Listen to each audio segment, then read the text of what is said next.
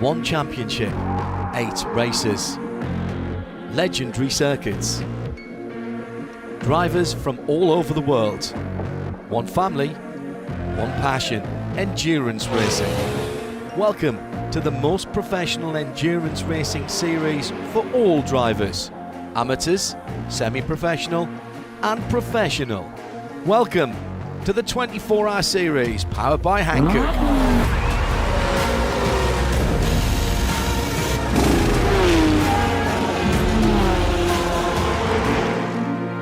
Can you beat the challenge of 8 endurance races? Will you become the 24-hour series champion for 2021? This is endurance.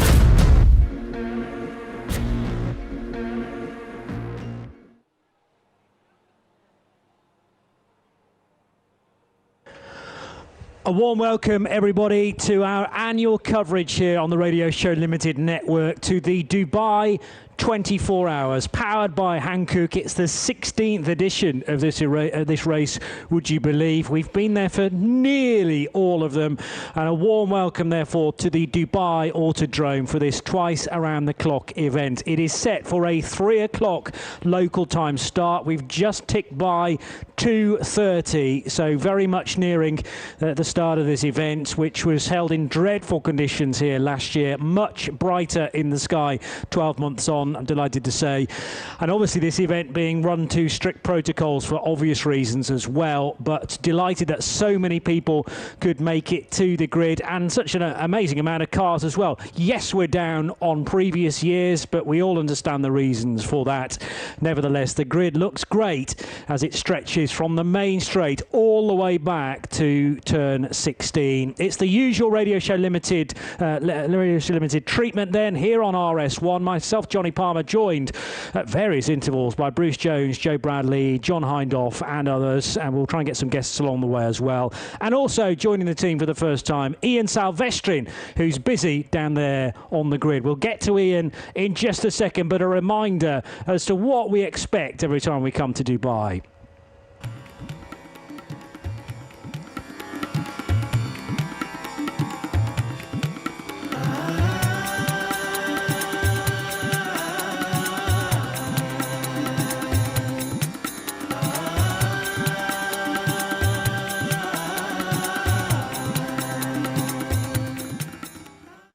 Actually not that very far away from the coast either, and provides a brilliant opportunity for spectators, when permitted, to come and experience maybe their first portion of motorsport for a brand new year. And the usual runners and riders have made the trip to Dubai. So the 2 pole positions were competed and awarded yesterday. Remember, this is 2 races in one for the GT series and the TCE series, and then there are subdivisions within those as well. We will get to Ian Salvestrin in just a moment, but I'm delighted to say that I'm joined during this segment of the Countdown to Green, prior to a 3 o'clock race start, by Bruce Jones. But first of all, Joe Bradley, and conditions couldn't be more perfect today for us to get our motorsport year underway, Joe.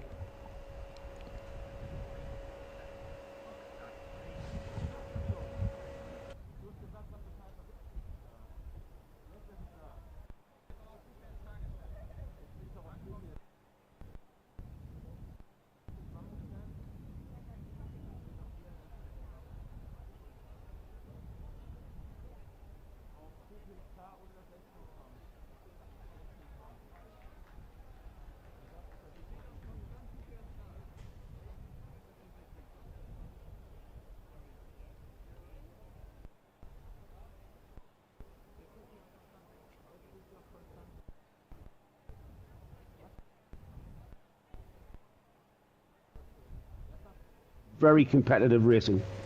54 cars entered into the 16th edition of the 24 Hours of Dubai. Still a very impressive turnout. Right, giving him all the build-up, we can now hand to Ian Salvestrin with all the stories from the grid prior to the race.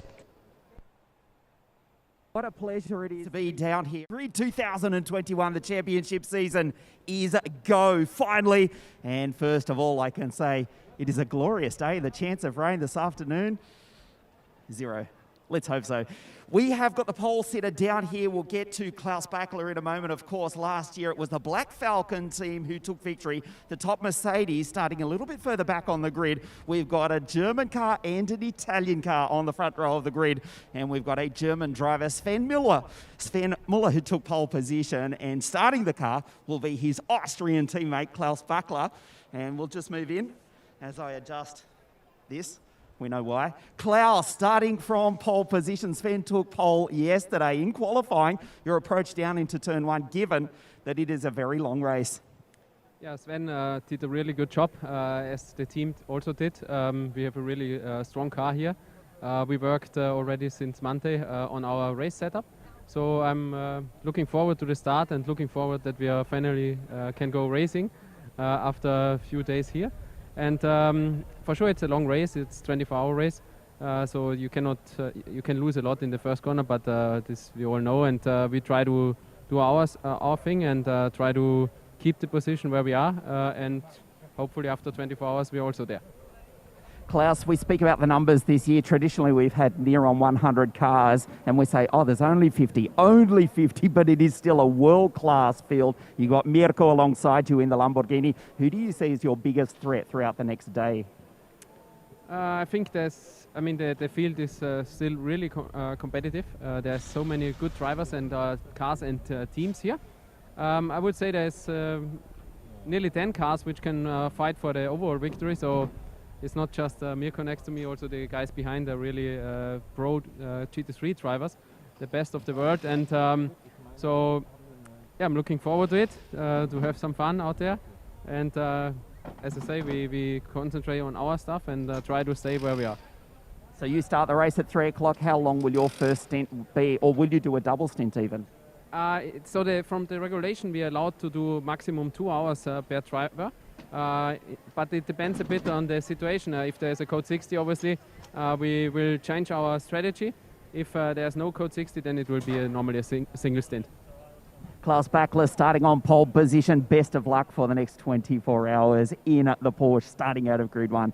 Dankeschön, Klaus. Let's move down the grid a little bit. Mirko Bortolotti, actually, sorry, if we can, Sebastian, if we can turn around. This is what they are racing for, these magnificent trophies. The 16th edition of this incredible race, which has become a classic almost up to 2 decades. It's around the clock here in the Emirates. Just a little bit of trivia for you. The driver, probably the most famous driver who has ever won this race, was the inaugural winner, who's famous not for being a driver, well, so much. 2006, would you believe Toto Wolff won the inaugural edition of the Dubai 24-hour race, of course, presented by Hankook. Of course, he's a little bit busy these days with his day job. This is Mirko Bortolotti in the 63 GT3 Lamborghini Huracan.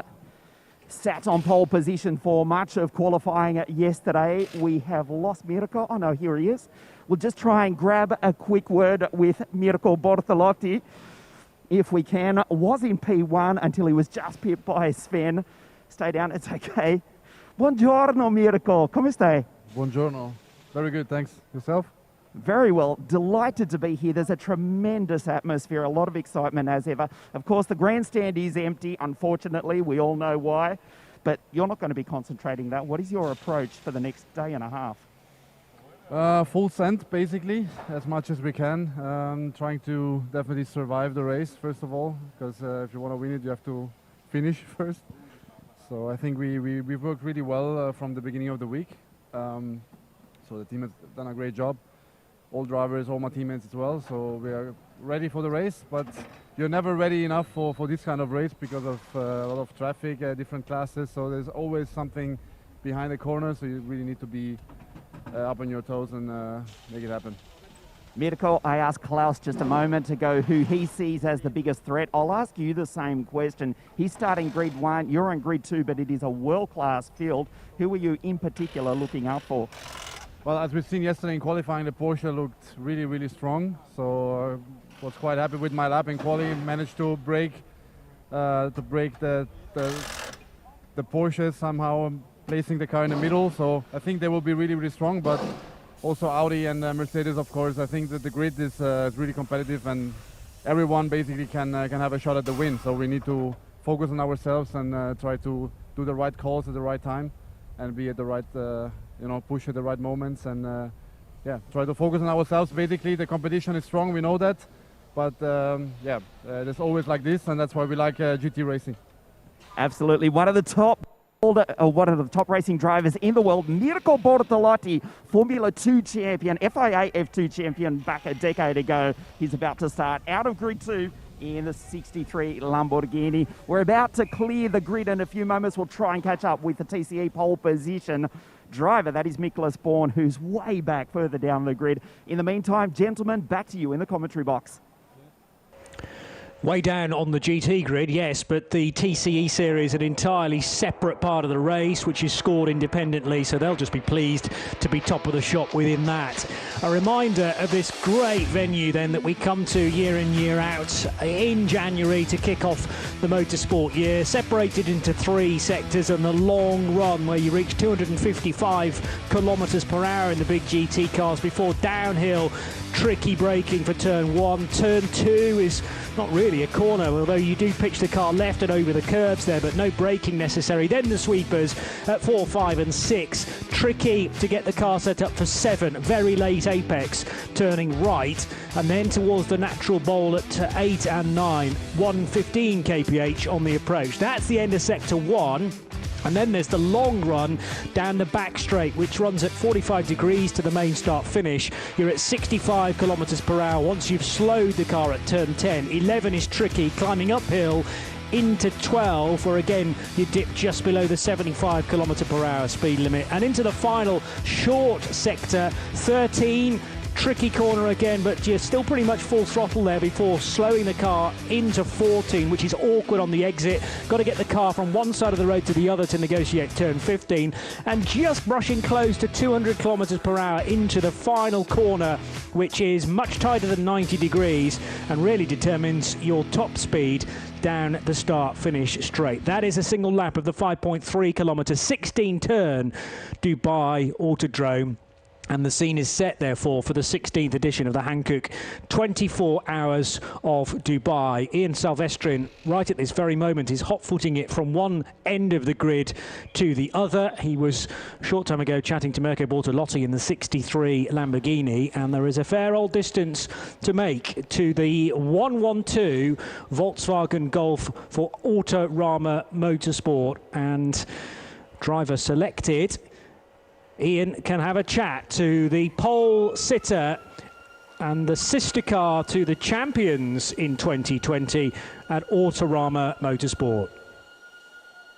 Indeed, I'm down on the grid with Mighty Nicholas Bourne from Switzerland, who is on pole position for the TCE category in the GTI Golf 112. Nicholas, pole position yesterday, but that's just the beginning of the weekend. Yeah, it's great to start from pole, but I mean for the race it's not really a big advantage or something. It comes down to the first corner. Nicholas, a long way back on the grid. You've got a lot of GT cars in front of you. You are quicker than a lot of GT cars. How do you deal with the traffic? Given that the car's potentially in a straight line, they've got 600 odd horsepower, but then in the corners, you're all over the back of them. Yeah, for sure it's a big problem for some cars to overtake each other, but I think that's part of the race. The traffic is a big part, and you can gain or lose a lot of time. So the approach down into turn 1 in particular, you don't want to make a mistake, get caught up in someone else's incident? Yeah, exactly. Just come through and finish the first few laps. You had a minor issue with the car yesterday. It looked disastrous, but it wasn't too bad in the end. Yeah, the other car had they broke the anti-roll bar. For sure, it's not good for a fast lap time, but they could fix it for the race, so their car is ready. Nicholas, not your first time in endurance racing, a big 24 hours coming up. Very best of luck. Hopefully we see you at the finish line tomorrow afternoon. Thank you. Mighty Nicholas Bourne from Switzerland, who starts out of pole position in the TCE category. Forgive me, please, for doing this. You know why we have to wear them. In the background, unfortunately, the grandstand is empty this year. We also know why, without going back into what happened in the last 12 months. But there is a tremendous atmosphere down on the grid. Still quite a few people keeping their distance, of course. We are very excited. We are looking forward to the start of one of the world's great endurance races, the Hankook Dubai 24-hour race. The start, not too far away, Johnny. Ian Silvestrin, our man on the grid, and will shortly be reporting from the pit lane as well, with words from both the pole sitters and also Mirko Bortolotti, who starts on the front row for the GT series part of the race. Full grid to come then. Should clear one little thing up. When I was mentioning the team that are bringing you the race for 2021, I might have either inadvertently or deliberately, you can guess, left out the name of Nick Damon, and he's already not too happy about that, because Ian is basically filling in for Nick this year, not able to be on the grid. So Nick, we love you. He will be part of the show a little bit later on with John Hindhaugh for the second segment of the race, but you've got me, Joe Bradley and Bruce Jones looking after things until 5 o'clock local time. We're now only 15 minutes away from the start of the race. One man I did remember to mention, we already heard from Joe Bradley, Bruce Jones joins us now, and Bruce, you're regularly in the pit lane as well. Going to be missing that, but at least we do get to call the race for the 16th edition. Looking forward to it immensely, Johnny. And actually, over the years, up and down that pit lane at the Dubai Autodrome, I have covered hundreds of kilometres. I mean, day in, day out. You just get to one end and suddenly go, oh no, I've got to go to the other end. The car's just come past me with a wheel hanging off. I can't believe you left out Nick Damon, the famous camel warrior, always there before the podium looking for the drivers who they survived 24 hours and they have to have the camel ride down the pit lane. It's the most frightening moment for some of them, and it's always a highlight at the end. Do you know that feeling at the end of a 24-hour race where you're feeling sort of emotional? You're definitely tired, you're running on adrenaline, and that's possibly getting towards the end of it at the race, adrenaline and caffeine, but certainly the emotions kick in at the end. And I think when people see the drivers trying to get up on those camels, it's always a laugh. But this is a great moment. I always love the lead in to a 24-hour race. It's when everything gets serious, and then the race will start, and hopefully in fact, Joe mentioned this, with around 54 starters. There should be a bit more space down at the first corner, and then the race will settle into its form, whatever that will be. But the front 10 cars, as Mirko Bortolotti pointed out, really strong quality at that front end, Johnny. That's Bruce Jones. I'm Johnny Palmer, and Joe Bradley, the other voice that you will hear during the first, 2 hours of the race. Qualifying was all done and dusted yesterday, Joe. 2 separate sessions as we normally have, 30 minutes for the TCEs and 30 minutes for the GT cars. And actually, well, certainly within the TCE category, it was the usual suspects. Maybe not the Golf that we expected, with the number 1 car missing out on pole position, but Autorama Motorsport, really in the space of, a couple of seasons, have shown themselves to be a big name in that particular category. And also, before you comment on that, great to see the 2 CWS Engineering Ginetta G55s that didn't feature in qualifying, tacking on to the very back of the grid. So we should, fingers crossed, have the 54 starters. Yeah, it's got to be said, Johnny, Autorama Motorsport by Wolf Power Racing have become quite formidable in such a short space of time. They've won European Championships, they've won the Intercontinental Series Championship in the 24 Series. They are a team that are so well organised and go about their business in such a way that has rendered them to be the cream of the crop. And for me, it's not just about how a team wins, but how it reacts to adversity. And what we saw from the free practice the other day, with the number 1 in that team being completely written off, and the team not just packing the damaged shell of that car away in the truck and calling it a day. They sourced more parts, they sourced an actual shell, and sourced the local Volkswagen dealership in Dubai, and took the battered shell down to their workshop and basically reshelled the car. And the number 114 is out there on the grid. And it's that kind of reaction to adversity and not giving up that is all about what we see in this series. # this is endurance. And we've already seen that from that team. So we know they're going to do very well. We heard from Miklas Born. Yannick Mettler is his teammate, along with Jasmine Pressig, Gustavo Javier and Kari-Pekka Laaksonen. They start on pole position. But at the sharp end of GT, the first pole for Porsche for 6 seasons at the Dubai 24 Hours. So congratulations to Herbert Motorsport in the number 92 car, although not their usual lineup. Jürgen Hering, Wolfgang Triller, Vincent Kolb, Sven Muller joining the team who got the job done yesterday, and Klaus Bachler. And it's Muller and Bachler who represent the pro side of that 5-driver lineup. Vincent Kolb is the semi-pro, with Hering and Triller, the gentlemen AM drivers. But the 91 car, which has the more familiar Herbert lineup in it, Daniel Allemann, Ralph Bone, Robert Renauer and Alfred Renauer, running in the AM category as opposed to the 92, which is a full GT3 Pro version, and therefore gunning for the overall victory in GT Series.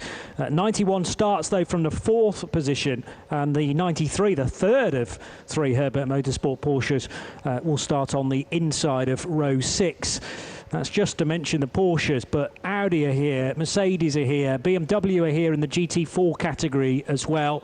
And then we've got the cars that we don't necessarily know what to expect from Team Zaxpeed with their Dodge SRT Viper. Been trying to do a little bit of digging, courtesy as well of Graham Goodwin, as to the history of that car. It's not one from the US, because in 2016, I think it was, Riley Motorsport had a couple of those Vipers, but the history of the 13 car seems to stem back more so to the Dutch Supercar Challenge.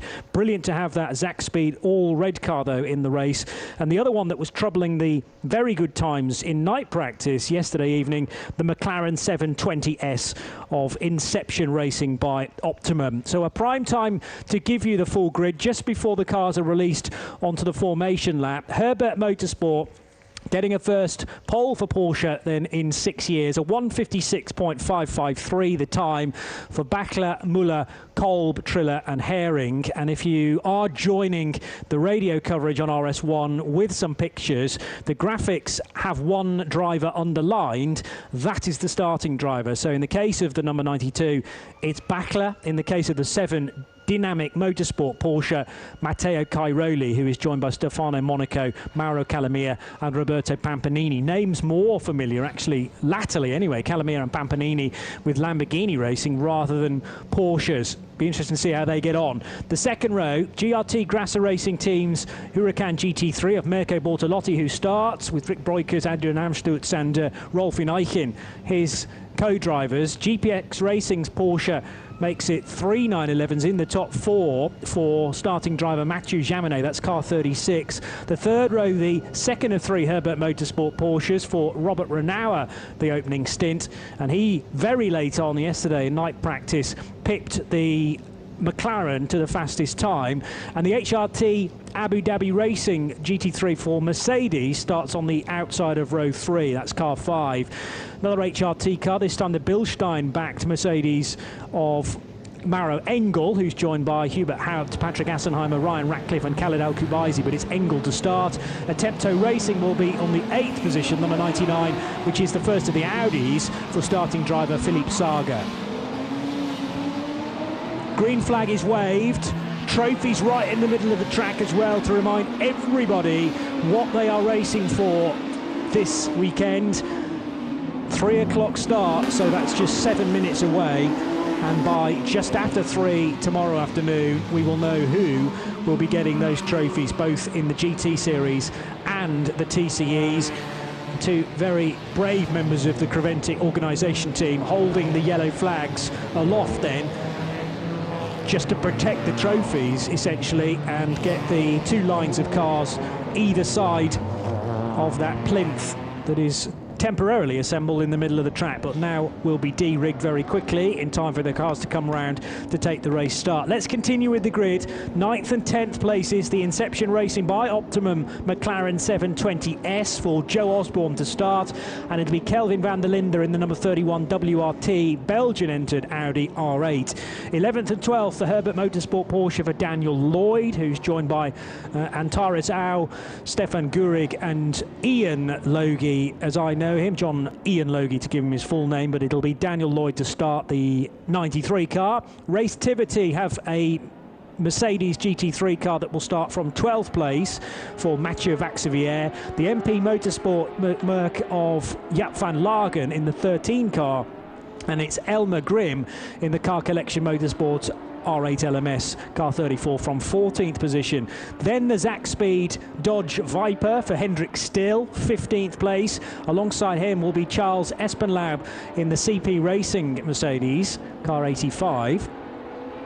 Still with the GT Series part of the field, the 991 pole sitter will be Duvo Racing, car 909 for Dylan Pereira. The 708 GT3 Poland entry, which is a GTX class car, it being a Lamborghini Huracan Super Trofeo, which automatically puts it out of GT3 and into the GTX category, and it's Rafael Merkut to start that. Fabio Chitignola will be at the wheel of the 928 HRT Performance Porsche, also in the 991 class. Another GTX car and another Super Trofeo Lamborghini. The Leipert Motorsport entered 710 for Fidel Leib. Then we got Ilya Melnikov for the Profile Doors by Uber Racing car. The MRS GT Racing 989 Porsche 22nd. Vortex V8 23rd, car 701, and the HRT Performance Porsche will start from 24th position. The ARC Bratislava Lamborghini Huracan Super Trofeo is 25th, alongside the NKPP Racing by Bazkut and Porsche. Two more 991 Porsche cars for Speed Lover, both from the Belgian outfit. 979 on the inside of 978.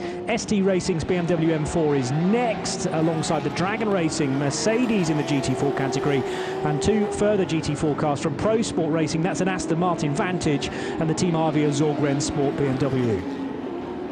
Finally, in the GT Series, there's a Car Collection Audi, which runs in GT3. They did not have a good qualifying, and Tim Muller will have some work to do. Gilles Vanelay starts the 3Y Technology M4 as the cars come around to complete their first of a couple of formation laps.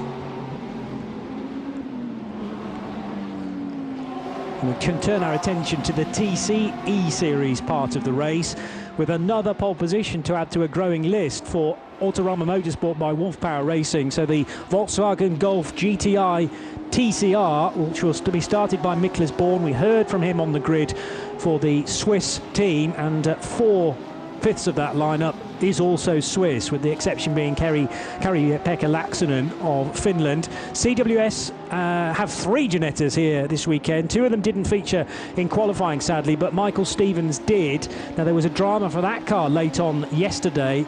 Hopefully that's all been sorted out, and the 279 car will start from 2nd position. AC Motorsports Audi RS3 LMS, another Belgian outfit, running the 188 car for Mathieu Detry et al., but it's Detry to start. The 101 Red Camel Jordan's Cupra TCR will be 4th, with Willem Meyer, just 21 years old, of the Netherlands. Sascha Kakard for, again, Audi, and this time Simpson Motorsport starts 5th, alongside Kantanti Kusuri for the 107 BBR team. They have a Cupra TCR, and it's a Cupra and a VW on the 4th row. Top Car Sport, car 131 with Benjamin Leuchter, followed, as I say, by the BMW. Zhengo Motorsport come next with the Cupra for Gabor Kismati Lechner. It's Mark Wallenwein in an Audi to start 10th.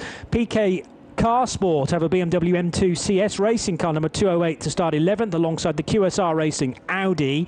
Another Autorama Motorsport VW comes in 13th position, alongside the RKC and ZRT Audi RS3. That will start 14th place, car treble 1. And finally, a reminder that we've got the 2 CWS Engineering G55s starting at the back, one for Colin White, car 278, and the other for Paul Hill in 280. And just delighted really to have those 2 cars being able to take the start on row 9 of the TCE series. Now, one car has got well out of the running, with possibly a visit to the pit lane after the first formation lap, and has rejoined a long way back. I didn't spot which Cupra that was, but some catching up to be done to catch the tail enders in the TCE series. The runners in the GT part of the race, though, are already heading through turn 12, and now towards this tricky end to the lap. Very technical indeed, and always creates atmosphere, particularly during sunset around turn 14. with cars making very different sounds that echo off the camber that can be found at 14. Not quite as steep as it is earlier on in the lap at turn 8 and 9, but nevertheless very important to get a good run out of 14 through 15 and only just shave a little bit of speed off through 16, the final corner of the lap. So 12 months on from certainly an unforgettable race in 2020, and for all the wrong reasons. That only just didn't even make a third distance because of the poor weather. I'm delighted to say that all of these cars are perfectly turned out with their various paint schemes, and those schemes glinting in sunshine, something that was very much absent 12 months ago. We are set for the twice around the clock 16th edition of the Hankook 24 Hours of Dubai. The slower TCR, which surely had a visit to the pit lane, is still trying to catch up with the two CWS Engineering Ginettas.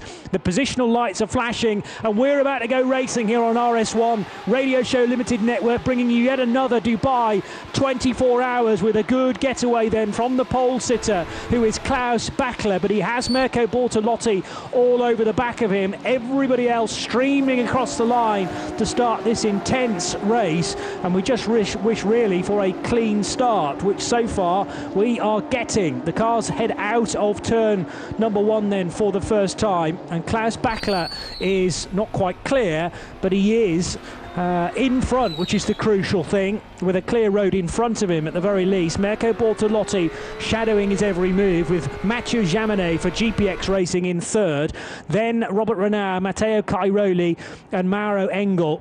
The 4 of the top 5 cars being the Porsche 911 GT3R, with the best of the Mercedes in the hands of Mauro Engel, 6th ahead of Patrick Assenheimer, who starts the HRT Abu Dhabi Racing AMG GT3. The McLaren runs 8th for Joe Osborne, and in 9th place is Philippe Saga in the best of the Audis in the early exchanges. That's the Attempto racing car for the Austrian driver, but very close indeed as they get to turn 10. The nose of the Lamborghini, the mid-engine Lamborghini versus the rear engine Porsche, and slightly better drive off turn 11 for that 92 Herbert Motorsport Porsche, but under brakes the Lamborghini seems to be lighting up the brakes far more readily than the Porsche, and really does close the gap.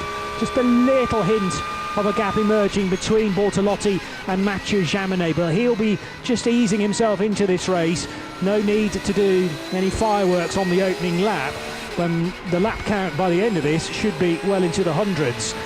Matteo Cairoli back in the traffic, running 6th then and 4th within class, because remember we've got GT Pro and GT Am to think about. The top 3 cars all run in Pro, and the leader early doors in GTE Am is Robert Renauer for Herbert Motorsport. But the good news, Bruce Jones, is that everybody got away cleanly in both the GT and the TCE series. Didn't they just, Johnny? And all I can think about on this opening lap, as we now go on to the second lap, is the fact that the conversation that Mirko Bortolotti is having with himself, it's attack, no, hold on, it's a 24-hour race. He got very, very close indeed to taking the lead, had a serious look up to turn 12, but he's keeping himself in check in second place in that Grasser Racing Team Lamborghini. Really good start from Klaus Bachler, heard from both of these drivers on the grid, and going with him in the GPX Racing car is Mathieu Jaminet. So the first 3 break away. The number 7 dynamic, oh dear, we had a spinner. Elmer Grimm has gone around. That will have lost him a lot of ground. No damage done apart from positional. And in fact, he's lost out to some GT4 runners. So the 34 car collection Audi has plenty to do to fight its way back. A little slip up early on, I'm afraid. Yeah, and some of the middle order runners in the GT series able to get past Elmer Grimm, who has been getting faster and faster, certainly through 2020, able to track the progress of Elmer Grimm, who again is being run by Car Collection Motorsport. I think it was ever thus within the 24H series. Mathieu Jaminet, though, showing signs on the opening lap of just drifting very slightly away from the top 2. Is starting to turn up the wick and pose a distraction for Mirko Bortolotti, with Robert Renauer running in 4th place. Mauro Engel, still the best of the Mercedes, in 5th, and in 6th position Matteo Cairoli for the Dynamic Motorsport Italian team. Cairoli, originally from Como in the north of Italy and still only 24 years old, even though it seems like he's been around the block for far longer than that. And it's his flat six you can hear in the background, incidentally, with the instantly recognisable paint scheme for the Mercedes ahead, which is the Bilstein-backed HRT car of Mauro Engel. But once again, Joe, the surroundings of Dubai Autodrome echoing to the sound of various GT cars that sound wonderful as they head along the main straight between the pit lane building and the main grandstand. Doesn't seem that long ago, Johnny. The first race held here, the first Dubai 24 Hours, held in 2006. This Dubai Autodrome was out in the desert. There was nothing around it, and the urban conurbation has just kind of spread. The urban sprawl has spread, and now it lies right in the middle of an area of where there is quite a heavy population. And from that, word from the track is that we've got a very clean racetrack, and have had from the very off. Now, usually this track has a layer of dust, quite understandably, being in the desert. You can see, if you look on the live stream, you'll see that it's quite sort of barren. There's no grass, it's just sand and rock. And so the track gets a sheen of dust and sand on it that has to be blown off over the first. That hasn't occurred this year, and we've had very, very fast lap times. We've got a clean track from the very off, and we're going to see that track evolve. We might see some lap records go this weekend, Johnny, and I've got to say, my eyes are all over Mathieu Jaminet, who just seems to be keeping a watching brief in that third place. And I'm sure what went through his head there as he watched Mirko Bortolotti in the Lamborghini. Bortolotti, how fierce a racer he is, and round of applause for his self-discipline. But Jaminet, he's just keeping a watching brief, and he's just waiting, just easing himself in. Jaminet for me, and of course Robert Renauer just behind them in fourth place. They're in contention just because they're not running exactly at the front of this field. They are very much in contention. And Jaminet moving on to the back of the Lamborghini as the Lamborghini just beginning to drop away from that leader. Things beginning to settle in though, JP, and tyres coming up to optimum temperature now. Everything settling in. Drivers as well. The adrenaline from that early start, from the start of the race, the early laps, beginning to fade and beginning to regain control. A moment for the Vortex V8 car 701 has run wide at turn 14 and found a lot of dust on the, I won't say the outside of the track, but it was well beyond the white line, and doing well actually to delicately rejoin the race. Mathieu Jaminet, you mentioned, mightily experienced, registered as a gold with the FIA, 26 years old, from France, but he's a former ADAC GT winner with Herbert Motorsport, as the Vortex showing some signs of possible damage on the rear as well, and one of the polystyrene blocks, the marker boards, has gone for a burn already. Oh no, it's steering damage on the Vortex V8. That's the reason why it's so slow. The front left pointing in nothing like the direction as the front right, so real drama already for the Vortex V8 car 701, which has finally made its way back to the pits. I'm not sure when that problem hit actually and how much of the lap it's been limping home, but thankfully it's now reached the pit lane. And news coming in from the TCE series that car 279 that was due to start from the front row, CWS Engineering's only car to feature in qualifying, has not taken the start. And you'll remember that to the back end of night practice yesterday evening, that car ground to a halt with Michael Stephen at the wheel and Ian Salvestri, our pit lane reporter, telling us that it would probably need an engine change in that Ginetta. Obviously the work has not been done in time, and therefore it wasn't on the grid to take the start of the race. We did have better news elsewhere in the CWS stable, with the two cars that didn't feature at all in qualifying on the back of the grid. So I mentioned that being good news, but not at all echoed by the 279 that was due to be second on the TCE grid. We've got 278 and 280, but 279 yet to join the race. I suppose it could do a little bit later on, but these laps are so crucial in the early running. Herbert Motorsport leading the way then from the all-green GRT Grasser Racing Lamborghini Huracan of Mirko Bortolotti. Then two Porsches still of the much-lauded Mathieu Jaminet with Robert Renauer, who runs in AM, but is only 0.7 of a second away from the Frenchman who's in the Pro category. Mauro Engel in the HRT Bilstein Mercedes still there in 5th place ahead of Matteo Cairoli. But onto the back straight, the scrap is really all about Maro Engel potentially being caught by Matteo Cairoli. Lap times last time around were near enough identical. It was 0.003 of a second that favoured just about Cairoli, who's doing the chasing, and the much larger silhouette of the Mercedes probably helping that Porsche along once they get to the long straights here at Dubai. So Bruce, not good news for 1/3 of the CWS team. We have at least got 2 of their cars, but the one that they really wanted to do well, that was well positioned on the grid, not yet in the race. Yeah, very, very unfortunate. And also unfortunate, Alban Veruti, we saw him limping in with that front left wheel. I understand Joe has got information about what happened to the unfortunate Vortex driver. Yeah, big thanks to Sammy Moutron, who happens to be out there on turns 5 and 6, and he's reported that that car had it coming together with a Porsche. Sammy, a resident of Dubai, and is at the track, and coming together very early on for Alban Veruti there, causing the Vortex. Not usually what we see from the Vortex, it's usually a mechanical issue. No disrespect to them there, but getting into problems very early on. Yeah, really unfortunate there. And Joe, over the years, we've had many a steaming, smoking Vortex come into the pit lane. I still like them. You take the bodywork off and they do look brilliant racing cars. But certainly the Dubai 24-hour gives them a real workout, as it does all the teams. Up front, though, I'm quite intrigued by the battle over 5th place, Johnny, between Maro Engel in the Bilstein livery, that fabulous yellow and blue Mercedes in 5th place, and the Hout Racing team, and Matteo Cairoli. Cairoli, I think, in the first couple of laps was quicker. He's bottled up, but Engel, who is just such an ace in the GT3 car, has got the balance right. The tyres up to temperature in the number 4 Mercedes that's running in 5th place. He, I think, can now start to see if he can do anything about Robert Renauer, who just got a little bit away to close in on Mathieu Jaminet in 2nd place. But I really thought Cairoli was going to go past in the first couple of laps. Maybe caution was exerted and he didn't make a move, but Engel now has got it sorted, and someone has gone into a tyre wall. A lot of dust up there. Looks, well, I can't see. There's a lot of lime green thrown through the dust. Was it bright yellow? Let's have a look. Down to turn 1.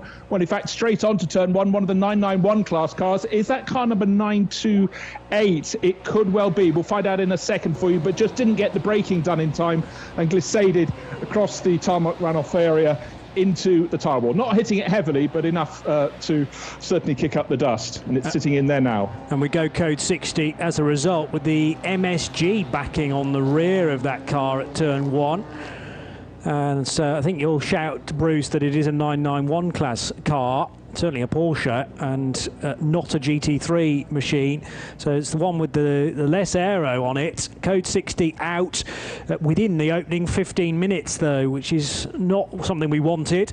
Marshall's very quickly to the scene and making sure that the driver is okay, and just trying to work out whether that was a thumbs up or not. The fire extinguisher is there, although fire not an issue right now. Thankfully the tyre wall very deep indeed. 928 is the car involved, and therefore if it's 928 then it'll be Fabio Citignola who started the HRT Performance Porsche that was running 4th in class before that moment. This is a chance then for the runners at the sharp end to take a pit stop.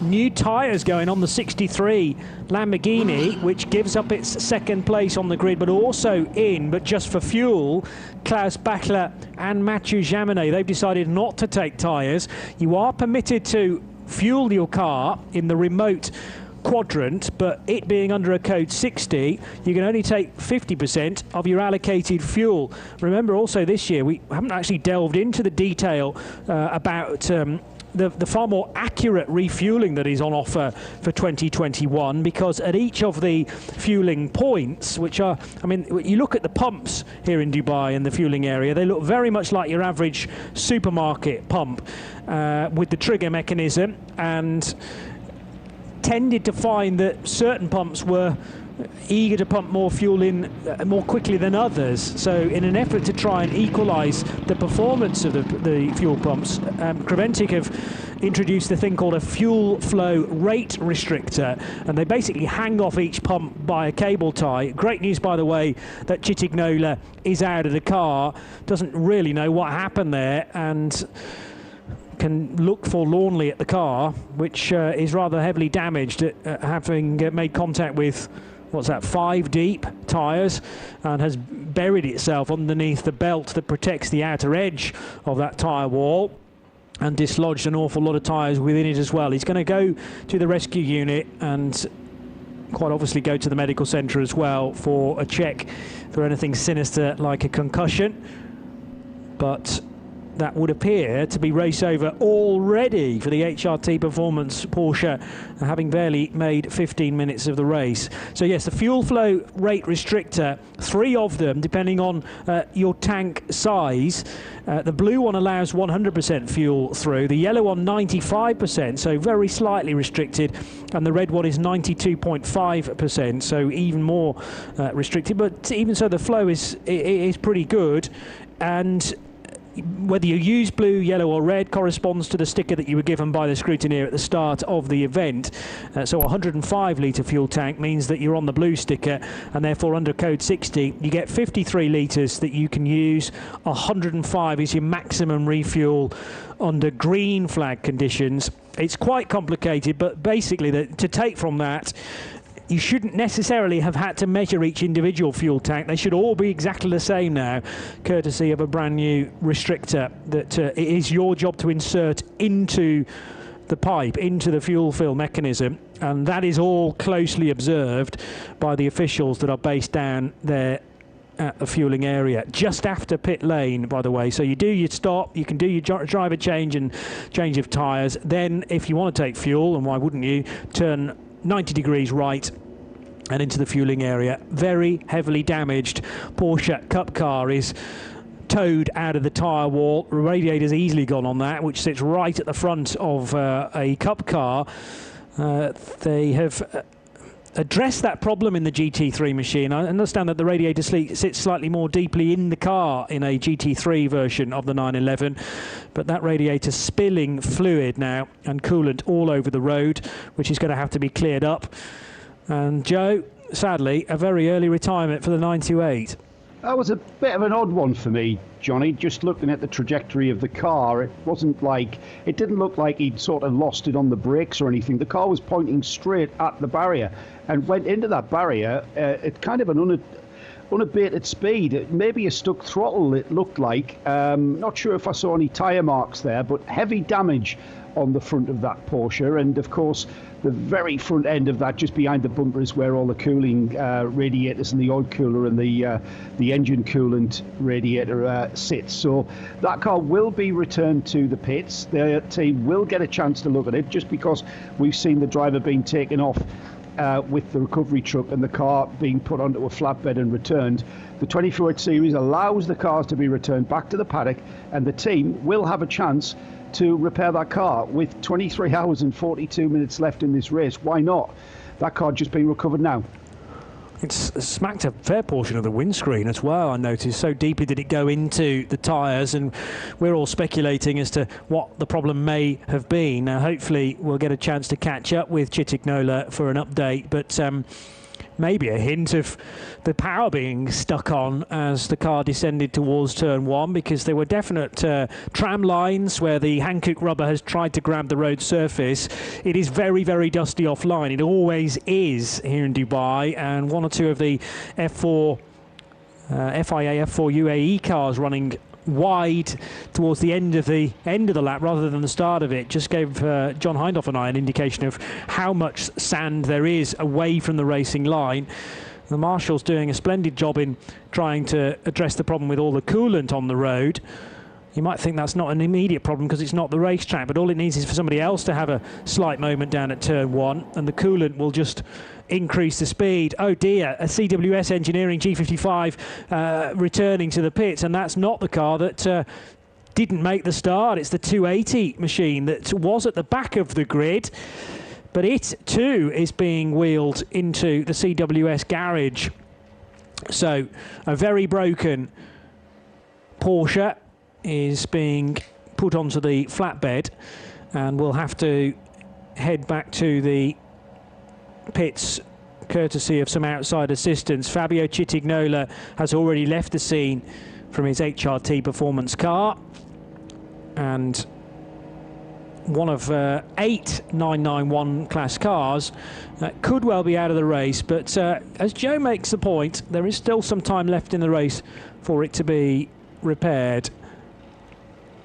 And in a second or two, Ian Silvestrin will be down in for HRT Performance just to get a word from the team manager. So before we hear from Ian, here's a little bit from Bruce Jones. Well, I just noticed as soon as the code 60 was thrown, the first 3 runners in the field came in from the head of the race. The 92 Porsche that has Klaus Bachler at the wheel, the GRT Lamborghini and the GPX Racing Porsche. And a few laps later, it was then the turn of the best of the rest, the 91 Herberth Porsche with Robert Renard at the wheel.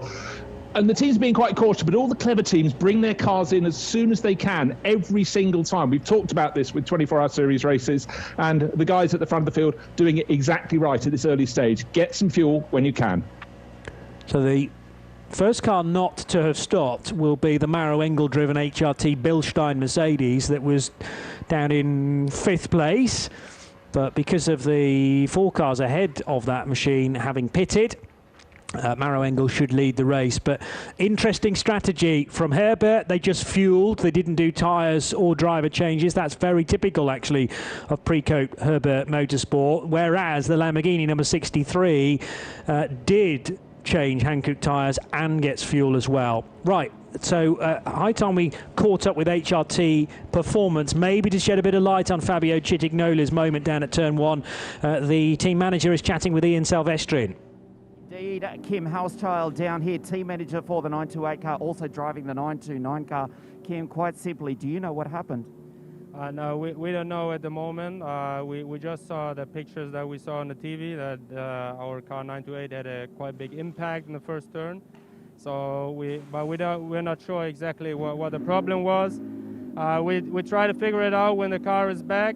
But most important is that the driver is okay, so it looks that he's okay. He's going for some medical checks, but at this moment we don't know exactly what was going on. Will you try and get it on the track?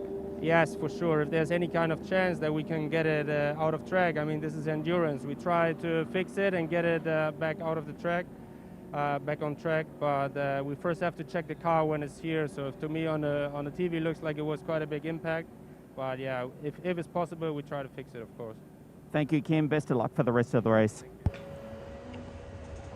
The popular hashtag for Creventic and 24H Series Racing is "This is Endurance," and well, embracing that, all those at HRT Performance, because they have got a job and a half on their hands to try and get that car turned around. It possibly looks worse than it is. When they get the body panels off, they'll really know how much damage has been done underneath. Much of that will be superficial. It'll certainly need a new radiator and new screen as well, windscreen. But the question is, has anything significantly been done to the tub itself beneath? It was a big hit, even though the tyres did an incredibly good job in arresting the speed of the car. And a strange moment. Maybe only Fabio Citignola will have the answers. And obviously he's in the right place right now, which is the medical centre. Hopefully we'll get a chance to have a chat to him later on. AC Motorsport Audi rejoining. Careful not to cross the white line, which indicates the pit lane exit from the main racetrack. That's effectively a brick wall for those rejoining, but for those on the racetrack, invisible. Got to be cautious not to cross the line too early, otherwise you will be pinged and assessed a penalty. And we remain under code 60 then, as the temper of this race is for the moment cooled. We did have an incident very early on in last year's race, I remember. That was also down at turn 1. Although that, from memory, was contact when a car, one of the key runners in the GT3 category, had a huge accident at turn 1. This was HRT, though, going off all on their own, and Fabio Citignola, a scary old moment. Let's head back to Ian Silvestrin in the pits.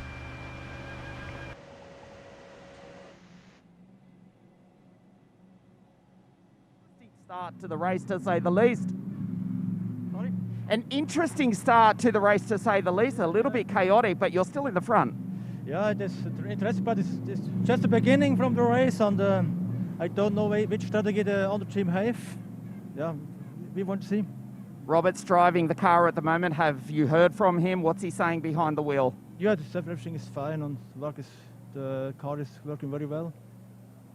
Daniel, it is a long race. Best of luck for the remaining 23 hours. Yeah, I don't know. We hope we have luck and if no accident and everything is good. Yeah. Thank you, Daniel. Best of luck. Well, whether it's his decision or more like the team's, they have decided to get their cars in at the earliest opportunity to get some fuel in. That's, as I mentioned, very typical of Herbert Motorsport. Now, though, the two Mercedes that were out front have decided to do exactly the same. So Maro Engel pits in the HRT Bilstein AMG GT3, and the Abu Dhabi racing car of Patrick Assenheimer does exactly the same. So cars 4 and 5 out of the race lead and into the fueling area. That will leave Joe Osborne now at the sharp end in the McLaren 720S GT3. Wonder how long they give it before they decide to take on half a tank of allocated fuel. Racetivity's Mathieu Vaxivière will be promoted to second place because of the two AMGs pitting ahead of him. He's also in a Mercedes. And then the Herbert Motorsport car of Klaus Bachler, who is almost back to where he started this Code 60, i.e. the lead of the race, car 92, being hunted down at the time by Mirko Bortolotti, who again is on an outlap, I notice.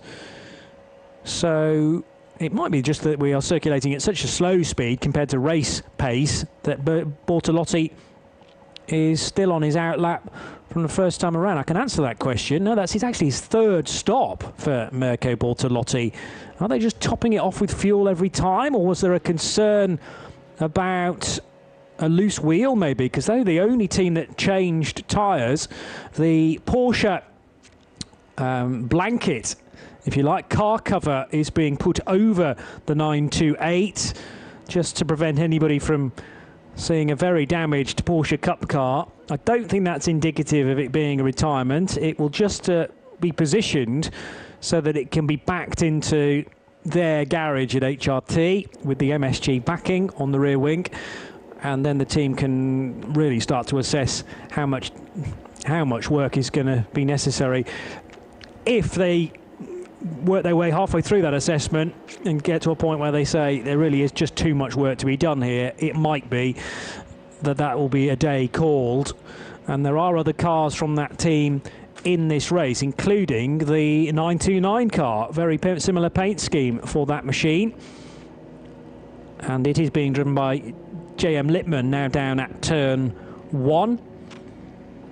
But Fabio Citignola for the moment out of the race, and we'll keep a close eye on how things unfold there. Jimmy De Broca was an early stopper in the QSR Racing Audi RS3, by the way. That 154 got a noseful, a mouthful, from the car's perspective, of polystyrene from one of the many marker boards that tell you how many metres there are to the next corner. And I mentioned quite a lot of shards of polystyrene being littered across the track towards the end of the lap when we were noting that the Vortex was having a drama as well. But that was Jimmy De Broca in the Audi RS3 from the TCR class. An update on the Vortex. It is still in the pits for Alban Varuti. So the Vortex V8, which has had its trials and tribulations through the years from a reliability point of view. That car not making it beyond the 3-lap mark and is now in the pits for some work. But fingers crossed we will see that reappearing as well. So this is still the first Code 60, initiated because of a crash for Fabio Citignola down at turn number 1. And with thanks to timeservice.nl, the clock continues to count on the cautions for this year's race. We can keep tabs on those very easily indeed. And the Code 60 came out at 12 minutes past the hour. So we're very nearly 18 minutes into this, and therefore a longer Code 60 than we've actually had green flag running. But the concern, quite clearly, has been recovering the car and then making sure that the track is safe down at turn 1 should anybody else have a wide moment and hit that coolant. We need to make sure that it is all mopped up sufficiently. Joe, as far as strategy is concerned, sometimes, for certain teams, it's a bit of a no-brainer as to whether you pit or not for fuel. Certain teams, namely Herbert, never pass up the opportunity. Well, Johnny, so far this race has proved that I haven't a clue what I'm talking about.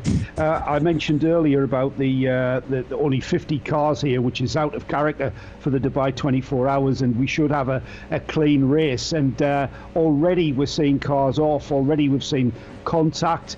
That Porsche, the 928, the HRT Performance Porsche, we saw the flatbed there in the pits. We saw the mechanics checking and assessing the initial damage. For me, it looked quite superficial, but it's had a heavy impact, and I can really see that. But the fact that the windscreen of the car has been completely... I did see a gesticulation from one of the mechanics where he kind of crossed his arms, and then they put a cover back onto the car without taking it off the flatbed. I fear that their assessment has found, maybe as well as what the drivers reported with regards to whether it was a stuck throttle or a complete brake failure or whatever the causation of that car going off, but I fear it's going to be our first retirement, Johnny. And then for me, I'm thinking, you know what, we've just had half an hour of racing and already we're seeing attrition kick in. Surely we're not going to run out of cars. Bruce?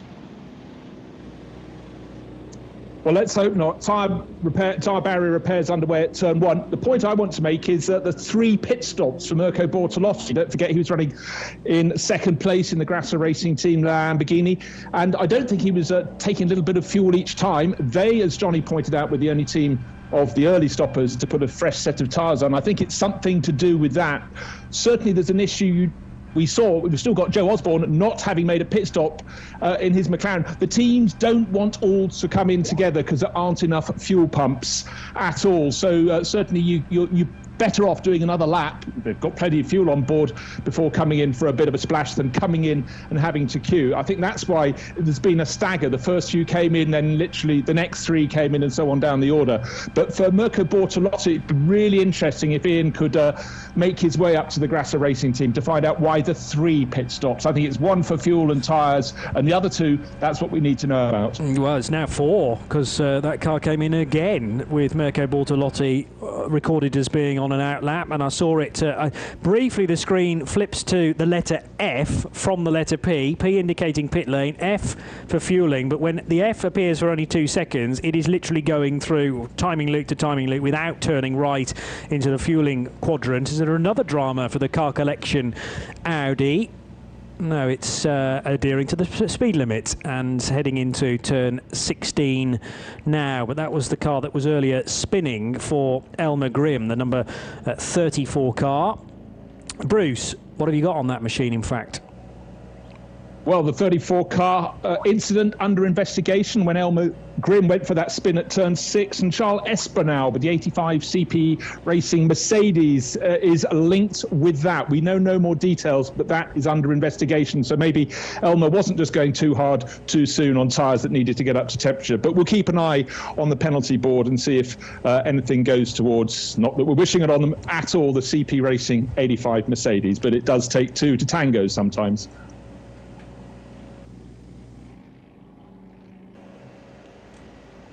That pause was to allow Joe Bradley a question to the collective. Sorry, JP. Corey Marvin asks quite a poignant question brought out by probably what I've just been saying about that number 928. He asks, so for the cars that are damaged, do they classify them as a retirement if the damage is extensive? Well, hopefully what I said previously, but I'll just reiterate, it's all down to whether the team can fix the car. It's the team that decides whether the car is fixable. Of course, it has to be fixed to the extent that it will be a safe car, and the series scrutineers will inspect the car to see what sort of repair job is being done. So really, a car is never retired until the team says so. So that's kind of what I was saying about that initial assessment on that Porsche. It looked to me as though they may have retired that just on inspecting the damage and whether or not they've got the right spares, whether or not they've got the capabilities of repairing that what was an extensively damaged car. But it's purely down to a team decision informing the organisers that we've retired the car or we're going to repair it. Yeah, well, the signs down in the pit lane did not look good, I have to say, with the Porsche car cover very quickly coming out, and because it's gone in on the left front, Clearly more damage has been done than if it had gone in very squarely. Now that's partly because of the angle of the tyre wall as well, with it being not at a full 90 degrees to the main straight. And also the car was, you know, the driver, Fabio Citignola, was trying to arrest the speed as best he could. Maybe he felt the brakes locking, so then got off the brakes as quick as he could and back onto them again. But we still think there's a hint of the car accelerating rather than slowing down. So maybe a fault early doors with the Porsche. Better news, by the way, for the Vortex V8, which has rejoined the motor race with Alban Veruti at the wheel, down in 51st position. And we're going to head back to Ian in the pits. Rolf Ineiken is one of the 4 drivers of the 63 Grasser Lamborghini. Rolf, an interesting start to the race. We were not expecting the big crash from the Porsche Cup car, which brought out the code 60. But the question is, why has Mirko come into the pits? It's part of the strategy we're doing. We're trying something, but it's all good. We are in the game, and it's all fine. Regardless of the fact that you've dropped down from the front down to 15th, 16th position, you're still happy with this? Yeah, we're still happy with it. We did a change of tires on the rear to be sure that we don't have a puncture.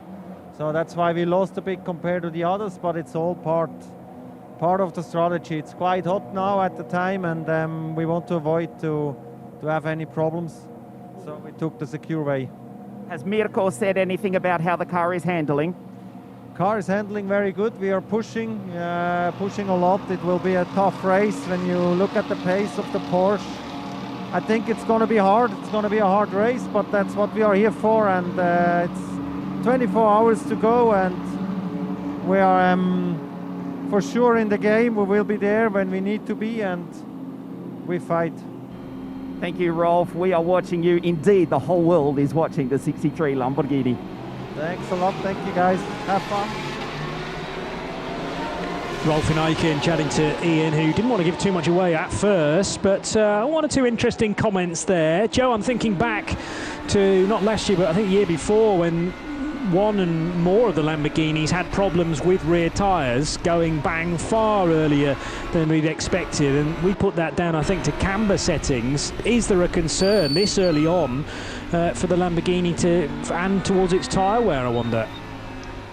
Always, Johnny. I think on that particular car, it's a pure race car, almost a prototype. That car. I know it's based on the production road car Lamborghini Huracan, but that car is set up to such an extent that it's pretty much like driving a firework. And we've had that situation where the team's just trying to eke out that balance of performance and durability, where it kind of just ebbs the way of the car, the performance of the car, outdoing the durability of the tyre. And hopefully the teams have learnt. And we mentioned earlier, for some reason, we don't know what, something to do with the weather, less dust on the track this year, hopefully less stones and less potential of picking up debris on the track at this early stage. So it remains to be seen, but I'm sure it's a concern for the Lamborghini teams.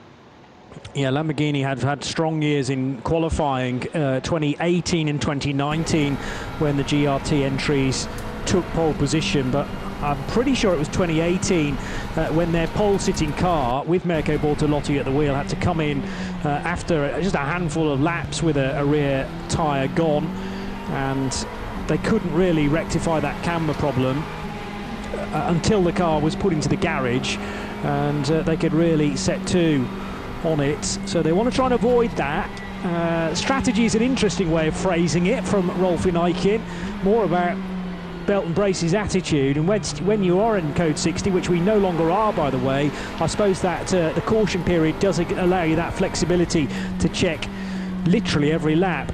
But the Huracan will get more and more into its stride now. It is running, by the way, in 8th position, but that is in stark contrast to 2nd place where it started the race. So Joe Osborne is the new race leader. This is lap 12, and he's still taking the opportunity to heat the tyres up, weaving from left to right down the back straight is Joe in car 72, having to deal with traffic even at this early stage, despite the fact that the whole field, regardless of whether you're in TCE or GT, were limited to 60 kilometres per hour for just over 20 minutes in the end.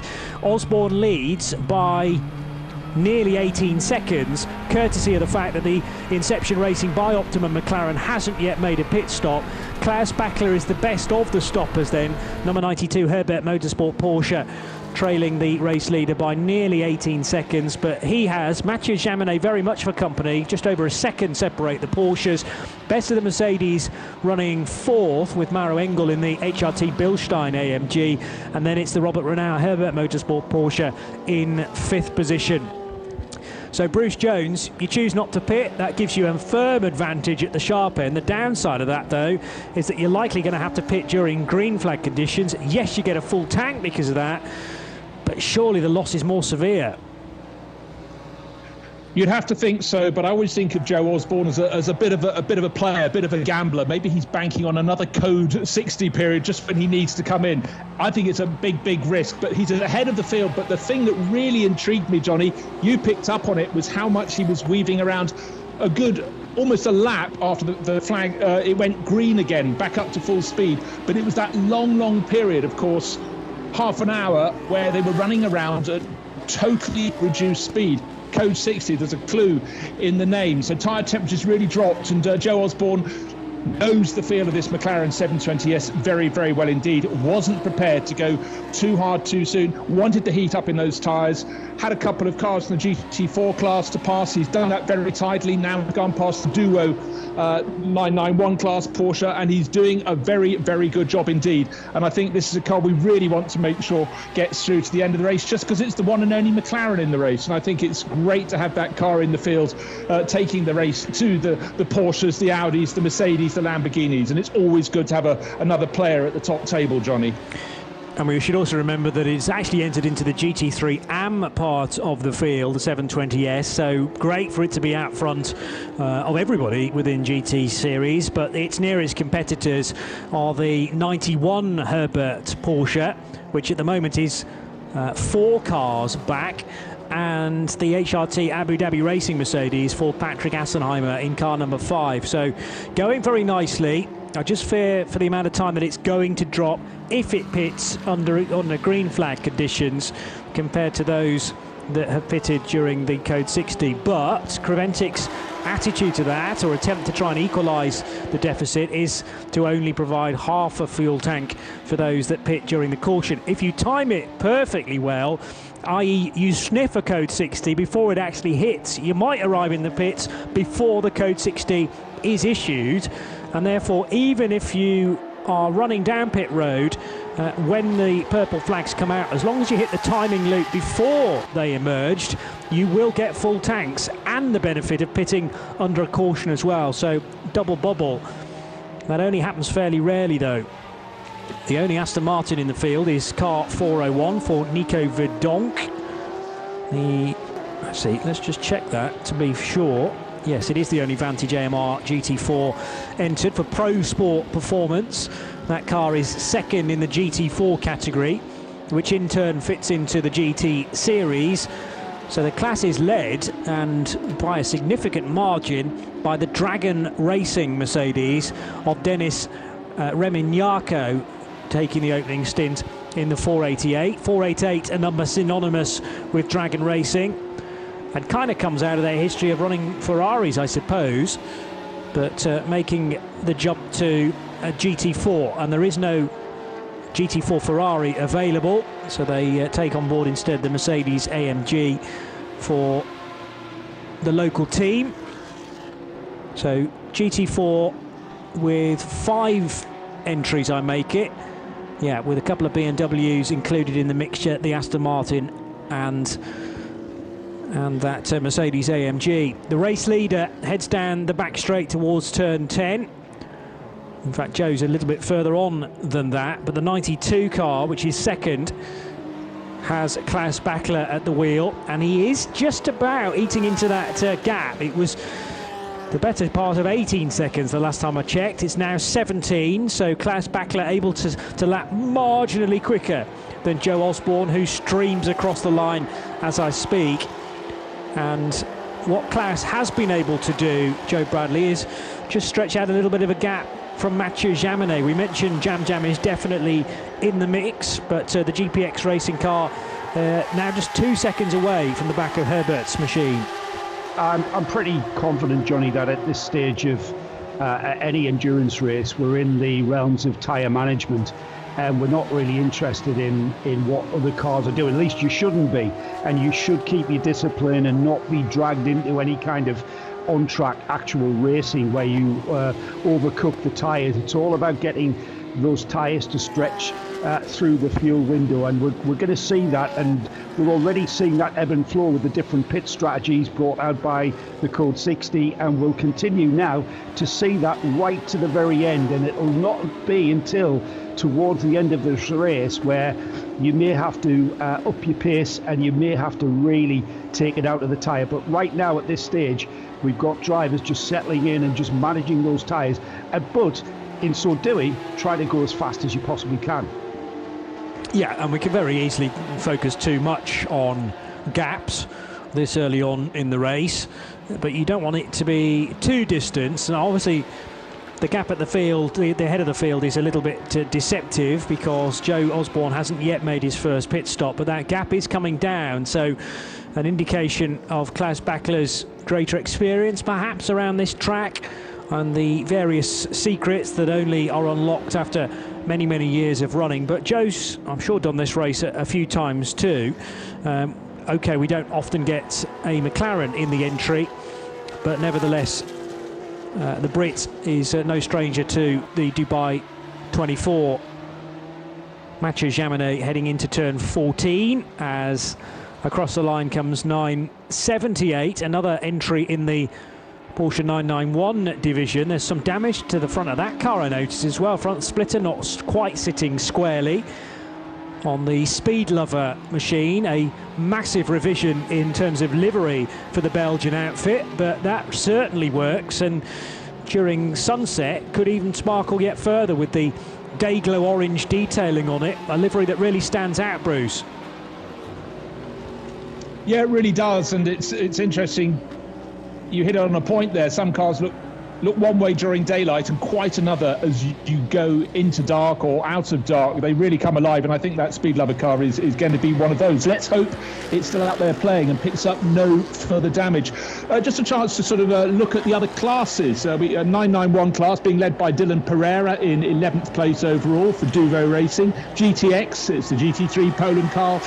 Rafael Mikrut at the wheel of that. That's the yellow Lamborghini with the multicoloured flashes over its lid. And in the TCE class, or TCR, it's BBR leading the way, and that's the Thai team with Kantadi Kusiri, and he's racing here with his brother Kantasak Kusiri, a commentator's delight in that all-Thai lineup. So early stages there in class, but they're at the top of that pile. Top in TCX, you mentioned it earlier, the 278 Colin White driven CWS Engineering Ginetta. So that's the overall TCE leader. That's the TCX class car. A lot of acronyms in there, but bear with us, you'll get them through the course of the race. I've had a chance to look through Joe Osborne's history at the Dubai 24, and although he has run the race before, it's been a bit of a gap actually. 4 years ago, his last appearance in an Audi, again for Optimum Motorsport, and on that occasion in 2017, Joe and the rest of his team, Flick Haig, Ryan Ratcliffe and Christopher Harzer, they finished 4th for the Optimum Motorsport crew, but they're with a very different manufacturer this year, and certainly looking to repeat that result, maybe going one better to get onto the podium. Well, they're going the right way about it right now, leading the way. Meanwhile, if you are enjoying our radio coverage together with pictures that should be perfectly synced, then the scoring tower on the left of the picture, when you see it blue, or the backing of the numbers blue, that's the TCE series order, and orange is the GT cars, echoed by the backing on the race numbers of the cars themselves as well. So 278 leading the way in the TCE series, which is the CWS engineering car from the back of the grid with no other than Colin White. He is the CWS, by the way, of the CWS engineering, and even though he started 53rd and virtually stone last, the sister car within his team was 54th on the grid. He's already worked his way to the sharp end in TCE, as Bruce has just mentioned, and he's also the TCX race leader. But TCX should really be outpacing cars in the TCR category. which include that Cupra for BBR, the Volkswagen, and the Top Car Sport Cupra TCR. Vortex V8, having rejoined the race, is laps down, but Alban Veruti looks like he's got that problem ironed out now and is currently working lap 11. So that car is entered into GTX, and the class leader in that is the GT3 Poland Lamborghini Huracan Super Trofeo of Rafał Merkut. So it's lap 17 for Rafał and lap 11 for the Vortex, to give you an idea of how much time has been lost, sadly, for that team, Vortex V8. Elmer Grimm, a spin very early on in the race, but the Car Collection Motorsport Audi has now found its rhythm. 2 Car Collection Audis then in the entry. The other one is the 88 car of Tim Muller. And was it not that car that took victory a couple of years ago, 2019? Yes, it was the 88 numbered Car Collection Audi for Dimitri Parhofer, Christopher Haase, Frederick Vervisch and Rick Breukers. A stellar lineup which got Rick's season, I remember, in 2019 off to a real flyer, and he was winning at Daytona just a couple of weekends after that as well, as part of the Rolex 24. So the usual names, Joe, can be found in the 24H Series entry, together with a few extras, and really good to see that we've got some new blood as well, like the McLaren, but also that Dodge Viper from Zack Speed, another huge name in endurance racing. Another team that's kind of new blood and old blood, a team called Racetivity. They're running a Mercedes AMG GT3. They're in the GT3 Pro class. Francois Perrodo currently at the wheel of the number 83, but he's sharing the car with Charles-Henri Samanai, Emmanuel Collard. No, would you fathom? Emmanuel Collard, an absolute endurance world sports car legend, and Mathieu Vaxivière. I mean, the lineup there in that number 83 is kind of mind-blowing. I'm just trying to find out where they are in the field, Johnny. And number 83 making his way up. He's 13th overall, currently 13th in class. But yes, getting back to what you said about the Viper, the Dodge Viper.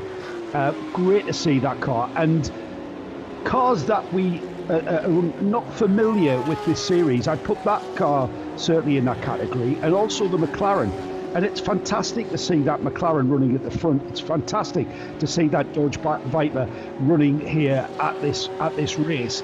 And if you're sat out there with the Dodge Viper or a McLaren 720S GT3 in the garage, then this is the series you can come and race. And I'm really, fingers crossed, I know it's early days, we're not even into the first hour completed yet, but I'm really hoping for a strong finish for both of these cars, because I'd love to see teams bringing out their McLarens and their Vipers and everything else. Look, don't get me wrong, it's great to see a grid full of Porsches and Mercedes, AMG GTs and the Audi R8s, but it's lovely to see an eclectic mix, isn't it, in the car, in the field, and it's certainly what we're seeing here.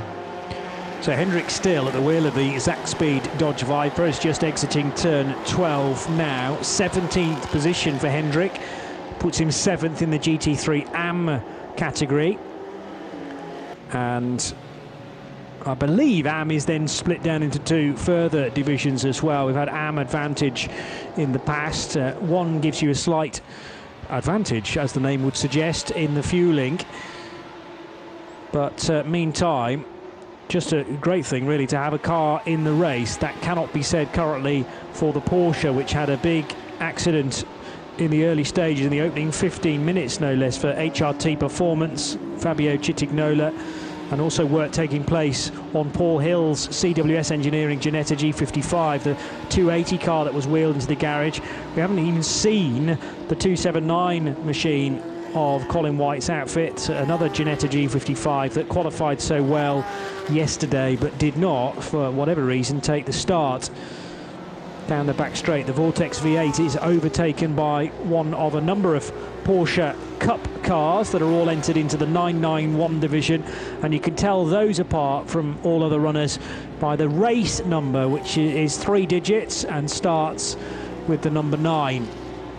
And that car just ahead of Alban Veruti's bright orange this year, or orange nose and black rear for the Vortex 1.0.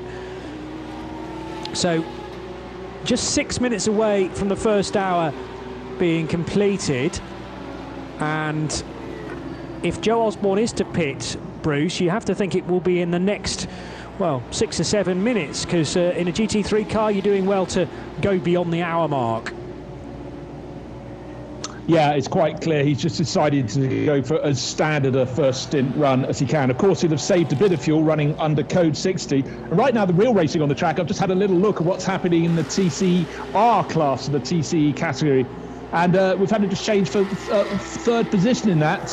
Benjamin Leuchter picked off Miklas Born, and Miklas immediately trying to fight back again. So you look at all of that, the class is still being led, of course, overall by a car, CWS Engineering, Ginetta, but the Cupras and the VW Golfs having a really, really good scrap, and always worth keeping an eye out. And if ever you're trackside here, there are so many battles to look at with all the different classes in the Dubai 24.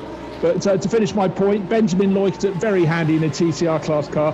He gains 1 over Miklas Born, and I'm sure they'll battle the whole way until they get to their pit stops. An answer actually been provided now about the missing Ginetta. Apparently the plan was only ever to run with 2 cars, so the 280 is the one that features in, or did feature in the race. That's the one now in the pits, of course, but the idea was to qualify the 279, and then regardless of where they got on the grid in that, they would start the 280. That's the reason why it's the same driver lineup named for both, in Bradley Scorer, Mikael Petamba, Paul Hill and Michael Stephen. So then an engine change to do in 279 makes it sensible, therefore, just to scrap the 279, don't bother with the work, and start the 280 instead. But now the problem is with the 280. So it seems like the bad luck is following those 4 drivers, irrespective of what chassis they're in.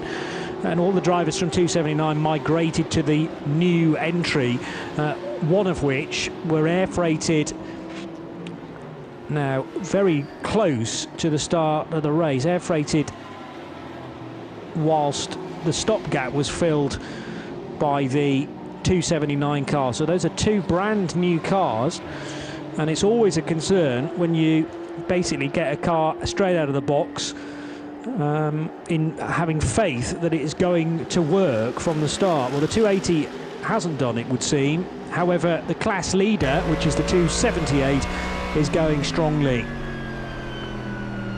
So Fabian Chitignola, who was involved in the accident down at turn 1, just getting the message through from Ian Salvestrin in the pits, should be able to chat to us in the next 10 to 15 minutes. He'll be released from the medical centre very, very shortly, and great if Fabio can make a beeline for Ian, or vice versa, so we can get maybe an answer as to that peculiar incident down at turn 1 very early on.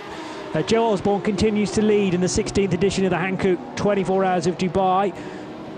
New car, certainly for recent years, in the form of the McLaren 720S. So it's not been in GT3 racing for that long anyway, but remembering back to whether we ever had any 520s in the past of McLarens, none ever necessarily leap forward in my mind. But great to have a 720 GT3 in the entry this year, the Inception Racing by Optimum car of Joe Osborne. Due, you would have to think, for a pit stop. 14 seconds is the gap between Joe Osborne and Klaus Bachler. The Racetivity car continues to circulate as well, which is the Francois Perrodo Mercedes, as one of a couple of AC Motorsport Audis are now in the pits, and this is possibly unscheduled work for Mark Vallenvine, because this, Joe, is fairly early for a TCR car to be making a stop. They can normally make 2 hours, the little touring car front-wheel drive machines. Yeah, much too early, Johnny, and also bonnet up on the car, and team members looking very, very concerned looks on the face of the mechanics as they look into the engine bay underneath the bonnet of that car. So not a good sign, and we know how these Audi RS3s can be. They either run, I think, they either run a bulletproof race, or they've got a piece of elastic attached to themselves in the pit lane. We've seen this many times, so we'll wait and see just what exactly is wrong with the number 199 AC Motorsports. One of two Audis that AC have brought out to Dubai, but hopefully it's not too much of an issue and we'll see that car back on track. Yeah, the other one is for Stéphane Perrin, Philippe Thirion, Sébastien Morales and Mathieu Detry. Detry's driving the 188. And they were pretty much together on track, actually, separated by just 0.4 of a second prior to Mark Vallenwijn's pit stop, which put them 6th and 7th in the TCR category. Klaus Bachler still chiseling away at the gap to the race leader, which was 18 seconds as he started. It's now down to 15 seconds. Now, Joe Osborne is no slouch, but maybe being away for 4 years away from this particular event is taking its toll. Maybe just working out when the McLaren is strongest on this 5.8 kilometre lap. But Klaus Bachler, joined by Mathieu Jaminet, I should say. Vaxivière just a little bit further down the order, but Jaminet and Bachler lapping at a similar speed. They're 1.6 seconds apart, but are able to deliver quicker laps than Joe Osborne and more readily at this stage. Maro Engel in the Mercedes AMG running in 4th position, and then 3 Porsches in the top 6, the third of which is Robert Renauer. No stranger to leading this race in the early stages in previous years, but he's only good enough for 5th place as we go. Lamborghini Huracan has stopped with its relentless pit stops. Mirko Bortolotti stayed at the wheel throughout all of that. 4 stops already to its name, though, and we'll probably should be writing that down for future reference when we try and compare pit stops for the leading runners. So very nearly, just over, in fact, an hour now completed, and it is Colin White who leads the TCE Series part of the race in his Ginetta G55. Co-drivers being Jean-Francois Bruno, Adam Hayes and Michael Tischner. But it's the man from Glastonbury who was installed for the opening stint, and Colin leads from the best of the TCRs, which is the Cupra TCR of Team BBR of Thailand, car 107, then 3 Swiss outfits, Top Car Sport, Autorama Motorsport in the number 1 and the 112, 4th and 5th. Hearing possible news for the 191, which we will get to as well in a second. Zhengo Motorsports, 6th place. That's the 133 car that is in 6th position. AC Motorsport 188 is 7th, and the Simpson Motorsport car for Gunnar Jeanette, amongst others, running in 8th. The Red Camel Jordans.NL car 101 is 9th, ahead of the PK Car Sport car in 10th. That's the BMW M2 car 208. Treble 1 for RKC and ZRT. Audi RS3 LMS is in 11th. Then of Denmark, Sally Racing, the 218 car with the all-Dane lineup, the Cupra DSG. Autorama Motorsports, Swiss car, 3 of those machines therefore in the field. That's the Volkswagen Golf running 13th. AC Motorsport having just made a stop, hopefully that car returning to the race. It is now, in fact, because the letter P is no longer displayed alongside Mark Vallenwijn's name, so 199 back in the race. Fun-End Motorsport 302 is in 15th, ahead of the QRS racing Audi RS3 in 16th position. QSR, get that right in a second. The 280 machine is in the garage, and the 279 didn't start. Bad luck for all 4 of those drivers. They'd intended to qualify one whilst they waited for the sister car 280 to be air freighted to the Dubai Autodrome. They started the 280, but it hasn't got any further than 6 laps. Surely it'll return to the race, but frantic work taking place on Paul Hill's car as we move to the order in the GT Series part of this year's Dubai 24 Hours, powered by Hankook. And it is the Inception Racing by Optimum McLaren, driven by Joe Osborne, that leads the opening exchanges by just under 15 seconds now, from Klaus Bachler in the chasing Herbert Motorsport car GPX Racing's Porsche is third. That's the one driven by Mathieu Jaminet. And then HRT Bilstein's entered Mercedes. GT3 car number 4 has driving it Maro Engel, and he is fourth. Then the Herbert Motorsport Porsche fifth. The GRT Racing machine is sixth. That's the Lamborghini. Seventh position for the Audi of WRT car 31, and eighth place is Patrick Assenheimer in his HRT Abu Dhabi Mercedes.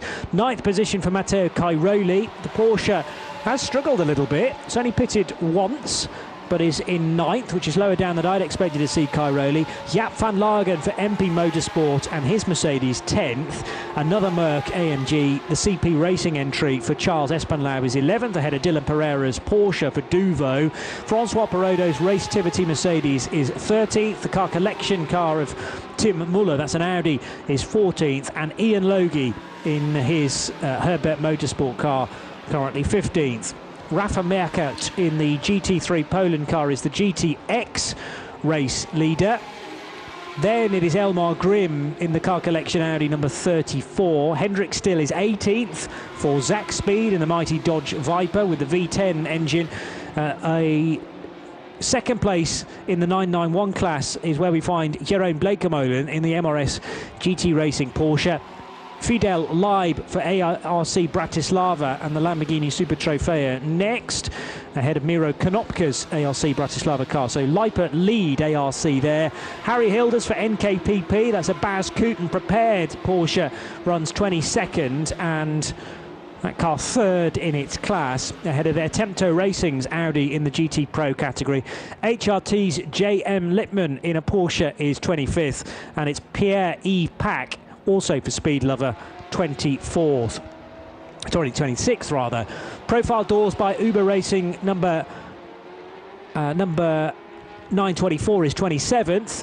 Dennis Remignaco driving the Dragon Racing Mercedes is 28th, and the 29th position is the Pro Sport car for Nico Verdonk. That's the Aston Martin Vantage AMR, ahead of 3 BMWs in the GT4 category for 3-wide technology, Timar via Zorgren Sport and ST Racing,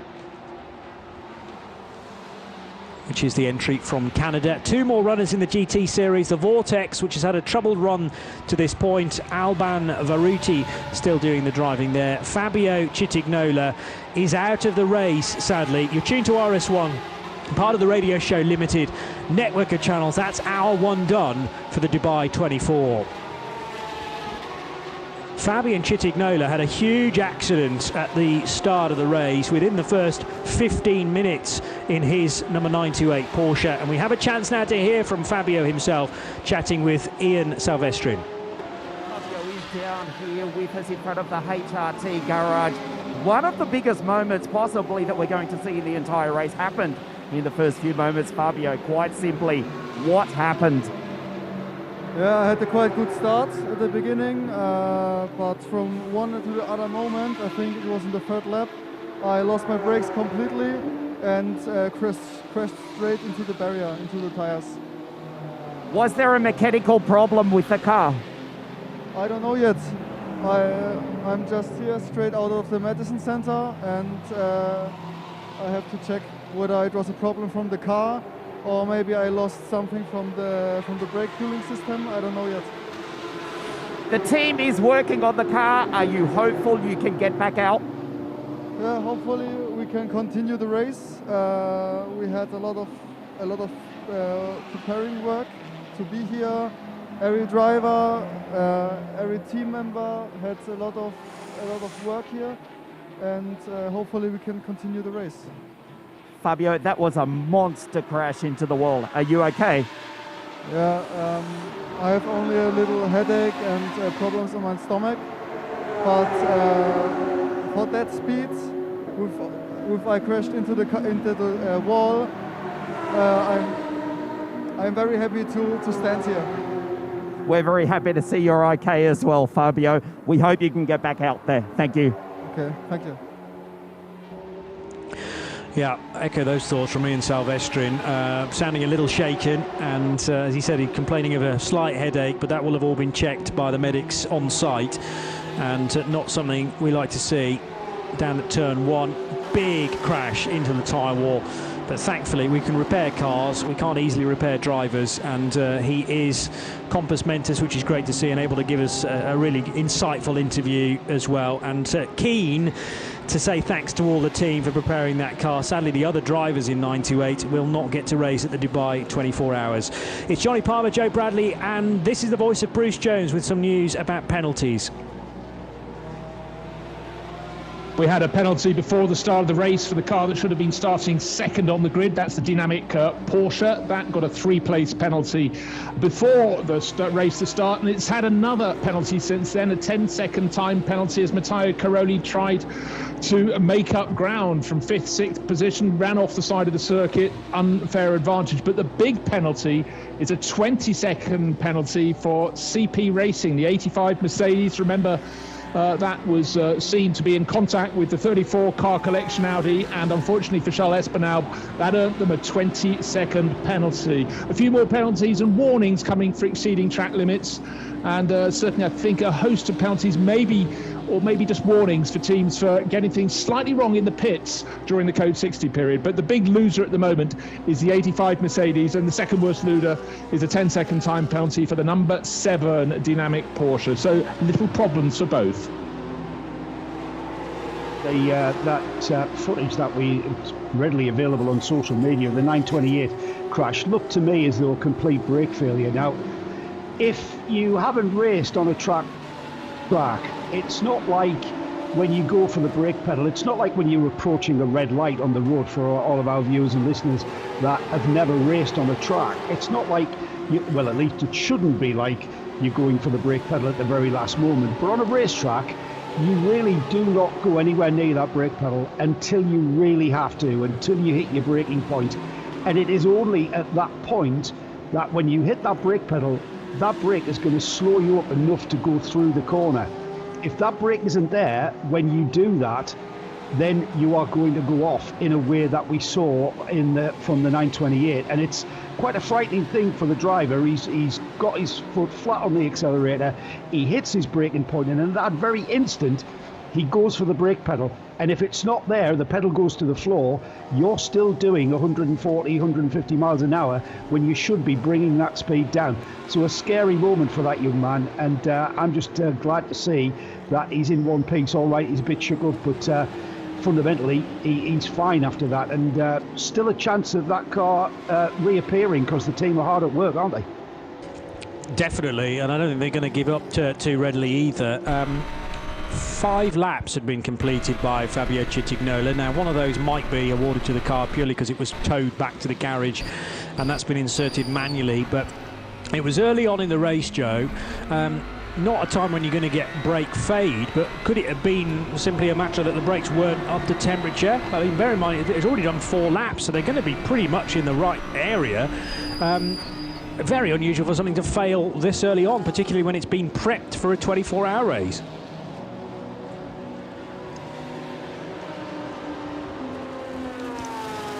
And we'll continue to discuss that, because, I mean, Fabio Citignola, great of him to provide us a little bit of insight to Ian, but it might be that he didn't know a great deal about what happened either, and whether the team can A, work it out, and B, are then willing to tell us, remains to be seen. But an unusual problem this early on, and surely some concern will surround that car, even when it is fixed. If they can get it back out again, surely they'll be thinking in the back of their mind, will that problem strike again? Bruce Jones.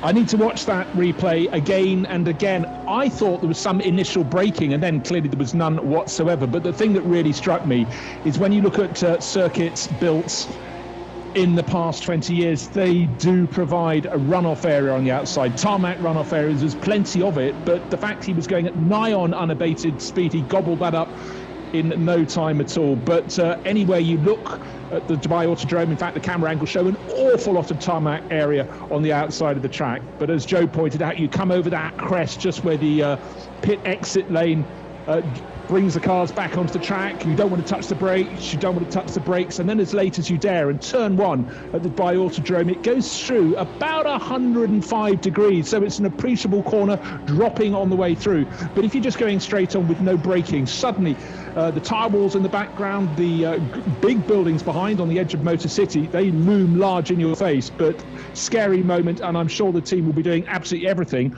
HRT Performance, to find out what exactly went on. But there was very little steering going on there because the car was just heaving in straight away. And don't forget, we saw the mechanics in that old symbol of waving their hands around, crossing their arms, almost so he couldn't steer. Was there a steering failure? That's the question I'm thought of initially, but the more I look at it, it does look like brake failure. But anyway, big moment, and thankfully Fabio Cittignola is okay. But it's going to take a fair bit of analysis. Yeah, and then some.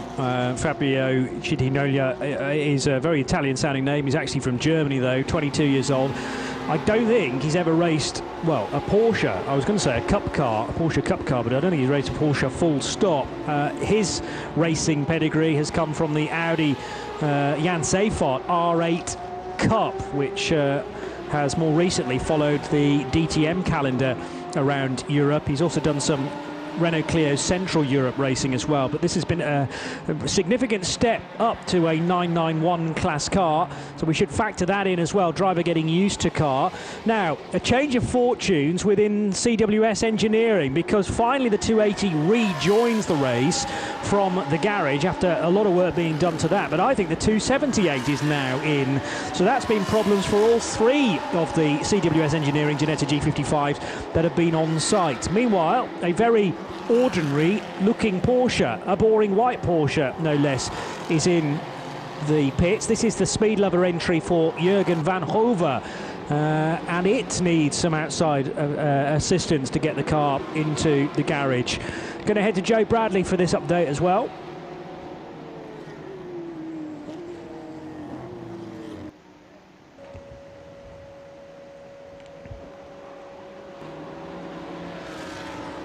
Possible rear John, I'm not sure you can hear me, Oh, yeah, Johnny. we've got you now, Joe. Got you now. Just some speculation from, a question actually from the collective. Is this event open to spectators, people listening who are in the UAE and perhaps thinking about coming out? As far as I'm aware, Johnny, you may know differently, but this is a closed event to spectators.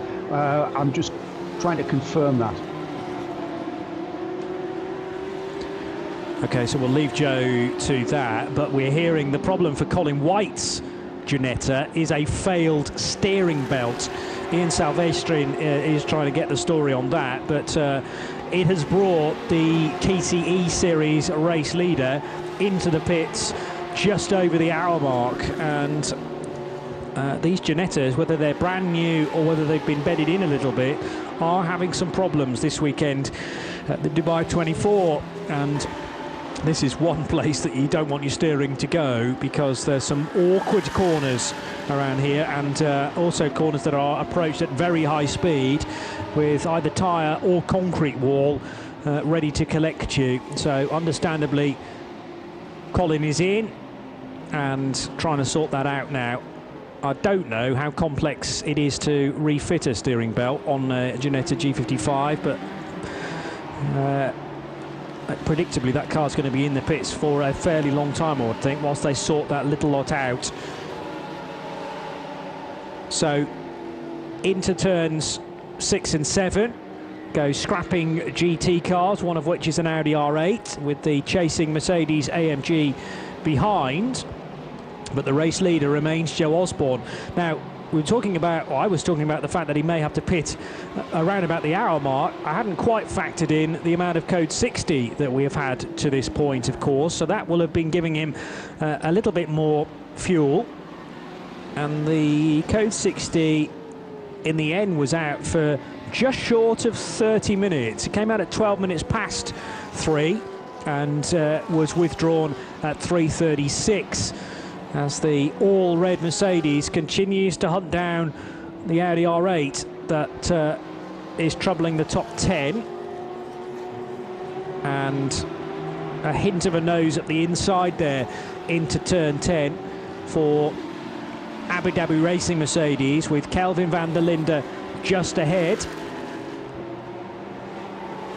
We will be able to grab a word with Colin White in just a moment to get his take on the problems then for the G55, but this is surely the opportunity that Patrick Assenheimer needs. He's four-wheel drifting the car out of turn 14 as he tries to get ahead of the 31 WRT car of Kelvin van der Linde. Again, more than a solid look at the inside into turn 16, but van der Linde can always prove stout defence. Amazing that this is the best placed Audi, all the way down in 7th position, and Kelvin van der Linde driving the wheels off it to keep behind him Patrick Assenheimer. They are absolutely side by side now, neck and neck into turn 1, but Assenheimer only has the outside line to play with, and he's going to have to wait potentially a whole another lap now for an opportunity as good as he had half a lap ago. They have to be single file as they negotiate the slower traffic.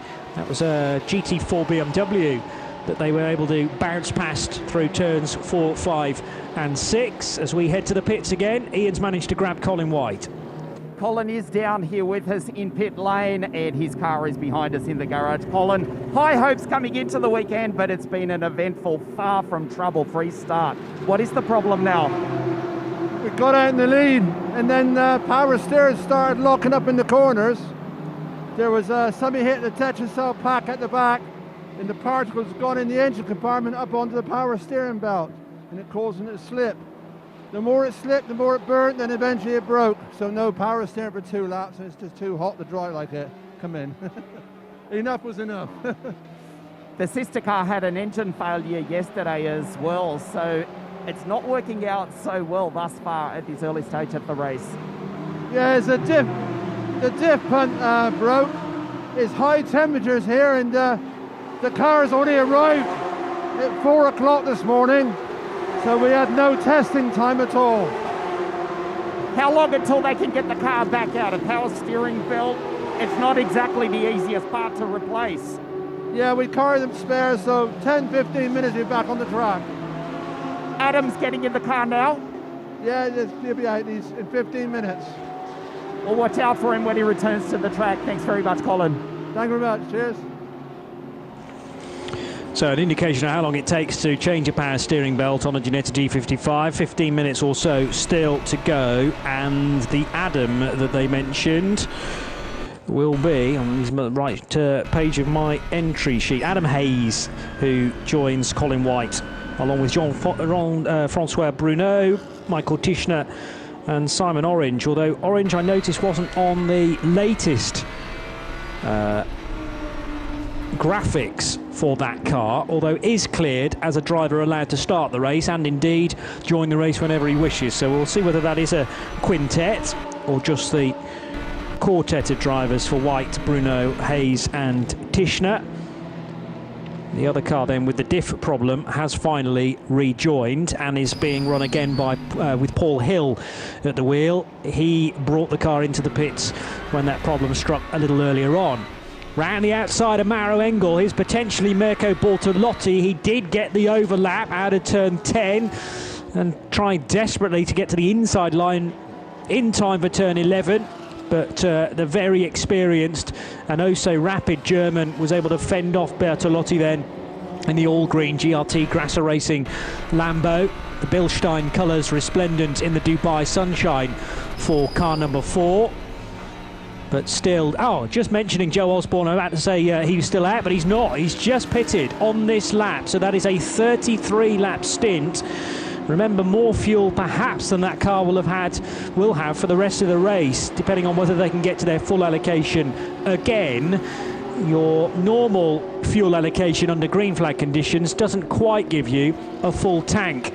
But I know from experience that a GT3 car can generally make the hour mark, and sometimes, rarely on those less fuel-hungry tracks, just beyond the 60-minute marker. But finally that car stops after an hour and 23 minutes, and that will leave Klaus Bachler into the lead of the race. Not the first time he will have led the race. He did it early on, of course. But he's been working incredibly hard in what was second place, now to be the race lead, to build the gap on Mathieu Jaminet, and it's been built to 6 and a bit seconds. A moment or two ago, did we avoid contact between Assenheimer and the rear of the Audi? There might have been the slightest of touches between Kelvin van der Linde's rear left quarter and the nose of the big Mercedes that was desperate to try and get through. It is still van der Linde ahead of Assenheimer. His big opportunity came a couple of laps ago, but he's still only 0.4 of a second away from the Audi, which runs in 7th place. Bruce, maybe a really good opportunity passed up by Patrick Assenheimer. He'll get another stab at it, I think, before the end of his stint, though. Yes, a half a lap before that, he put his nose down the outside. Well, he got alongside the Audi, but Kelvin van der Linde said at the end of that infield straight, you're only having the outside to look at, mate.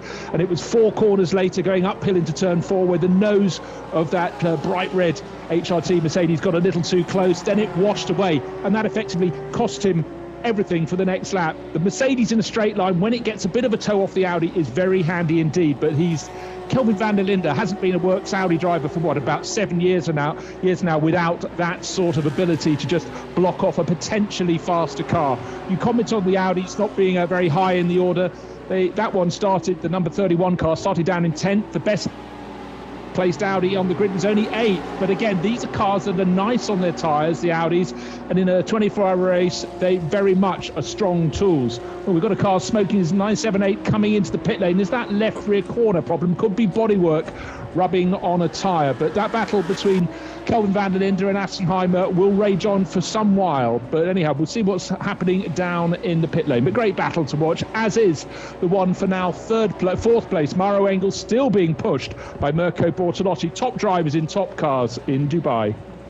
That was Pierre-Yves Pack for Speed Lover coming down pit road in the 978. I struggled to tell whether that was tyre smoke, as you said, from rubbing bodywork, or maybe some fluid trailing from the rear left. But sensibly, he's come in, because if it is the latter and fluid being lost from the car, can't guarantee that it's going to go much further. And engine bay being looked at as well. There is a lot of fluid on the ground there. That looks worrying for the Porsche 978, Bruce.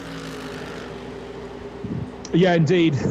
If that much has fallen that quickly, it means the hole through which the fluid is leaking, unless it's bubbling out of the top, is quite a large one.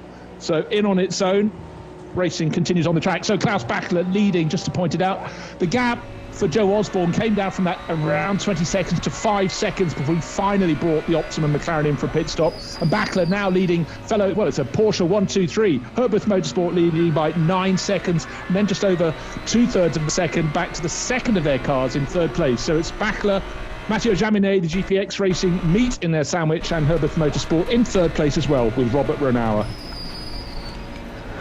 Very good fighting indeed between Mauro Engel and Mirko Bortolotti. Kelvin van der Linde got his hands full with Patrick Assenheimer. Matteo Cairoli would love to be involved in either of those two scraps, but his 4.2 seconds adrift in the dynamic motorsport Porsche that performed so well in qualifying,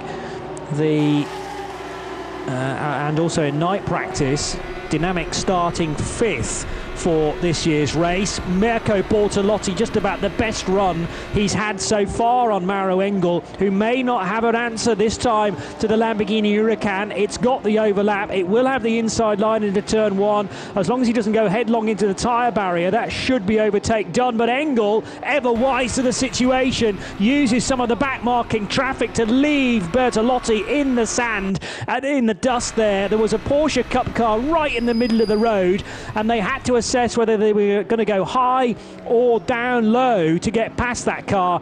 Engel was kind of forced out on the exit of turn 1 to the higher line, but that proved to be the better place to be through turn 2, and Mauro Engel does not get overtaken when that all unwinds. Mirko Bortolotti with a lot more work to do now.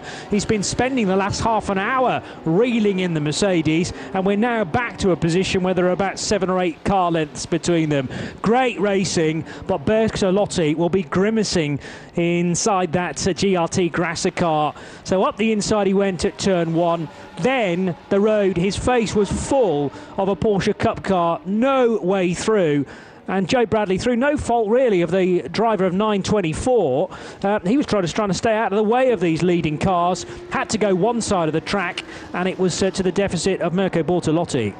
He was kind of damned if he did and damned if he didn't, wasn't he? He moved to the right, out of the way of the bright yellow Mercedes of Engel, but into the path of the bright green Lamborghini of Bertolotti. That was great use of the back markers by Engel, who saw that immediately after turn one, we go into a left-hander. That put him onto the better racing line. And here we are, Johnny, they're side by side again. I think they've been around this lap almost side by side the whole time. Well, I didn't expect the Lambo to be able to catch a Mercedes quite as quickly as it has done on this lap. So Engel on the inside, Mirko Bortolotti on the outside, looking for a good exit, possible contact. I don't think so. That was just a wiggle for the Lamborghini on its own. And again, trying to get a good run down the main straight. So what is it about the Lamborghini where it gets much, much better drive off some of the middle speed corners? Not quite sure. But this time there won't be the opportunity for Mirko Bortolotti to get through and past Maro Engel through turn one. But he is there trying to force a mistake from the vastly experienced German. More traffic up ahead as well that they'll need to read as delicately as possible. And whilst I keep a close eye on that, we can hear from Joe Osborne in the pits now joining Ian. Being driven by Joe Osborne, who has just jumped out a few minutes ago. Joe, a good start to the race thus far, all going well. Yeah, exactly. Starting P9, I think we're up to 7th after the first lap, so always nice to go forward. And then obviously the code 60 came at a slightly interesting time strategy-wise, and it wasn't in a window we wanted to take, so we remained out for the whole stint. So it's going to be a bit of shuffling. Those sort of early code 60s, you don't know how they pan out really until the end of the race, if they're going to miss a stop because of that. So yeah, difficult. I love Dubai 24 Hours. It honestly is one of my favourite races with all the mix of classes. It's absolutely mental. The only thing I can liken it to is when you're driving at night in the snow and you just get all that sort of time warp stuff hitting you. It's like that, but TCR cars and GT4s. So it's a clean hour and a half, no damage on the car. So 22 and a half to go. Joe, 3 Englishmen and an American driving the sole British McLaren. Many have picked you as the dark horse for the race. Adam's got in the car. How's it going? Yeah, good. We've all raced together this year in GT Open, so it's 2 teams coming together, which is cool. And yeah, the McLaren might not be the obvious choice compared to some of the German marques, but we know at McLaren we've made a really fast car, and we know it can make 24 hours. So we're here to prove that and hopefully upset the big boys. No problems with the car? No, running absolutely dream all week. The only slight oddity is actually the car we were meant to use was delayed in shipping, so it only arrived last night. So we're actually using a different car that was doing the Golf 12-hour last week. So it's a short turnaround, but the Optimum guys have prepped such a good car so many years here in Dubai. I've got all the confidence in the world. Well, Joe, you started on the 5th row of the grid, out of grid 9. You worked your way up into 3rd place, outright in the race. It's looking good for the remaining 23 hours. Best of luck for the remainder of the race. Awesome. Thank you. Hello, everyone at home. Cheers.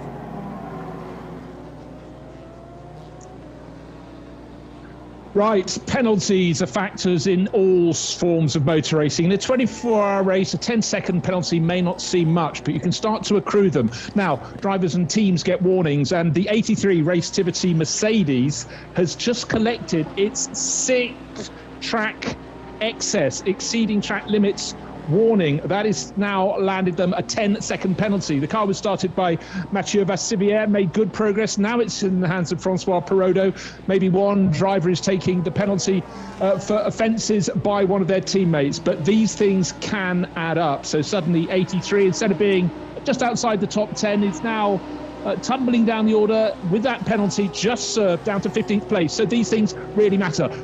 Pure racing, though, however, is still going on. That Bilstein Mercedes in 4th place overall. Maro Engel still being attacked by Mirko Bortolotti. What we saw 2 or 3 laps ago was traffic can give and it can immediately take away. Just as Bortolotti found himself with a clear run onto the start-finish straight and Engel got slightly interrupted by traffic. The move was made, then it was taken away down at turn 1. Side by side appears to be the order of the day for these two, and I don't think any spectator in the world can complain about that, Johnny. Cracking GT3 racing. Yeah, and Engel is not going to give this up easily at all, because, well, every time Bertolotti goes through turn 14, he has the inside line, and Engel this time a bit naughty that, forcing the Lamborghini towards the pit wall, and there was no space given there by the Mercedes, the number 4 car, but finally does now get the position. Mirko Bortolotti getting much better drive off turn 16. He chose a side from Maro Engel, who then just edged the car very slightly to the right, and although there was a gap between the side of the Mercedes and the concrete wall, it got very tight indeed. There's an indication of how seriously Maro Engel is taking this year's race. Just grip-wise, that Mercedes doesn't look too happy, with Maro Engel having to take 2 bites of the cherry into 16, having to arrest a little bit of oversteer, and the same goes at turn 7 as well. Well, you could argue that Maro Engel had chosen his line down the main straight. He's looking, though, over to the right all the time. It should really be a drag race out of 16. You set your steering wheel straight, and if you get done into turn 1, then you just have to shrug your shoulders and say, well, that's an overtake I'm going to miss out on in this phase of the race, and hope to get it back again. Joe, what was your view on that? Engel taking the regulations to the very extreme there, I would say. Yeah, a little bit. I heard you say a little bit naughty, and I was thinking that he committed to defending the line to the right, but unfortunately for Maro Engel, the Lamborghini had already committed to going down that side of the track as well, and it wasn't until the very last where we saw the pit lane coming onto the pit out, becoming part of the track, that Engel moved across to the left and made the Lamborghini some room. I've got to say, Johnny, great GT3 racing. That would be great Formula Ford 1600 racing from the 80s. Fantastic battle, and clear for me that Bertolotti's car is quicker than the Engel Mercedes. We saw him lose out through the traffic, and the way the Lamborghini was able to then close the gap, and now what we're seeing is Bertolotti moving away from Engel. So that was the urgency we were seeing in Bertolotti. He knew he was being held up, he knew his performance was being stifled, so he really had to go for it, and he's made the job stick now. And that duo were losing time hand over fist, as you say. So, yeah, Mirko Bortolotti talking about not necessarily worrying about gaps this early on in the race, but we are now over 90 minutes into this 24-hour affair. And if you lose the best part of 10 seconds to those that are leading the race, that is starting to be a concern. And I just wonder what HRT are thinking about the performance of their Mercedes. Far more used to being out front, particularly when Maro Engel is at the wheel. Drivers still to come in that GT3 Pro entry for Hubert Haupt, Patrick Assenheimer, who's sharing cars this weekend, along with the Abu Dhabi Racing number 5, Ryan Ratcliffe and Khalid Al-Khabaizi. So they want to be at the sharp end and in the right sort of area this far into the race, and losing a place there, dropping the Maro Engel driven Mercedes to 5th, surely cannot have been part of the game plan as they got going at 3 o'clock this afternoon. TCE Series is led by the Top Car Sport Cupra, by the way. That's being driven by Ben Lauchter and Yannick Mettler in the chasing Volkswagen Golf from Autorama Motorsport. 6.8 seconds is the gap between the two TCEs, with the BBR entry, that's also a Cupra, for Tandy Kusiri, car 107, having just lost a place on the last lap, in fact, to Yannick Mettler. But it's very close in TCE for second and third, with a bigger gap then back to 4th place, and the AC Motorsport Audi driven by Mathieu Detry.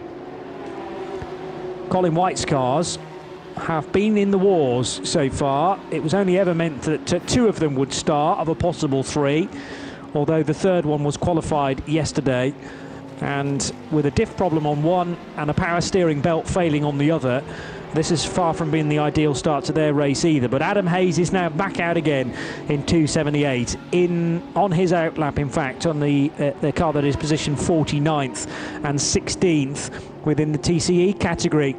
The TCR cars always deliver great racing, Bruce Jones, whether that be at world TCR level or in endurance racing, which is not really what they've been designed to do, but always produce a close race pretty much for all 24 hours. Yeah, they do, and I watch a lot of TCR class cars compete in the Nürburgring Langstrecken series, and for the TV directorship, it's all getting a bit quiet up front. The standard is, let's have a look at what's happening in TCR, and you normally have 6 cars running nose to tail, deep into a 4-hour race or a 6-hour race. They're great, but you've absolutely hit on the point. As Top Car Sport lead that class with their Cupra, Benjamin Leuchter at the wheel. It's the fact these cars are just pretty much bulletproof, and they go on and on and on, and they weren't designed to be endurance racing cars, but you can see why so many teams over the past decade or so have just thought, well, hold on, these work rather well. They're not too fearsome to drive, but they've got great cornering potential, plenty of wings on them to give them downforce, and they've been... I think they're better as endurance racing cars than they are as little sprint cars. That's just perverse, but that just seems to be how it's rolled out, Johnny. That sounds like a man who's commentated on a sprint race, an hour-long race with, 9 starters and 6 finishes last year.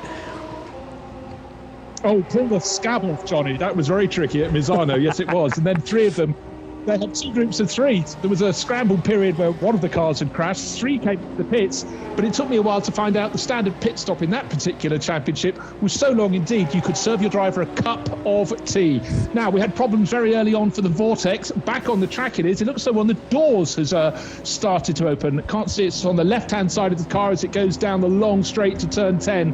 But for Albon Veruti and the gang, oh dear, another problem for them with a great-looking but frequently troublesome car. Looks like, yes, that left... No, the door isn't up. Sorry, it was an optical illusion. It was the air vent on the roof that looks like the far door was popping. Anyhow, the real racing is up closer to the front, and Kelvin van der Linde and Patrick Assenheimer still hard at it. They might be fighting only over 7th place, but don't forget van der Linde is a tough customer, and Assenheimer, no change for him.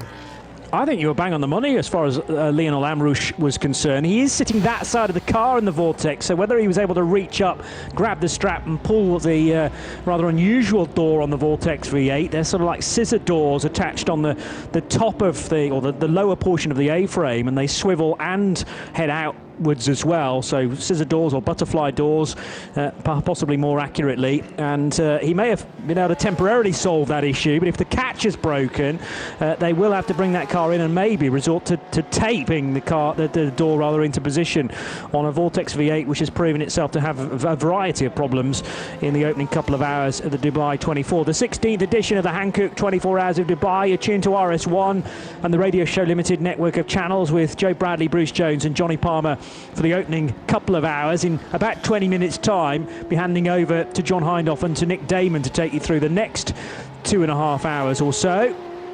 So, side by side between Patrick Assenheimer and Kelvin van der Linde. Assenheimer in the all-red Abu Dhabi Racing Mercedes, trying to force Kelvin van der Linde into a slight error. Maybe he can do the overtake all the way around the outside. The high line does work at turn 14 by virtue of the camber. He's going to have to slot up the inside of the AC Motorsport Audi from the TCE series, and that slowed him down. So Kelvin van der Linde darts up the inside and gets the place back again. Brilliant racing, sometimes not even with cars in your race, in the form of a TCE series runner, the AC Motorsport Audi, and Kelvin van der Linde, as wily as Mauro Engel can be in traffic, picked off Patrick Assenheimer again, and the young German will have to start once more from square one. He'll start by trying around the outside of turn 1. This is great to watch, Bruce Jones. It really is, and they're staying between the white lines, and unfortunately for the Racetivity Mercedes team, we mentioned they picked up a 10-second penalty for their sixth offence of exceeding track limits.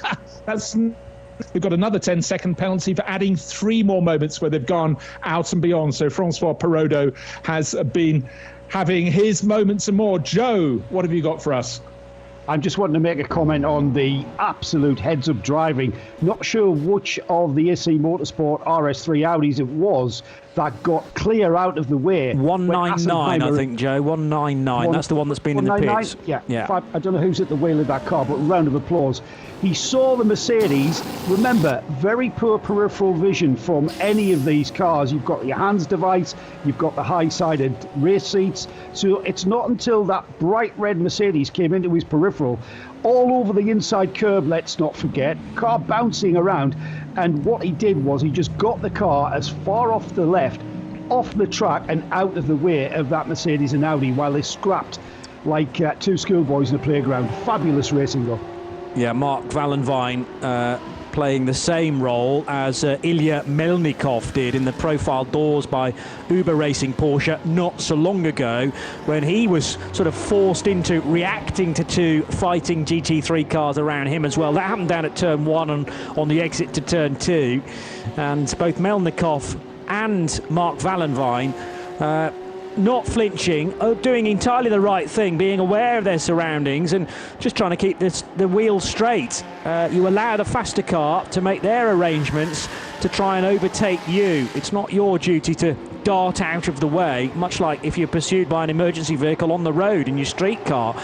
You have to just do your own thing and allow the faster car to go past them, and that's exactly what happened. And what it does for us is provide a fascinating battle again with Patrick Assenheimer, the wrong side of Kelvin van der Linde, and with it all to do. A slightly more scheduled pit stop this time for GRT Grasser Racing Team. The 63 Lamborghini in its traditional all-green colours has come in, and a full-on stint there for Mirko Bortolotti, Joe. I make it 4 stops within it. Some of those not planned, although Rolf Eiking would have it that it was all part of their strategy, and Mirko is finally out to hand over to the next driver. And also, Johnny, what we saw earlier with that scrap with Bertolotti in that car was that that set of tyres, end of life, right towards the end of the stint. So we know how good the Hankook tyre is, we know how durable it is, and we know also how the performance of the tyre doesn't kind of go off a cliff, as we've heard so many times. The performance in the tyre remaining consistent enough to see Bertolotti fighting to get past, and indeed doing so right at the end of the stint of those tyres. So that bodes very well with regards to how that Lamborghini's using its tyres, and at this stage of the race we're looking very, very competitive. Pick a winner, not a chance at this stage. Very tricky to do this far out. It may not be the 708 car though, which is another Lamborghini, this time from the GTX category, so runs in the GT series. It's the GT3 Poland Huracan Super Trofeo for Grzegorz Moczulski, and Moczulski is being wheeled back into the garage, unfortunately, with the hazard lights flashing. Striking paint scheme on that, with the gnashing teeth on the front splitter. But 708 with a drama still fairly early on. A number of Super Trofeo Lamborghinis, though, entered into the GTX category, which is good to see. And there's now a drama for Patrick Assenheimer, very recently battling with Kelvin van der Linde. Well, Mirko Bortolotti has got ahead of him, and the stranded Assenheimer car, I think, has come to a halt at turn 10 at the end of the back straight. Is that an indication that there's been some contact between Kelvin van der Linde's Audi and the all-red Mercedes? We'll try and find that out. But Bruce, Patrick Assenheimer's race is run for the moment, and he is stranded a long, long way from home. That is a weird one, Johnny. The fact he's not able to get it going again. Casino damage on the car, end of the back straight. Well, anybody's guess. Kelvin van der Linde in the pits at the moment, just seen flash of that. They've been the ones enjoying that battle, nice and standard for the Audi, but want to see the far side of that Mercedes or a replay to understand why it's facing the wrong way. It'd be really intriguing when he gets it back, if he gets it back to the Hout Racing Team pit, to find out why it isn't going again. As I say that, it's just trickling at almost 0 miles an hour. Looks like it's about to be driven off the edge of the circuit. So code 60 being thrown, and that car needs to be recovered. The gradient is against it, slightly uphill on the exit of turn 10. And so for a car that has such a strong driver lineup, running in the GT AM class, the number 5 car, but Khalid Al-Kubaisi, Valentin Pierberg, Florian Scholz and Nico Bastian will all be biting their fingernails as that car needs to be recovered. Joe's got an idea as to what may have happened for Patrick. Just purely, well, it could be fuel, Johnny. I'm not sure where in the window. I haven't had a chance to go to my mini screens. But the way that car moved ever so slightly, very, very slowly, that looked to me as though he was trying to get that car moving on the starter motor. What you do is you get the starter motor driving the engine and driving the transmission, and it takes a lot out of the battery, and you certainly can't go very far. But just the way that car moved, I know we've we saw the car's lights go on, and then the position lights go off and then come back on. So he's probably just recycling through some of the systems on the car. But that's such a tragedy for the number 5. That number 5 was being very competitive. Gaggle of cars in the pits, including Mathieu Jaminet from second position, the GPX Racing Porsche with the revised sort of semi-Gulf livery. It's certainly got the Gulf backing on the nose of the car and the Gulf blue as well, but that dramatic orange triangle on the front pointing right to the front of the number 36 car. GPX, a local team, and it was GPX who took victory in a Spa 24 Hours in 2019. So have experience of taking some of the big ones.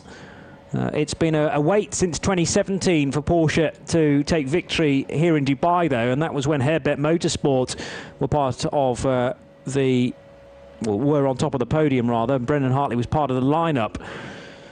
Car meaning to stop in the penalty box, but has missed it entirely. I hope you don't get a further penalty for missing your parking spot, but it's car 7, the Dynamic Racing Porsche with Matteo Cairoli. The penalty points have been accumulating steadily. The number 3 illuminated on the rear portion of that car to tell us it was running in third prior to coming into the pits. Hewitt Haupt has done his stop and is back out again. So that was Maro Engel handing over to Haupt. And HRT, incidentally, if you didn't know, stands for Haupt Racing Team. One car backed by Bilstein, and the other one, which is the Abu Dhabi Racing entry, has brought out this second Code 60, the first of which lasted nearly 30 minutes. Let's hope this one is a little shorter. Car 7, the penalty was for overtaking by going off the track, so effectively a track limits infringement there, and got 10 seconds for Matteo Cairoli's troubles. The Assenheimer Mercedes has now been picked up by the towing vehicle, and off the track, where it is still very, very dusty, that car will be stretchered back to the pit lane, with Patrick Assenheimer nearing the end of his stint anyway. Whether it was fuel or not that meant that car ground to a halt, I reckon Assenheimer will be clambering out to hand over to either Khaled Al-Kubaisi, Valentin Pierberg, Florian Scholzer or Nico Bastian.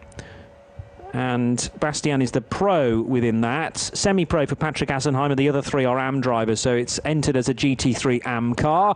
The 199, which did such a good job not so long ago in avoiding the scrap between Assenheimer and Kelvin van der Linde, is also pitting as well, this time for a more scheduled stop. The 199 is the AC Motorsport Audi RS3, of which there are 2. So, chaps, again, Bruce, I mentioned this to you. How dusty is it off the racing line? And you can understand from the perspective of Fabio Chitignola, who had the huge crash at turn 1. Once the gripper's gone, you are never going to get that back once you're out in the scenery and the dirt there.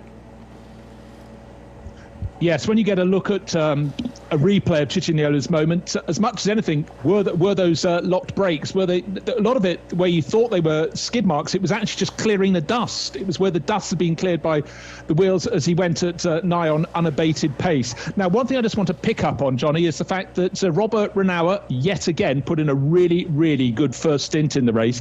He just came in the 91. Herbert Motorsport Porsche. It's fallen down the order, but he made a pit stop just before Code 60. Of course, at that point, he could take on a full tank of fuel. Then a lot of the drivers running in the top 6, like him, came in, but they've only been able to take half a tank under Code 60. So I think it was a really good stint from Robert Renauer. But again, sometimes taking a half a tank now and half in a couple of laps' time, if it's a long Code 60, and this one isn't going to be a long Code 60, can be beneficial. But Robert Renauer doing it according to the book. Back to racing we go. Green flag is out, and one of the cars to return from the fueling area is the CP Racing Mercedes, number 85. And that 85 car may well have had a driver change. It is now Charlie Putman taking over that car. I think Charles Espenlaub started it, so Charlie Putman is the CP of CP Racing, and the Mercedes back out on track in 6th place. But the order's going to be slightly out now on the current timing screen, and until we see the leaders and those behind crossing the line, not until then will we get a true reflection of how the race sits. That's the beauty of the Dubai 24 Hours. Already very many different strategies being utilised by certain runners. So just under 8 minutes to go before another hour is completed. A chance to head to the pits and Ian Salvestrin for this update. Mathieu Jamadet has just jumped out of the GPX Racing Porsche in position to Mathieu. Fantastic start to the race. In second place, you're looking good. Yeah, I mean, fantastic, I wouldn't say so, but yeah, I mean, we had a decent start, let's say. We have been struggling a bit on pace compared to two Herbert cars. This is clear, somehow they find something better on the car, at least at this stage in these hot conditions. Let's see in the night when it's getting cooler, but yeah, I mean, we're in the game. It's still a very long way to go, and yeah, everything is running fine. A little bit of a messy start to the race. We've had 2 code 60 sessions. Did that upset your rhythm at all? Sorry, I didn't get the... Did the code 60s interrupt your rhythm, your style, your driving? Yeah, of course, yeah. Especially at the start when there was a lot of fights. We got the first code 60 and then the field started to split, so you had to get back to the rhythm. I think for tire life was actually quite nice to get a code 60 to cool down the tires because it was quite a long stint on one set. But yeah, in the end we are used to it as pro drivers, and we like when it's green and out racing. You hand it over to your teammate Axel Jeffries from Zimbabwe in the very south of Africa. Any instructions for Axel? Yeah, I told him that we were mainly struggling with the rear axle of the car. We have quite some deck, yeah, on the rear axle and rear left. So yeah, I just gave the advice to the team and to Axel to take care and try to manage the tires through the stint. Merci Mathieu. Bonne chance pour le course. Thank you very much. Jeffries, they mentioned there a double Pro-Am champion, actually first time Pro, then a Pro-Am champion in the Lamborghini Super Trofeo Middle East Championship, so knows his Lambos, this time though out in a Porsche. An interesting comment there from Mathieu Jamanet about the rear axle. They're suffering from pretty poor degradation, so high tyre degradation from that initial set of Hankooks, and something to keep an eye on for the team, definitely. Maybe that gives us an eye as to what GRT were trying to get on the top of as well with their many pit stops. Not only do you need to keep your tyres in good life, but you need your wheels pointing in the right direction as well, and that cannot be said for Porsche 991 class entry 989, 22nd in the GT series running. So Tim Pappas in the MRS GT racing car with what looks like a major steering failure. The front wheels very cross-eyed indeed. And is that as a result of just a failure or contact with the circuit scenery? Maybe we'll get an answer in just a second. Little bit of polystyrene marker board again dropping out from that car. Tim Pappas is going to get the car back to the pit lane. Now, a moment or two ago, the 19 car, which is the Henk de Jong MP Motorsport machine, having some contact with the Tim Pappas Porsche. And it looked like Henk de Jong maybe was minding his own business there. I'm not sure whether 0221, our TV crew, can give me another chance to see that, and whether it will give us an indication as to exactly what happened. But we might maybe be able to describe that to you again in just a tick. But the 989, the end result is that it makes its way back to the pits, controlled brilliantly well by Tim Pappas, considering he had next to no steering on the front of the Porsche Cup car. And also being wheeled the wrong way up the pit lane is a GT4 BMW car that its race number ends in 08, so that could well be, actually it's the BMW M2 CS racing car for PK Car Sport and Peter Guelinks, who needs to be helped. He'd made it to the fueling area, interestingly, and PK Car Sport are now pushing the car wrong way towards pit lane entry. Joe Bradley's got an update. Yeah, the number 5 Mercedes out of the pits very quickly. There was no indication of any problems outwardly on the car, i.e. the bodywork and all the wheels were pointing in the right direction. The car was towed back. We saw the car coming to a stop out on the circuit. That, to me, Johnny, indicates that that car had run out of fuel. So the number 5 back in the race, and just coming up to the 2-hour mark in this 24-hour race, I just want to say, isn't it great to be back racing?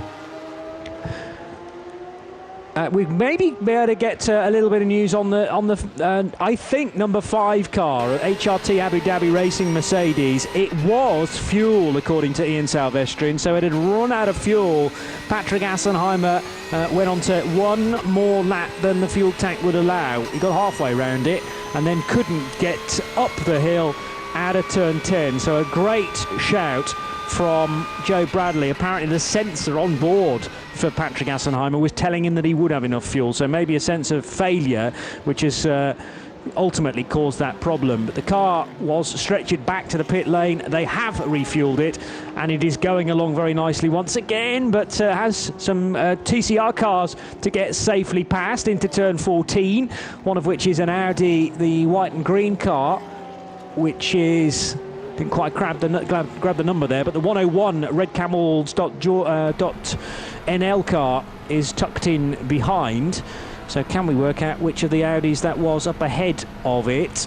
No, not easily, but it might actually be the Stefan Perrin car 188. No, Stefan Perrin's a bit further up the road and chasing down Ronnie Joost in the 131 Top Car Cupra that leads the class. So that was some lappery taking place for Stephen Licorice, back with Red Camel Jordans.nl for a third appearance with that team at the Dubai 24. Meanwhile, heading towards turns 5 and 6, car 72, driven now by Nick Moss, which is the Inception Racing McLaren 720S. That car a later stop than many others, but Joe Osborne making the point that any earlier opportunity to pit didn't necessarily fall into their window, and that's the reason they stayed out, and as the race leader by a decent margin, 15 odd seconds. We're nearing 2 hours of this year's Hankook Dubai 24, and the chance therefore to catch up on the standings for the GT series. Having an hour ago thrown the spotlight on the TCE part of the race. So GT is led by the GPX Racing Porsche for Axel Jeffries. He has just crossed the line and is scored, therefore, officially as the race leader. And the gap is 13.0 seconds back to the Herbert Motorsport Porsche of Klaus Bachler initially.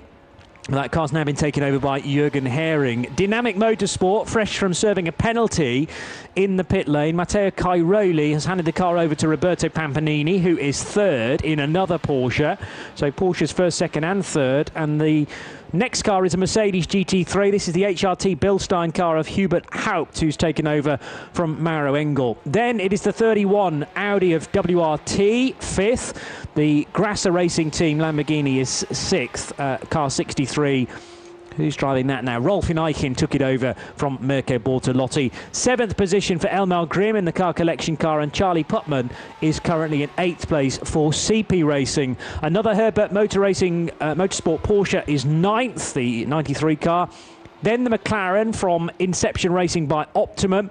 And as I said, Nick Moss has taken that over from Joe Osborne. 11th position for Herbert's 91 Porsche. The car collection Audi number 88 is 12th, ahead of Attempto Racing's Porsche. The Racetivity Mercedes GT3, the French entry. Duvo Racing leads the 991 Porsche class. 909 is being driven by... seeing for with bated breath. Sergei Peregudov currently driving the Luxembourgish entered car, and Greg Gorski for Lippert Motorsport is the leader of the GPX category. On to 17th position, that's where we find the profile doors by Uber Racing Porsche number 924. Abu Dhabi Racing's recovering number 5 Mercedes, now with a full tank of fuel, runs in 18th position. The ARC Bratislava Lamborghini Super Trofeo is doing nicely in the GTX category. Then it's the NKPP Racing 991 class Porsche. MP Racing's Mercedes number 19 is 21st, ahead of the Pro Sport Aston Martin in GT4, and HRT Porsche and the team Avia's Rennsport BMW also entered into the GT4 category. ST Racing from Canada, number 438, is another BMW, 25th. The MRS GT Racing Porsche is 26th, followed by the 3Y Technology Beamer. Now Mercedes running in GT4 from Dragon Racing is 28th, ahead of the GT3 Poland Huracan Super Trofeo. The Zack Speed Viper is 30th, ahead of a troubled run for the Vortex V8. Car 701 has been in and out with a variety of problems, but continues to roll. And the Speed Lover Porsche is 32nd, ahead of the sister car in 33rd. And another 991 class Porsche is an HRT Performance 928. But that no longer runs, of course, because that was Chitignola's car and has officially been retired, car 928. Let's turn our attention to the order in the TCE series, topped by Top Car Sport. The Cupra TCR going very nicely indeed, with Ronnie Joost at the wheel. Second is the 188 AC Motorsport car of Stefan Perrin, and then a reasonable gap of 40-odd seconds back to the Cupra TCR of Stephen Licorice for Red Camel Jordans.nl. Last year's champions are fourth in TCE, with Konstantin Kletzer doing the driving there for Autorama Motorsport. Fifth is the tie entry from BBR, car 107. That's another Cupra. VW is sixth, also for Autorama. And two Cupras complete the eight. Sally Racing of Denmark and Zhengo Racing, car 133. In ninth place in the TCE series, it's the QSR Racing Audi. That's an RS3, as are the next three cars for Simpson Motorsport of the UK, the AC Motorsport Belgian entry, number 199, and treble one of the United Arab Emirates, the RKC and ZRT entry for the two Jonathans, Mullen and Simmons, Umar Khan and Ricky Kumba. Another Autorama Motorsport Golf is 13th, car 114. The Fun M Motorsport BMW M240i Racing Cup car 14th, ahead of PK Car Sports Beamer, and the first of two Ginettas, 278, had come in for a power steering fix. That car's 16th. 17th was a diff failure, and that car is circulating once again, with now Mikael Patamba, the South African, doing the driving there. So that's the order for the GT and the TCE series races, and a chance now to catch up on the first 2 hours of action.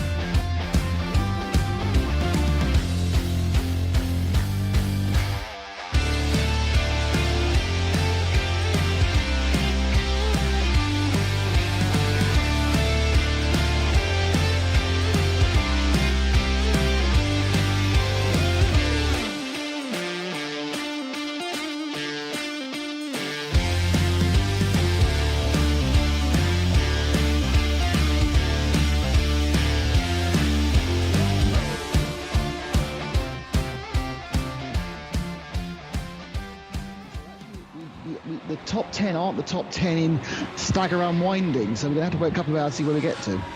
Yeah. Latest penalty just been issued for car 989, causing a collision. And there was a pit stop infringement as well for the 280. 989, another one of the Porsche Cup entries. That's the Tim Pappas car, so he's been given the burden of blame then for that contact in the MRS GT car that in fact caused him, I think, more problems than anyone else, although he did get the car back to the pit lane. Patrick Assenheimer, the most recent of the cars that has had a problem. Nico Bastian in the HRT Abu Dhabi racing car now. That's the bright red number 5 AMG GT3. And Aston was out of fuel, isn't he? So yeah, that's a bad miscalculation, isn't it? Because they've dropped laps there. Yeah, I mean, they're obviously already trying to stretch it as much as they can. He said that the team said that they got the indication of the dash, it was fine. He was that difficult 4 corners from the end, which is, Bruce has pointed out, is very unfair because it's all uphill.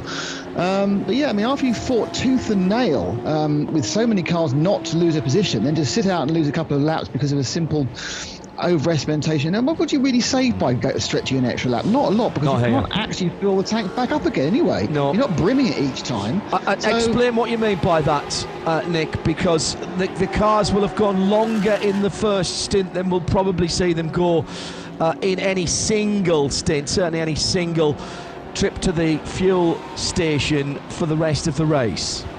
Yeah, effectively, you're allowed to have a 120-litre endurance tank in the car, and you're allowed to have that 120 litres absolutely full when you start the race. However, you're not allowed to put, no team is allowed to put 120 litres back in at a stop. So you may, depending on your balance performance, you maybe have 100, 105 or 110, and that's the most you can put in. So it'll never be brimmed again unless you do the little thing they do with Code 6 when they come in two or 3 times. So if you are doing a full stint, as Amol was, the fact was, if he had an extra lap in the tank, which is what, 2 litres, 2.5 litres, he could still put the full amount in, wouldn't have brimmed it. So it's pointless. It's really just not worth an endurance race doing that. There is a slightly different way of filling the cars this year, because they've got fuel flow on each pump, a coloured end to throw on, yes, depending on where you are and what category and which car it is. So that's something a bit different. We've not seen that yet because we haven't had an opportunity to see the fuel pumps. But that's much different. Yeah, I mean, it's taken away that whole thing where you'd have people just standing by the pumps timing them all the first day, wouldn't it, to find out which was the fast one? And that was part of the reason. Harry. Yes, that was part of the reason. And you know, I've been part of that. I knew which was the best pump to go to when we were racing 3 years ago now, can you believe it? Back in Quarter for the 24 hours. At RSL_studio, hello everybody. It is Nick and John for the next couple of hours or thereabouts. Thanks to Bruce, Joe, Johnny, and of course our executive producer in London, Tim Gray, for keeping things going. And a big thank you to our colleagues on TV as ever. 0221 or 221 with Fabian and the rest of the team. Seb down in the pits with Ian and Natasha, making sure we've got all the right bits and pieces of information. It's been particularly difficult for logistics, as you can imagine, this year, and yet we are still being able to see, hang on for a minute, we have 4 wide coming down the hill from turn 12 through turn 13. 3 classes and a scrap, that's an issue when you're going forward. Yeah, that was a battle for position there. The HRT Bilstein number 4 car sits at the moment in the hands of Hubert Haupt and in 4th position, and it's got the dynamic Porsche right up its not inconsiderable rear aerofoil, and ahead of it had the Audi R8 of WRT as they were scrapping for position. So that was a change of 3rd place there in that traffic for Hubert Haupt, who took over that spot from Roberto Pampinini in that schmozzle that was going on. Yeah, congrats to Krevetnik and everybody, all the teams. Let's celebrate 50 plus cars down there in the paddock, and it's looked absolutely great all week as Hubert Haupt immediately sets off and tries to close down the minute or so gap between himself and Herbert's Jürgen Hering, the 2nd place car. Axel Jeffries has just gone past the start finish line in the GPX Racing Porsche, leading the race and its class. It is the Car Collection Motorsport number 34 that leads the AM part of GT3. 991 category, Duo Racing 909 for Duo, and GTX Light Motorsport Greg Gorski in the Super Trofeo Lamborghini, of which in that class there are 3. Starting a Sorry, go ahead. pretty good comeback for the 34 because he was facing the wrong way on lap 2. Absolutely right. They've got Gustav Elderhoff back in the car. And the confusing fact is that the 91 car, the Herbert Motorsport Porsche with Dan Alleman, was sort of leading that group till he went through his phase of pit stops. And I really would like to know which of the cars ahead of him in the AM class specifically got a full tank and which came in on the Code 60 and only got a half a tank, because the Code 60 wasn't long enough to do the 2 runs to the pits, was it, John? So they've only got half a tank. Exactly so. Not the required line for the Cupra number 107 that was off track briefly down through 13, and that's Shiraya Nair for BBR, and that actually is 4th in class in TCE at the moment, or TCR at the moment. But in fairness, the top 4 cars in TCE are all TCRs after the issues with the Ginettas early on. If you were with Johnny and the team earlier on, bizarre situation for Colin White and his Ginettas. He's expecting to have, and it happened to a couple of teams, the Optimum Inception guys have had an issue as well. The 2 containers that were coming out from the UK with the 2 race cars for CWS were delayed, and so Colin air freighted out a 3rd car so that they could get some track time. That was what was effectively the 279 car, and then that car did start the race. It had an engine problem anyway, but it wasn't meant to start the race. It was it's the best way to use it, a stopgap or a placeholder maybe, and so they've reverted to the 2 brand new cars, but it hasn't been plain sailing for them, as power steering belt and a diff. I'm not sure if the power steering belt is actually not driven off the diff on those cars. I should know that, having raced it. No, it's a rear transaction. It's a rear. So the diff and the gearbox at the back, and you've got the engine with all the ancillaries at the front for power steering. Hearing from Ian down in the pit lane that we are about to get another car back on the track, that being the MP Motorsport Mercedes AMG GT3. That's the Engen Daniel de Jong, Bertha Hughes and Jaap van Lagen car. Been in the pit for a wee while. Hello to everybody, and it's a huge audience that's been tuned in. And look at that, on cue, the black, oh look at that, pound in the jar for Hindhoff. That works well on radio. Red, white and black Mercedes, MP Motorsport, and it's heading out to the end of the pit lane. I'll tell you, didn't quite see who was behind the wheel there.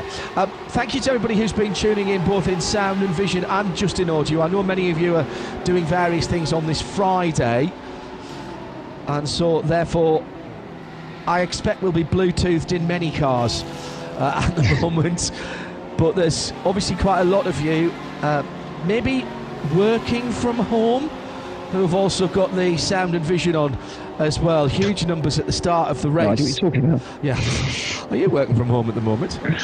No, I've booked the day off. I'm not even in this country. Well done. Well done. Very well done. Yes, that's right. That's right. Aston Martin going across the line, the 401.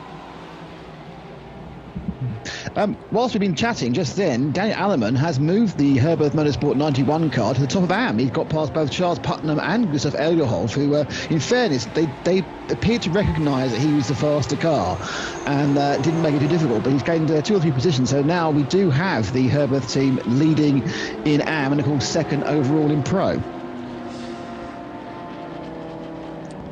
Car 19 was the exhaust on that AMG that's just rejoined for MP. It's interesting. We get a lot of repetitious sort of problems. You think after all these years they'd have fixed them, and the side X exhaust on the Mercedes often catching fire, or the diff going on a Ginetta, but more action on track. The 7 car that's had a spin. Yeah, Pampani's had a spin from 4th place, and there's been a coming together. Turn 11. Looks like that's the Herbert car, isn't it? Is that the 92, the professional Herbert car? Sitting black in, and white, might not be. They're just recycling at the moment, so can't see the positional number on that car.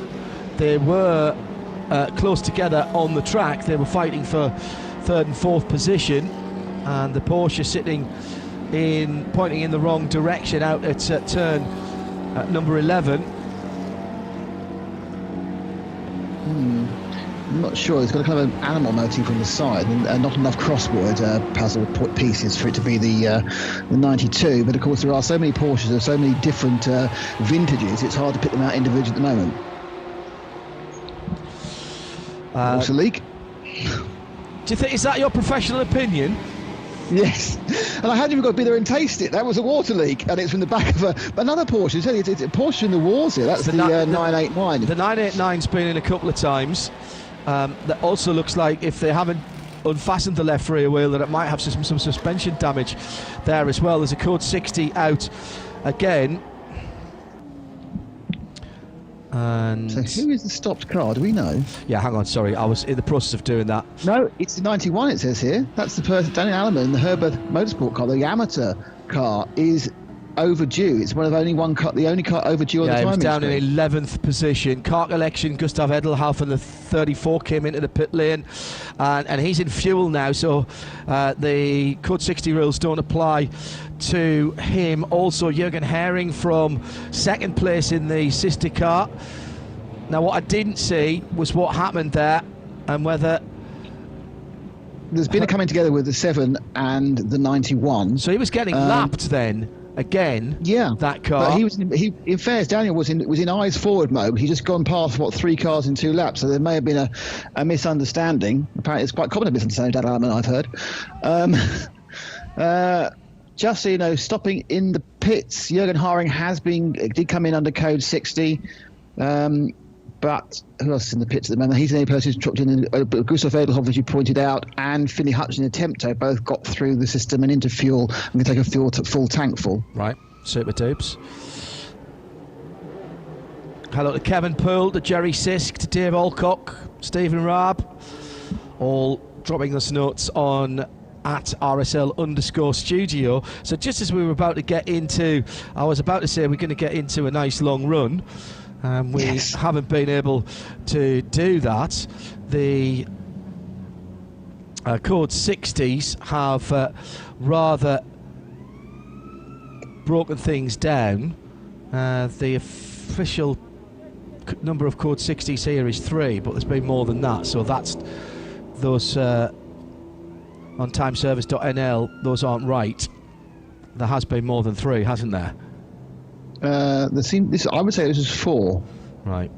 But I've been dropping in and out the first couple of hours, listening to it but not watching it. Or sometimes if you're not watching, you don't see the code. That makes sense. You don't see the code 60 because you're just listening to the commentary.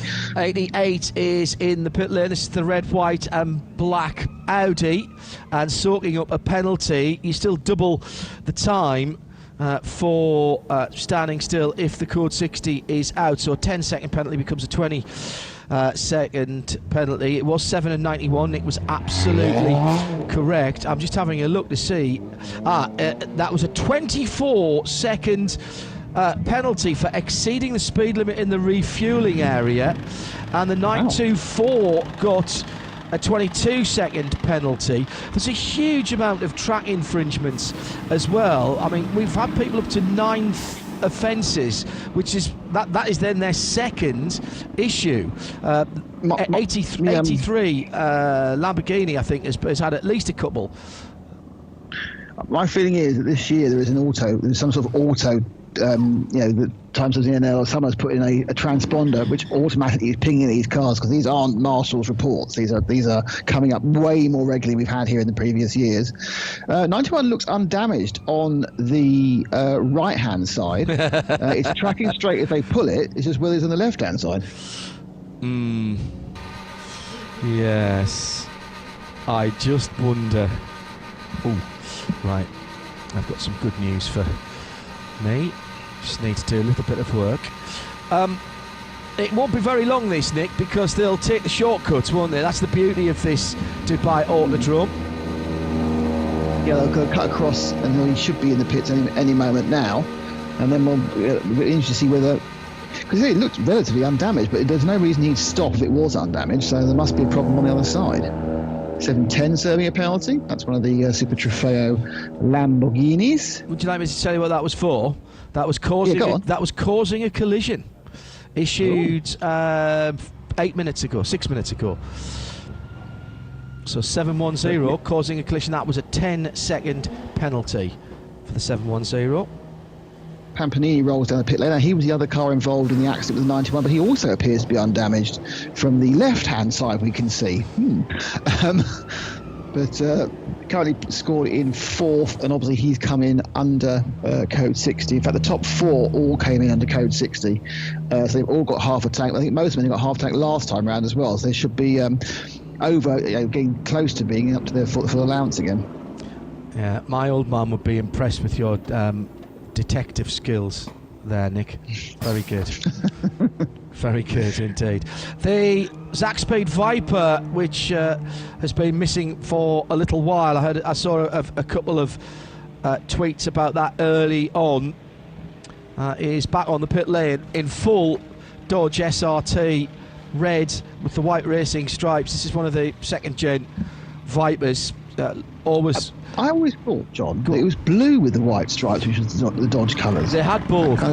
But they also had white with blue stripes. The original Viper that I drove with the truck gearbox literally had a 6-speed H-pattern box that I drove to ridiculous speeds at Ricard many years ago. That was an Orica car, CISA. The shoe manufacturer sponsored Orica car. That was white with blue racing stripes. You had blue with white, but raced in the States in the American Le Mans series for quite a while with the red cars with the white stripes. Chrysler or Dodge, depending on which market there were around the world, essentially the same car. SRT, the tuning arm of Chrysler Dodge. And meantime, the Herberth car is into the pit lane. Herberth, by the way, now I'm indebted to René de Boer, our good friend René de Boer. Happy New Year, René. I know you'll be listening somewhere in the world. Certainly, I know he's watching this at the moment. Has managed to find out that Herberth have just joined the Twitter sphere. And yes. So, as of a couple of days ago, they only had about 25 followers. So we're embarking on a Twitter campaign to get people to follow Herberth. And they are at Herberth Motors 1, number 1. So Herberth, Herberth Motors, MOTORS, all one word, and then the number 1, no gaps. So at Herberth Motors 1, if you want to communicate with the team, and also good to follow them because we may find out what has happened to that number 91 car. We know that there was damage. We know that there was contact, at least, should I say? Yeah, the contact. But Seb's just done a really good run around the car. For those of you lucky enough to be able to see pictures, and from going all around the angles, there doesn't seem to be even like a dive plane that's not in position. No. It's been put on the dolly jacks, wheeled back into the garage. So my only thought is if they had like a wheel-to-wheel or a nose of the Pampanini car to wheel, and it's taken out a drive shaft or a gearbox in some way, because it's really weird because he's facing the wrong way. There appears to be no damage, but now he's got no drive. My Porsche's got no drive. How does it smell? No, that's not the right joke, is it? To answer that question. Yes, that's very good. Porsche and fixing stuff, always expensive. They pushed it well back into their garage, having actually to move some of their normally immaculate garage equipment and walling out of the way. Alleman is out of the car, and by his gesticulation, he's blaming the other driver quite clearly there. It'll be looked at, I'm sure, by race control. No, the 91 has been given the 10-second penalty for causing collisions, which is pursuant to Article 1, 27.2. So Regulation 1, Article 27.2. So Daniel Alleman adjudged the aggressor there, or at least making a mistake. Nobody is suggesting that it was done on purpose, but if Slightly weird, John. They're more interested in fixing the awning around the side of the garage than the car. Yes, I had noticed that. I didn't want to mention it. Yes, very good, Nick. You would have been pointing that out, I'm sure. Yeah. It's Nick Damon and John Hindhaugh in the booth. We are well into this race now. Right rear suspension is bent, possibly broken. Right, so it was a car to tyre. The other car was Roberto Pampanini. We know that. So, but interestingly, he's been judged in. Yeah, it was the 7 car. We saw it scurrying away. Oh yes, it was. Yes, because yes, I'm just hearing from Ian. Thank you, Ian, for passing this through. Our interesting communications with the pit lane are going through TV, through our global control room in South London, and then to us here in the commentary box. Tim, Ian, Fabi, everybody, thank you. He did say it was another Porsche, and I'm now hearing it's a broken wishbone. Well, Pampanini has just got back on the power, and that's the flat 6 engine you can hear behind my voice at the moment, down the back straight. Nice place to go back to Green Flag Racing, and he's right with an Audi there at the moment ahead of him, which will be, if I just let the tracker catch up to me, catch up to it. Is that the 63 car? Yes. That would be a Huracan, a Nation. Okay, but they are back going again. So broken wishbone on the Herbert car. Question about that, John, though. Yes. He's had his right rear wishbone is broken. Yes. So therefore he was hit at the back. Not necessarily. Could have turned into somebody. Yeah, he could have done, but from where they were, if you're going to turn in, and it's a Porsche, so he wasn't over. So the following car was going quicker than him. You don't really turn into a car that's going faster. Yes, you turn into a car you're overtaking, but not a car you're being overtaken by. Just wondering that 10 seconds might be for a different accident earlier.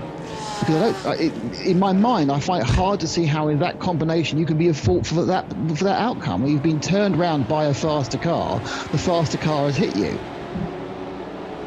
Do you follow my logic? Or it's a wheel to wheel. Yes.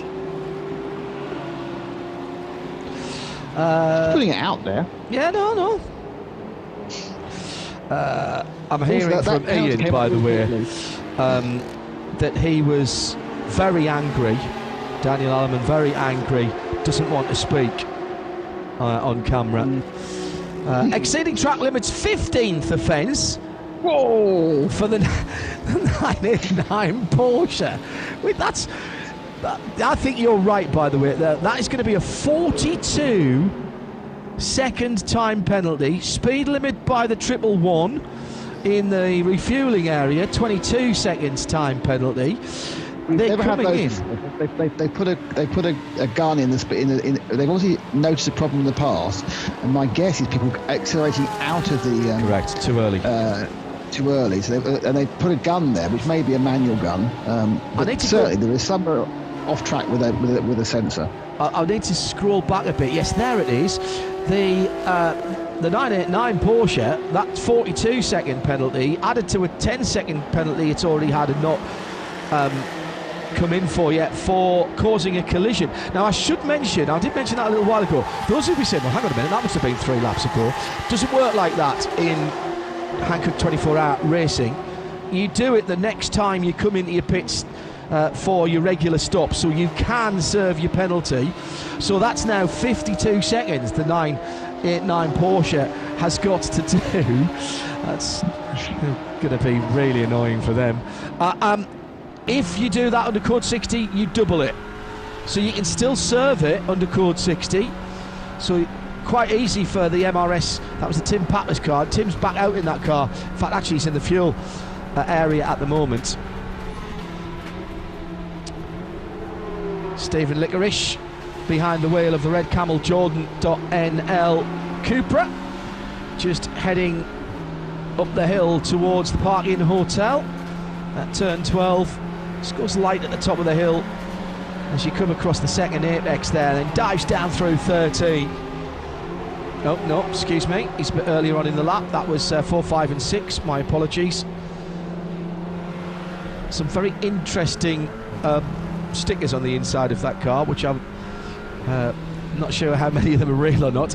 He's into turn 9. You know the one I'm talking about, don't you? Yep. Into turn 9 now. He favours getting in high, going down in the middle of the corner and then popping out.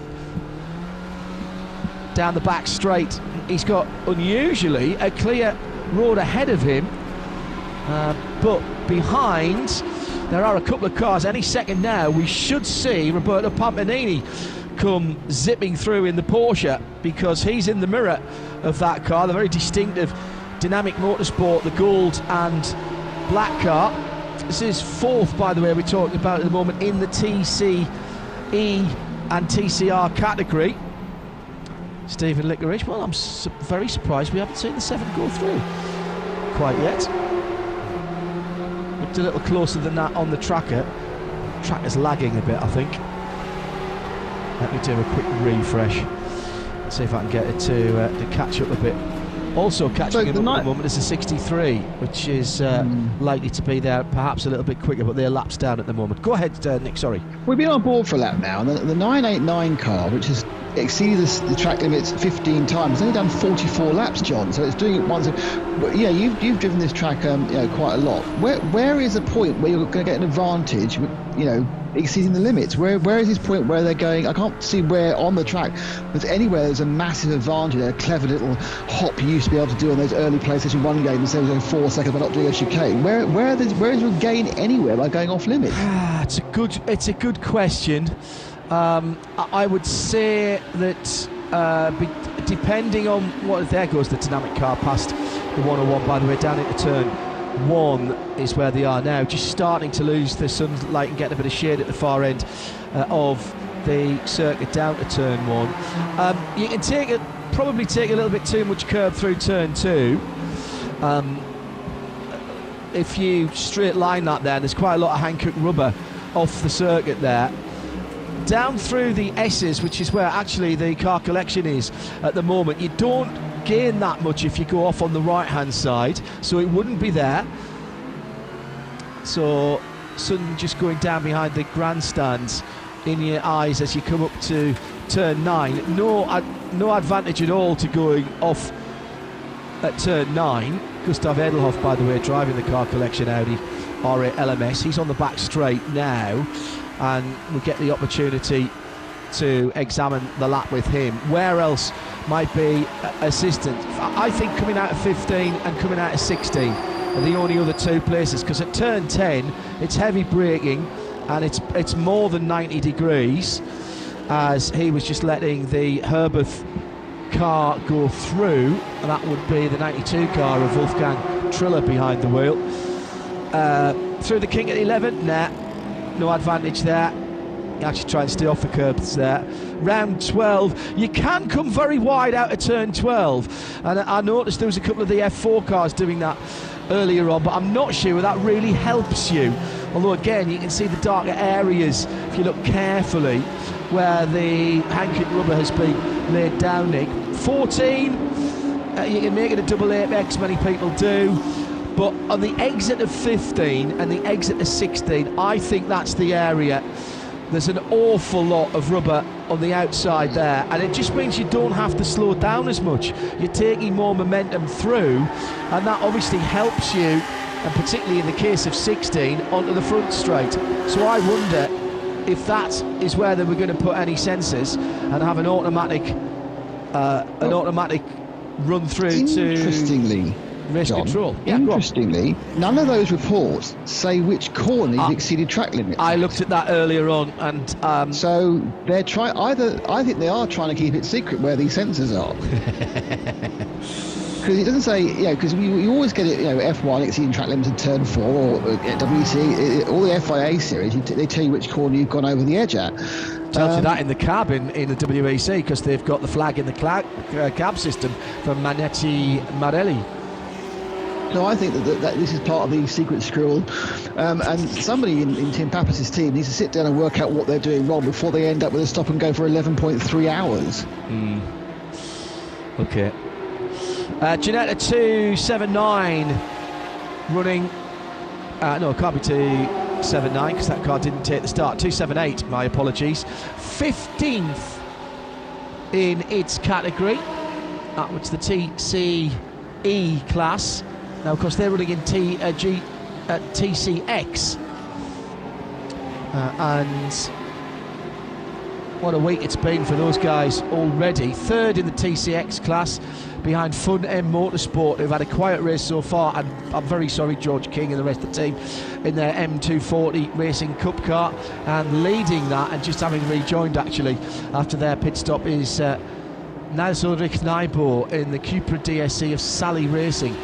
What I don't know, and I've had it sent a couple of texts but not heard anything back, is why that Cupra is actually in TCX rather than TCR. Yeah. 99 Audi going very, very wide. It might be stealthy in its colour scheme, but it went very right through 15 and 16.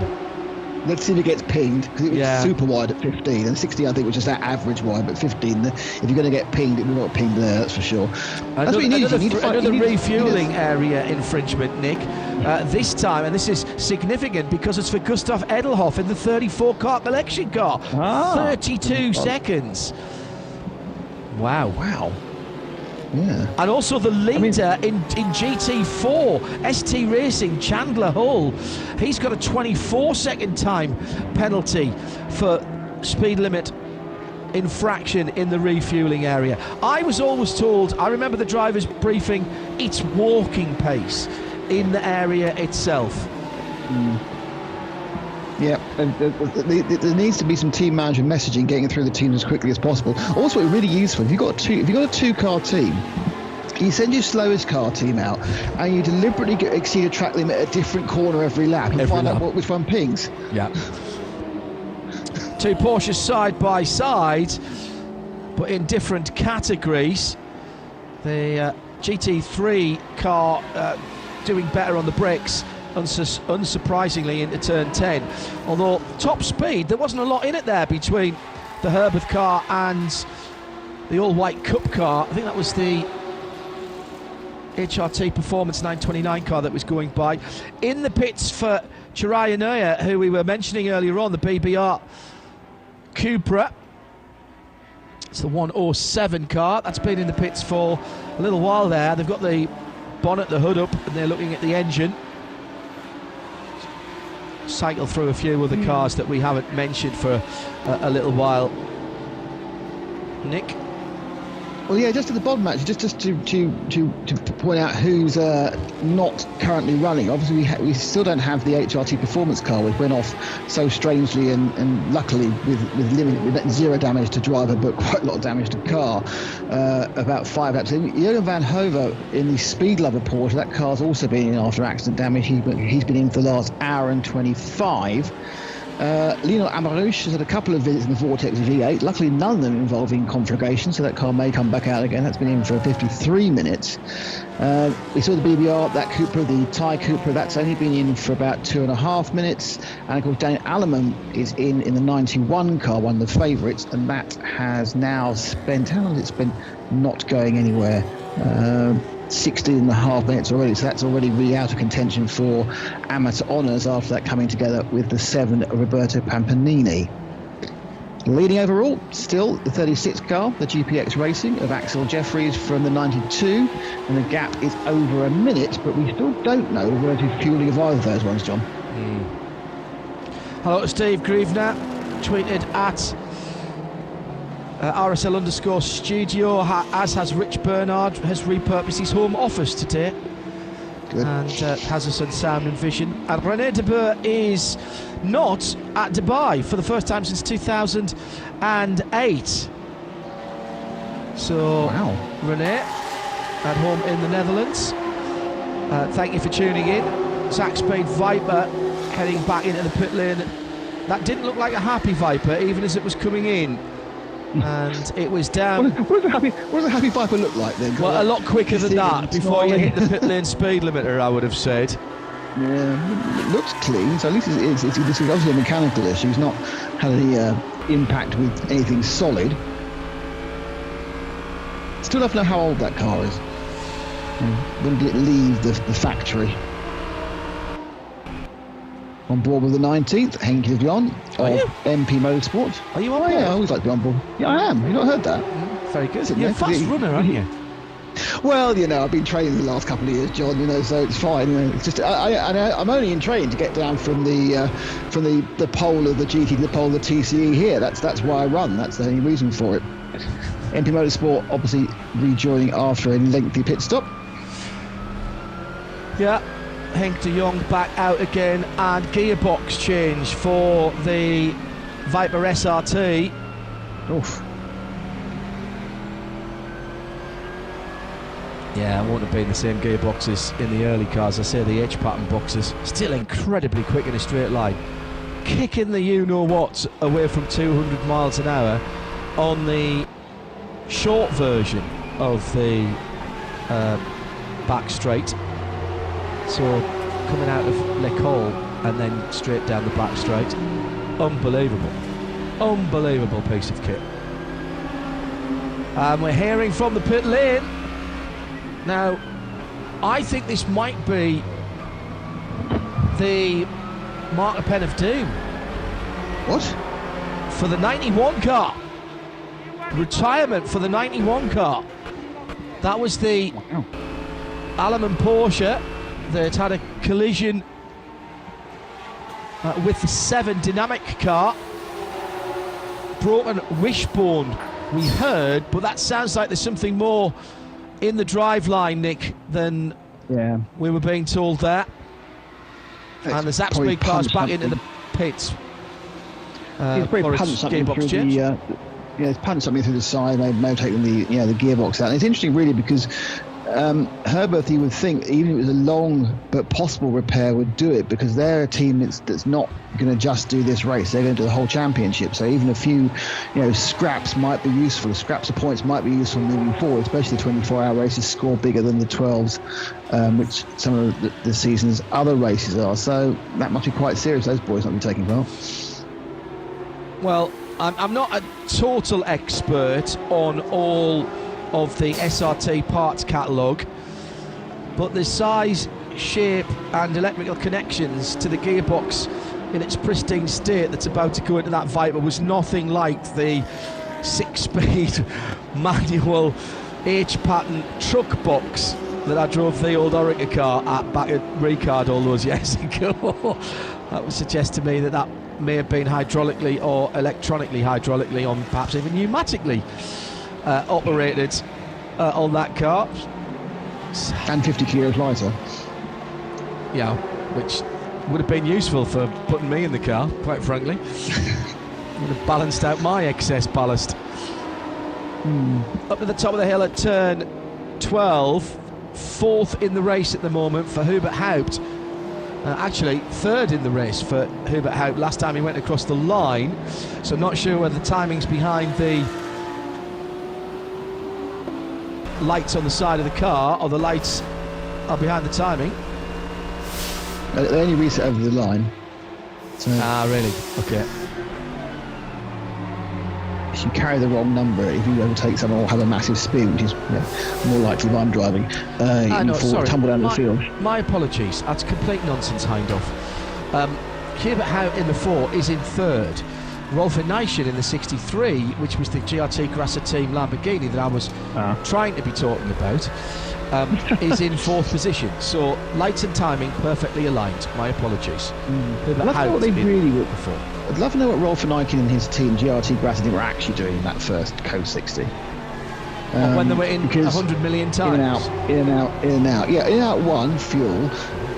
Yeah, they may want to change the tyres because we know there is a vulnerability on the rear tyres if they've got the setup wrong, or you get some debris on the Lamborghini. But you can do both those things in one go, and then why did you come in twice more? Yeah. It doesn't make any sense just running through the pits. You couldn't top it up anymore because it was really full. It is officially dark. It's officially dark. Lights on command has been given. So with 21 hours and 13 minutes to go, official sunset at 17:50, so that's still 3 minutes away, and we'll go to official sunrise at 07:06 tomorrow morning. That gives you 13 hours and 16 minutes of darkness. Always vies for our longest darkness race here Dubai with the Rolex Daytona 24. They were exactly the same last year. I think it was 13 hours 21 from memory, but somebody will work that out. The big lights are coming on now as well. I noticed the LEDs on the front of the car. We're a week later for this, of course, which is why it's just not quite as long, Nick, in terms of the darkness this year. Yeah, I mean, it always goes. They kind of gets earlier and earlier and earlier. And obviously, we'll get the second weekend will be too early, so it pings back a week, doesn't it? So we're kind of this never-ending sort of rotation around from like the race day being between about the 9th and the 14th of January. This is the 10th one we've covered, isn't it? So we're our own little kind of standard here, John. It's a 10 Dubai events, the Hankook 24 hours, and it's as always. The standout start to the season, and again, this race is just now. I'm going to tempt fate. Just now, beginning to hit a slight rhythm as the cars get a chance to run over 20 minutes, half an hour, and get hopefully through a whole tank full without an interruption of an on-track code 60. But then we'll start seeing, even though we won't be able to see it 'cause it's dark, then we'll start seeing the relative pace of the teams as they rotate their drivers as well. Because don't forget, even the pro teams have an AM driver. Yeah. So there's 2 hours of the AM driver they have to get through. So there's a huge amount of strategy to come, which hasn't been helped for the teams either by the very bitty nature of those first 2 hours and 50 minutes. Let's head down to the Viper SRT garage. This is the number 13 pit. Zach Speed. Emmanuel Laub is about to speak to Ian about their issues. Speed Viper is in the garage, and Manuel Laub joins me down here in pit lane. He does not have his race suit on. He's not getting in the car anytime soon. Manuel, we saw a new gearbox being prepared. What's happened? We have some strange noises in the car since the beginning, and we believe that it comes from the gearbox. Now we try to change, and hopefully we can continue. We have some issues since actually we have started the race, but now it's more and more clear that it comes from the gearbox. It hasn't been the best start to the race so far.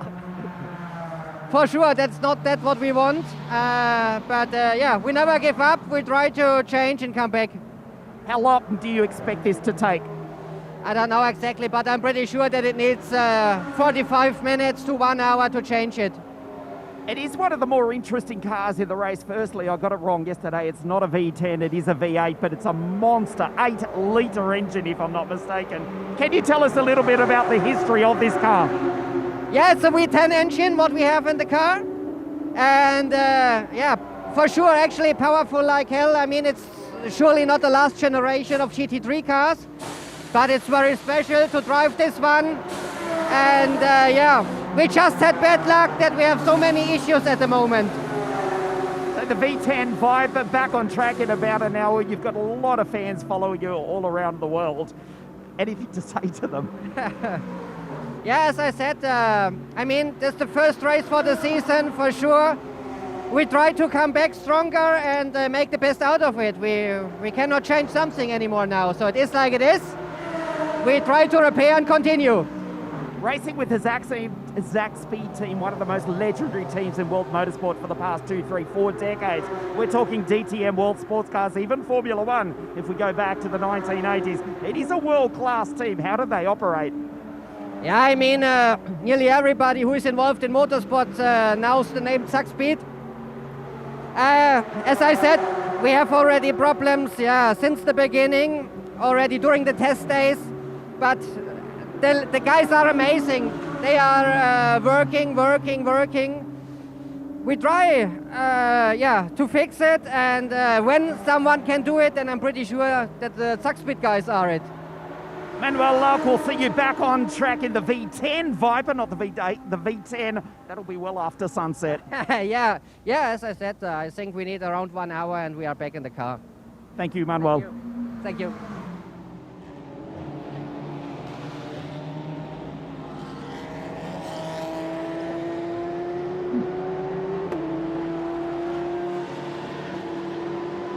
So bad luck dodging the Dodge. I mean, it's great to see these older GT3 cars. We've been lucky enough to see the Corvette GT1 here in a detuned form as well. You can't. No, John, I'm kind of interested to know whatever happened to classic GT3 race. There must be so many cars from previous generations knocking about. I know they can be Evo kitted upwards, but for example, the previous model shape of the Mercedes, when are we going to start seeing classic GT3? When does that hit the historic scene, do you think? I like your idea. I really do like your idea. I'm in. But there must, because GT3 is so unbelievably successful, there must be so many cars from 2.6 to 2.14 hanging around in garages somewhere, not being able to be raced anywhere. There's no reason why it shouldn't. They shouldn't race them, because GT3 is a BOP category, so it shouldn't really matter, should it? You should still be able to wring a time out of a car.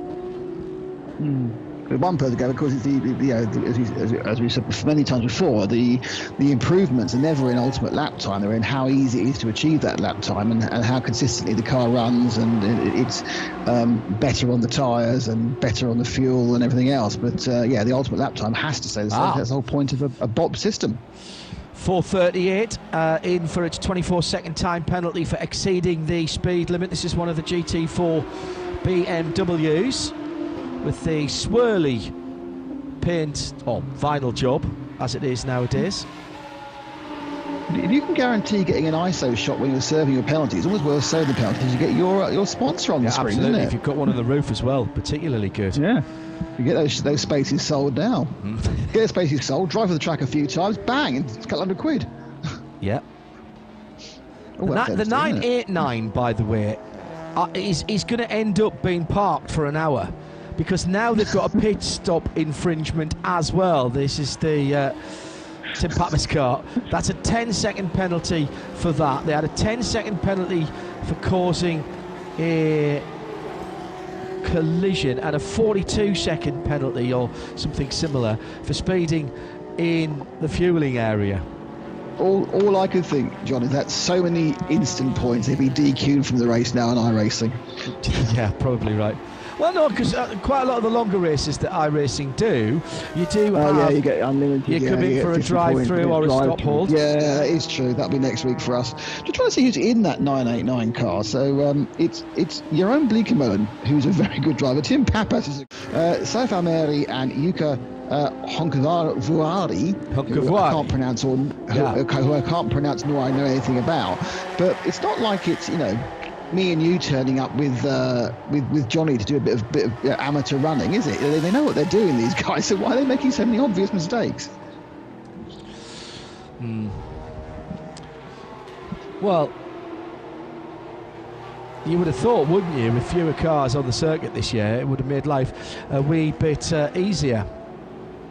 There's nothing worse, in fairness, there's nothing worse. We're talking here about a 911 Cup car, which is on its own on a track a very quick car, but we're talking about it's about right in the middle of the lap times.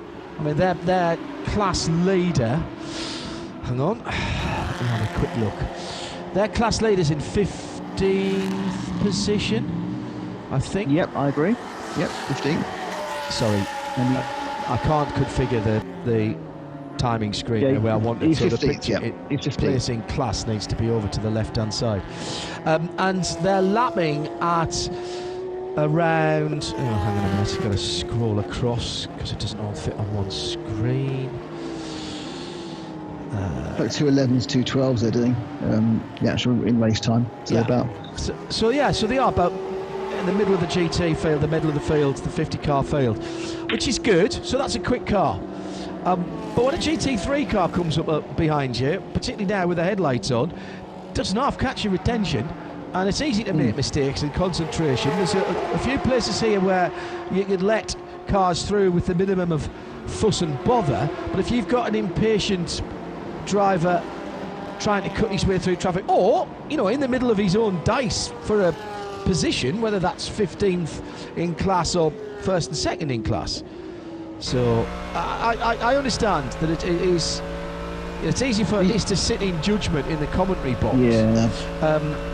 is a game of very small margins. The difference between, for example, exceeding track limits and not exceeding track limits, well, at the very edge of it, it is literally millimetres, isn't it? Particularly as we think they've got some electronic sensors there. Yeah, I mean, the other thing about the Porsche Cup cars is they make their speed in a very different way from the GT3s and the other cars. They are very, very quick in the straight line and not so good, well, relatively, round the corners. Now, obviously, the easiest way to let a faster car pass is just to breathe on the throttle down the straight and let the straight pass you. But that's the last thing you want to do at a 991 Cup car, mainly because they're not that much quicker than you, which means they're going to then start kind of nag you going around the twisty bits, which is more of a problem. So I think that's the other issue about running with the Cup cars, because you're chasing off in the straight. Hang on, I'm not gaining on them in the GT3, and then they're blocking you, well, not blocking you, they're just holding you up all around the corners, and I can see how that kerfuffle would happen, because the easier way to let anyone pass is just to drop a few tenths on the straight, and everyone gets past. They're happy. You get your braking zone back where you want it. They're not trying to cut across you either, but not always possible. And then of course you have this glorious clumping as well, John. Yes, excellent. Hello to Mark Benson. Thanks for a reminder. Listen to saw Rich Bernard's tweet earlier on. Second off a screen, now repurposed. Excellent. Jesse Young says, I'm really enjoying these epic GT3 battles. Makes me sadder that we won't be watching the Bathurst 12 hours again this year. I share your pain, Jesse. Daniil, Dr. Daniil, hello. At RSL_studio. Looking at the timing tower on the TV screen. That was a touch.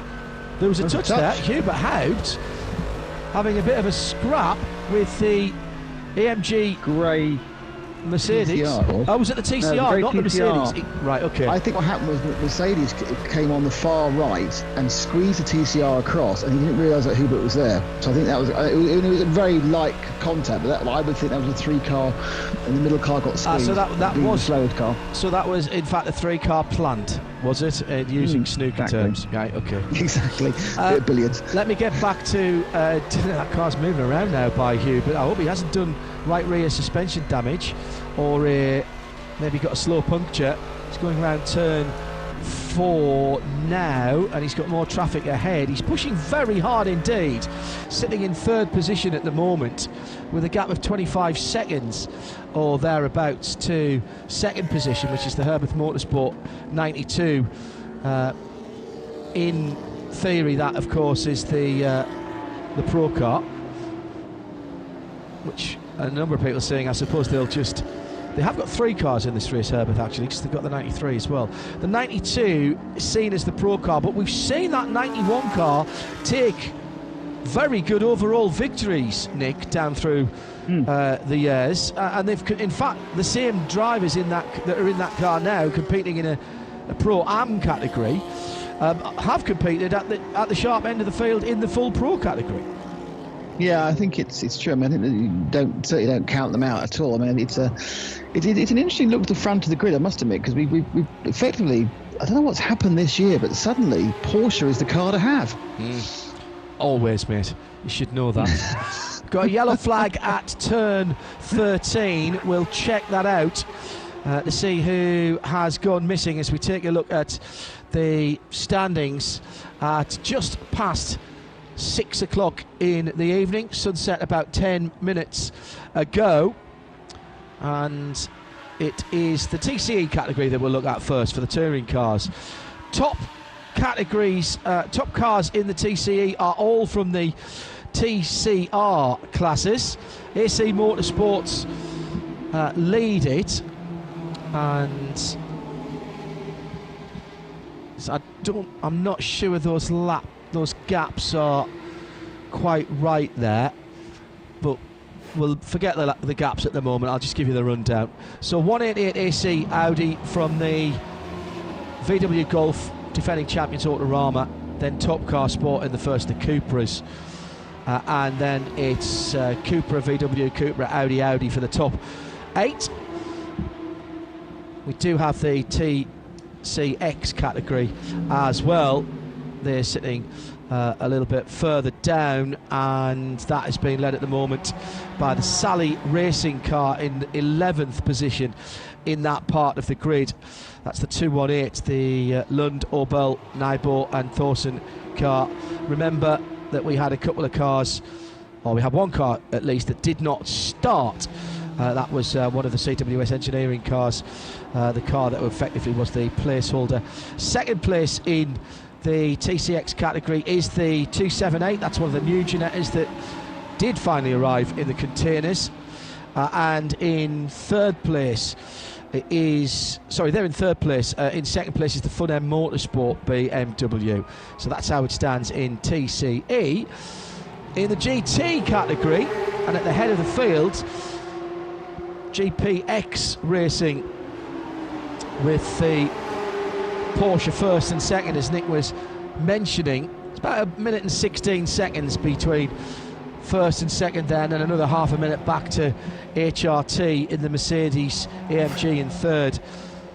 Third manufacturer in the top four, GRT Grasser in fourth, then Audi in fifth. So 4 manufacturers in the top 5, and then it's WRT then in 5th position. Dynamic in that number 7 Porsche in 6th. CP up to 7th position, and they must be leading the AM category. Yes, they are, ahead of Inception in 8th position in 2nd in the McLaren, and that was another car that was delayed in transit, not the same car that we were racing last week in the double 6 at Bahrain. Going through the other class leaders, down to 14th position for Duo Racing in the 991 class, the 909.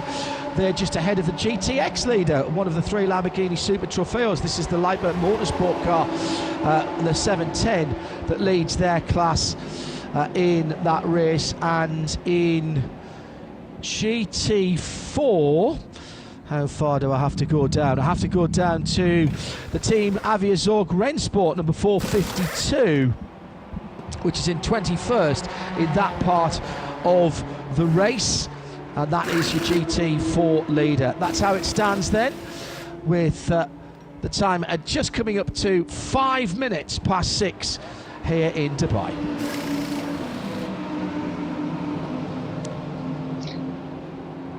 So sure. Sorry, go ahead, Nick. Yeah, I've heard, listening to your runner give me a chance to check my Twitter, and as always, our Twitterati and our fantastic collective have come up with with a couple of really salient points from our conversation. Sean Romig tells me that Viper, it left the Riley factory in 2014 as the second GT3R shuttle they built. It has the 8.4 litre production engine backed by an X-Track sequential gearbox, 2-time Dutch Supercar Challenge champion. Thank you, Sean. Excellent. And also, 2 people, and I've scrolled past because people are so interactive, cut out the actual incident between Alleman and Pampanini, and you were completely right, he turned into him. Even though it's absolutely his fault. So there we go. Yeah, okay. So was it left rear or right rear that he damaged? It was right rear. All right. Over the nose, coming round. It was a. Not wishing to keep mentioning, it was a typical iRacing accident, but in reality. I thought you were going to say something else there, which I might not have disagreed with you. But I'm going. Sorry, it was Michael Haffenden did it. Put up the shot, as did Josh Barrett. So thank you guys. Looks like a little off-track incident for the Zengo Cupra 133, the green, white and black car. Now, was that a puncture as well on that car? It's back on the track now. A couple of incidents at turn 1 that we've already seen today, and they continue with this clumping that we often get on the circuit, even though we've got 5.5 kilometres, 3.25 miles, 3.3 miles. Really not sure how that happens, but it tends to. I was going to mention the timing and scoring tower on the left-hand side of the screen for those of you who are watching doing our sound and vision. The 3 little bars are indeed the 3 sectors of the track, so that shows you where cars are around the circuit, and if they go purple then they've gone fastest. P is for pits, F is for fuel, and O is for outlap. Okay? And apologies that our enhanced timing it hasn't been available to you here. That's a decision from the official timers of the series, and outside of our control. A number of you tweeting asking for that. We haven't got a problem. That's a decision from the guys at timeservice.nl. So apologies for that not being available. Roberto Pampanini in that 7 car and coming in from 6th place in the race and GT Pro. He's actually stopped for a absolute stock green running fuel stop, John, the first one that we've seen for some time. Also just in the pits is our leader as well, Wolfgang Triller, so he's coming in for a stand stop too. So it's interesting, these are people who got half a tank of fuel over the Code 62 6 years ago, then one more just after we came onto the air, and they've now will be resetting the cars. We are now beginning to get a long enough run to work out what people actually are as the various fuel staggers unwind. But it's taken a while, hasn't it? We're really, 3 hours, 8 minutes in. My apologies. I misread the information that I'd been gotten. My fault entirely. The timing.radioshow.limited service, our enhanced timing, is back now. So thank you very much to Harold and timeservice.nl. Completely got the wrong end of that story, for which I apologise. I was trying to read too many things at once there, but that's my fault. So apologies. So Emma McCroy and everyone else, we are restored, thanks to the hard work of those at the track. 111 in the pit lane. What's he done wrong? See if I can find out. Exceeding speed limit in the refueling area, 22 seconds in the 111. There's a lot of people going, what their timing is in the fueling area? Oh no.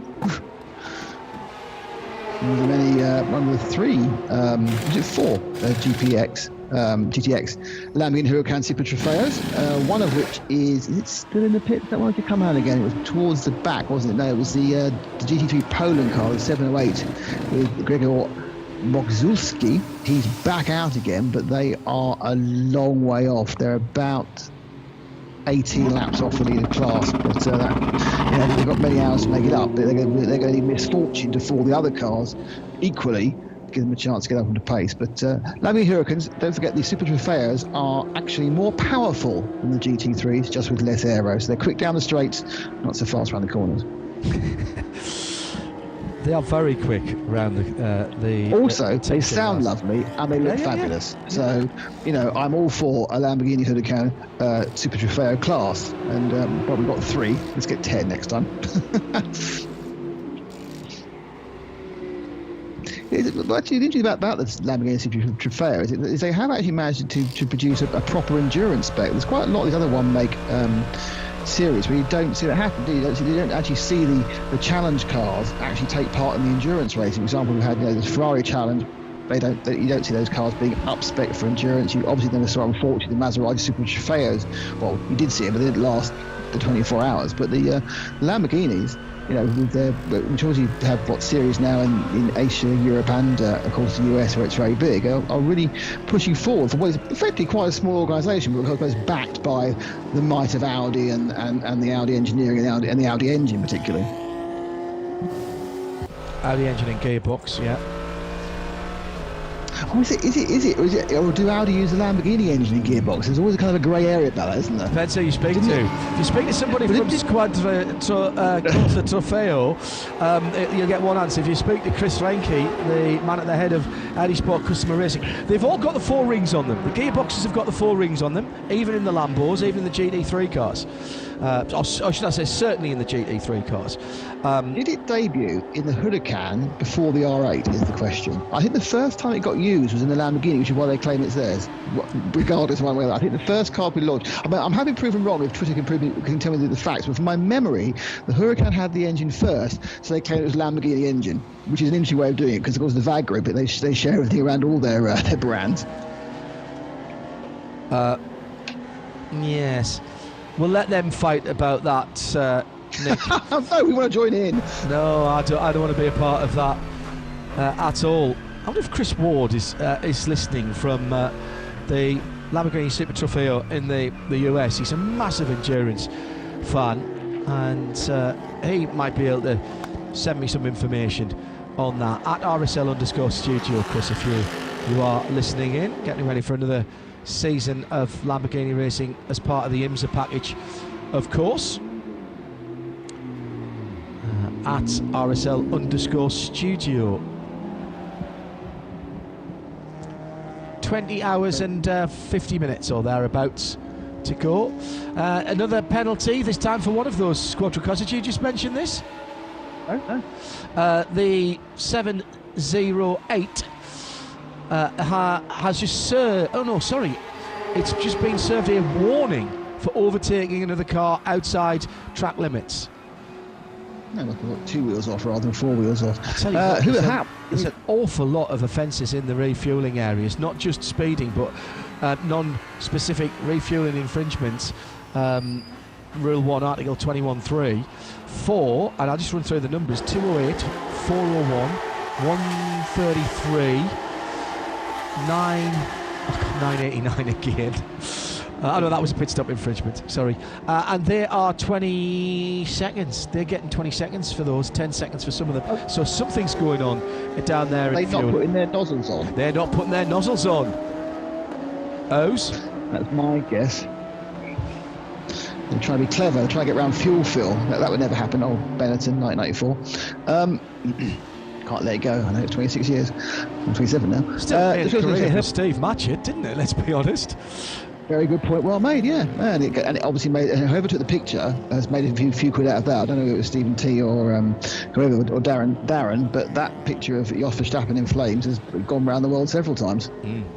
And back again. Yes. So saying Hubert Haupt now has taken the lead in the 4, the blue and yellow HRT Bilstein car, the Mercedes, but that's on again because he owes us a stop in comparison to Axel Jeffries and Wolfgang Triller. Rolf Nyken also has now moved to second because the GRT Grass team, despite having stopped 6 times, haven't actually stopped more recently on the most recent rotation. So Haupt leads by merit because we don't know how much further he can run. If he can run a long distance, then you start getting in a situation where, oh, hang on, actually he is really in the lead, but until we know where he's coming in, it's hard to work out the relative environments of both of them.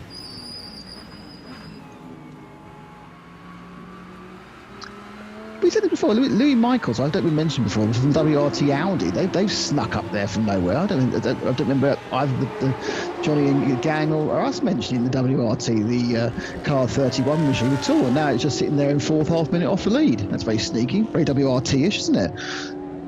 Yeah. I'm hearing that WRT might pop up with a LMP2 project in the next year or so. Couldn't possibly work out why they'd be doing that. No, it's really, really weird, isn't it? How all of a sudden all these drivers want to be seeing LMP2 cars, like it's some sort of moving shop window in somewhere. I can't think what for though. No, it doesn't, just beyond me why that would happen. Did you see the pictures of the Toyota TSO 50/GR 010, whatever it's called?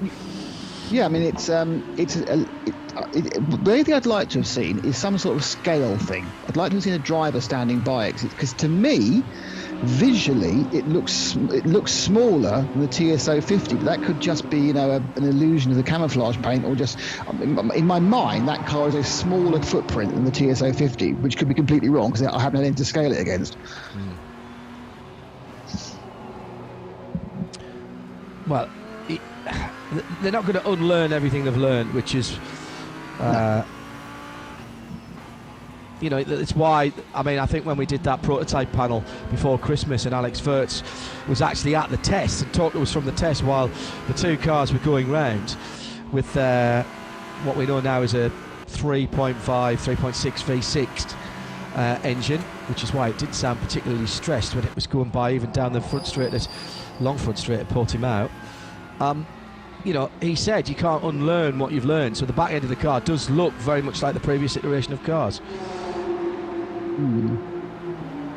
No, so they're saying they're looking about 10 to 12 seconds off. They think it'll make 330. I didn't realise they were so much heavier. They're 160 kilos or 170 kilos above what the TSO 50 was. So you can see why the cars are going to be less quick, but obviously by making them heavier, it means that it's easier to get the car to the minimum weight without using expensive exotic materials. And we're all about efficiency and bang for your buck racing miles an hour the regulations. So you've got to say that's a good idea. Apart from F1 needs to be lighter. Sorry, keep going. The problem with allowing cars to get heavier, all kinds of things going on out in the darkness on the far side of the circuit. Dangerous world. I'm keeping an eye, don't worry. The problem with making things heavier, particularly cars that do 200 miles an hour plus, is you've got an awful lot of energy in that car if something goes wrong with it, if it gets clipped, if you have a tyre failure, or whatever. And unfortunately, tracks, even as we've seen recently, Formula One tracks, the runoff areas, the barriers, they're not suitable for stopping a Formula One car. Never mind a 1,400 kilo sports car that's doing 200 miles an hour. And I worry about that. We should be engineering lightness into cars, not engineering heaviness into cars. I mean, it's one of the issues we've got with electric power, doesn't it? That I've been inquiring, and sit down everybody before I say this. I think my next car will be a full EV, and that'll probably be the last car I buy, and I'll be buying that within the next few months, possibly. Not saying that it will necessarily replace any of the internal combustion engine cars that I've got, or might have to get rid of one. But the problem that I have with all of them is they're all over 2 tons. And that's terribly inefficient. And when I've been looking and talking to people about range and such like, as much as I would love to have a Porsche Taycan or an Audi e-tron, they're all over 2 tons, so you're looking to get just over 200 miles out of the cars, even with the extended battery life on them, particularly when it's cold. Whereas a Hyundai Kona will do 300 miles because it's a much lighter car. Surely Gordon Murray ideals, Colin Chapman, engineer a bit of lightness in. Can we not be cleverer about this? If you've got to have a stonking great battery pack that's going to have to weigh a certain amount, then it needs to be carrying as little extra, pushing as little extra around as possible. Or am I just being naive and idealistic? No, I think you're absolutely right. I think the thing is, the first generation of electric cars has had to look like a car but be electric. Then you have to start thinking about how do you innovate the concept of what a car should look like, because it doesn't need to look like a car anymore. You know what I mean? Because you haven't got the issue where you have to have a radiator at the front, an engine, and so you can have them any shape you want them to be. You can build the batteries where they need to be. But yeah, and people need to be more intelligent about what they actually need in the car. The reason your Audi A6 weighs 1,800 kilos is because people require a certain amount of comfort and a certain amount of safety.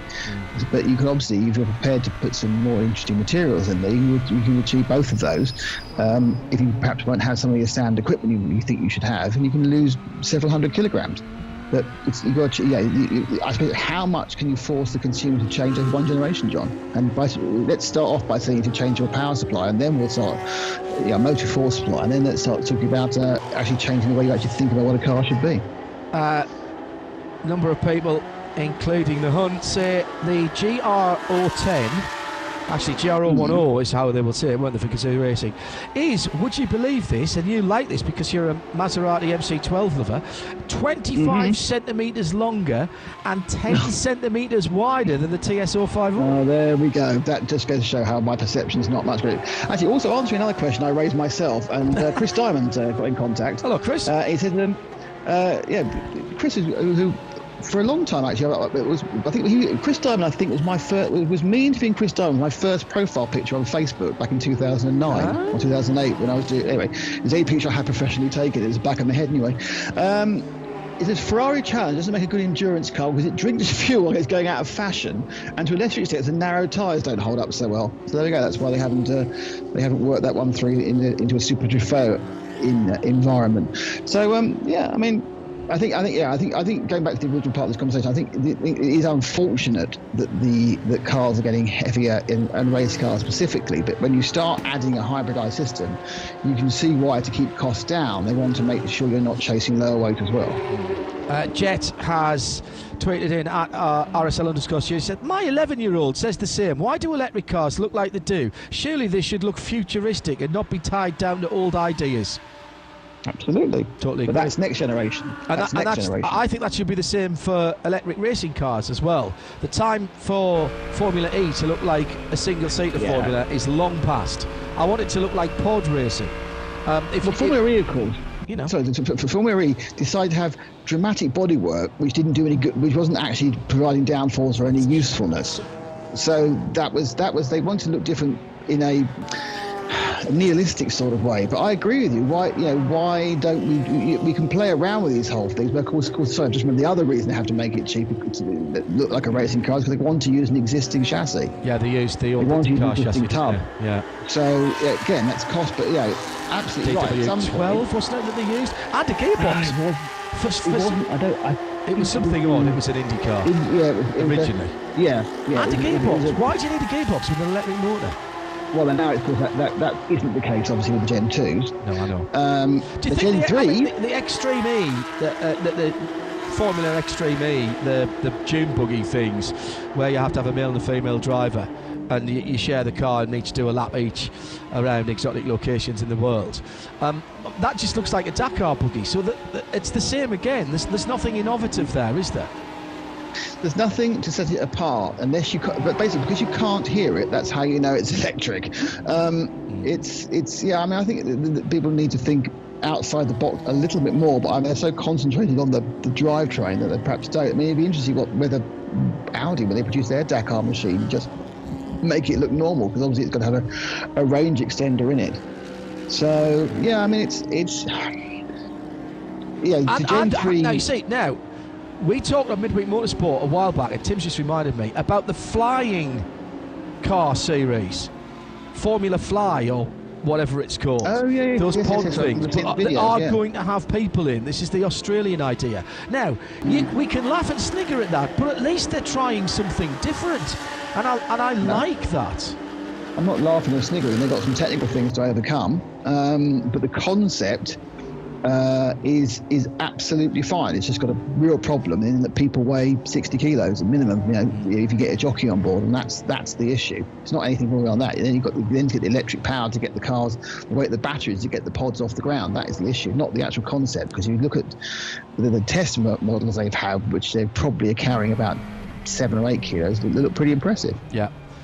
Chris Humphreys, one of the Orange Army. Chris, thanks for your service and all your colleagues in the UK, Europe, around the world. Got some very good marshals here out in the UAE as well, who don't just marshal the local stuff and supply it all around the world. Says, I was on track clearing up a couple of years ago when an LMP2 car went off at Stored Silverstone, right? So we're talking about an F1 circuit.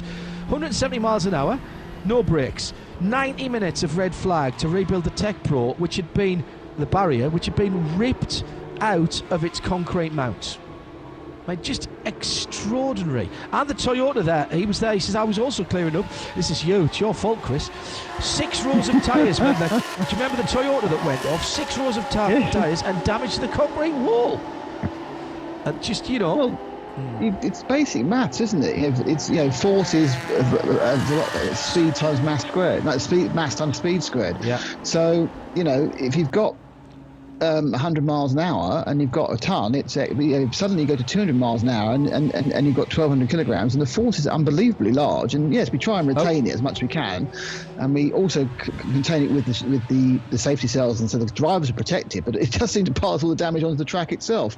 Rodrigo Gion is in the penalty box in the tangerine and white Johnny Palmer Blackpool FC. Absolutely. Aston Martin. That was a 20-second time penalty for a refuelling infringement. That's now been served. Also, a pit stop infringement for the 107 has just been issued. That's the latest one. all the TCR, the fastest TCR cars are quicker than the GT4s in these particular specs around this track, which is interesting because it's quite closely matched. But certainly on a lot of tracks, the GT4 is a little bit quicker, like the Nürburgring, for example. But here, we've got the TCRs past the GT4s now. And leading TCR, which we should really just give you a bit, is Stefan Parent in the 188 AC Motorsport. Great to see. And then you've got Ronnie Yost, the 131 Top Car Sport Cooper TCR is second, and the gap, unfortunately, is over a lap, so I can't say you in time, but it's a lap approximately, which is what 1 minute. Sorry, who are you talking about? 50. First and second in TCR. First and second in TCR. Where do we think they are? 188, 19th and 23rd. Right, yeah, he's in 19th position, and he has got 43 seconds back to the Porsche that's behind him, and another. Let me go back to take another 12 seconds there. That's TCR, isn't it? I think that's just over 2 minutes. So it's just over a lap. Just over a lap, yeah. Yeah. Because they're both. So the Pro Sport car, which it is this little GT4 Aston, because I think it was its competition debut we saw at Imola a couple of years ago. Yes, I think so. It was all white. Yes. And it's been sort of ever present ever since. I mean, it often, and to their credit, certainly last year when the fields were a bit thinner, they weren't really fighting against any direct opposition. But Nico Verdonk and his team have been excellent supporters of the series, and the cars gradually changed colour and gained more logos as time's gone on. So you're doing something right. It's all weight. It's all extra weight, I tell you. You can tell it's got dark, isn't it? We've gone off at a tangent already. There's still over 20 and a half hours to go. Nick Damon and John Hindhaugh, RS1, for your audio, sound and vision at radio-show.co.uk. Good to have your company. The enhanced timing, back up and running at timing.radioshow.limited. And again, thanks to Harold and the team at timeservice.nl for giving us the information required to bring that added value service to the pit lanes and the spectators. Huge audience early on in the race. I accept that some of you will be drifting away and coming back, and we'll keep doing our hourly updates at the top of each clock hour. Into the pit lane, the second placed car.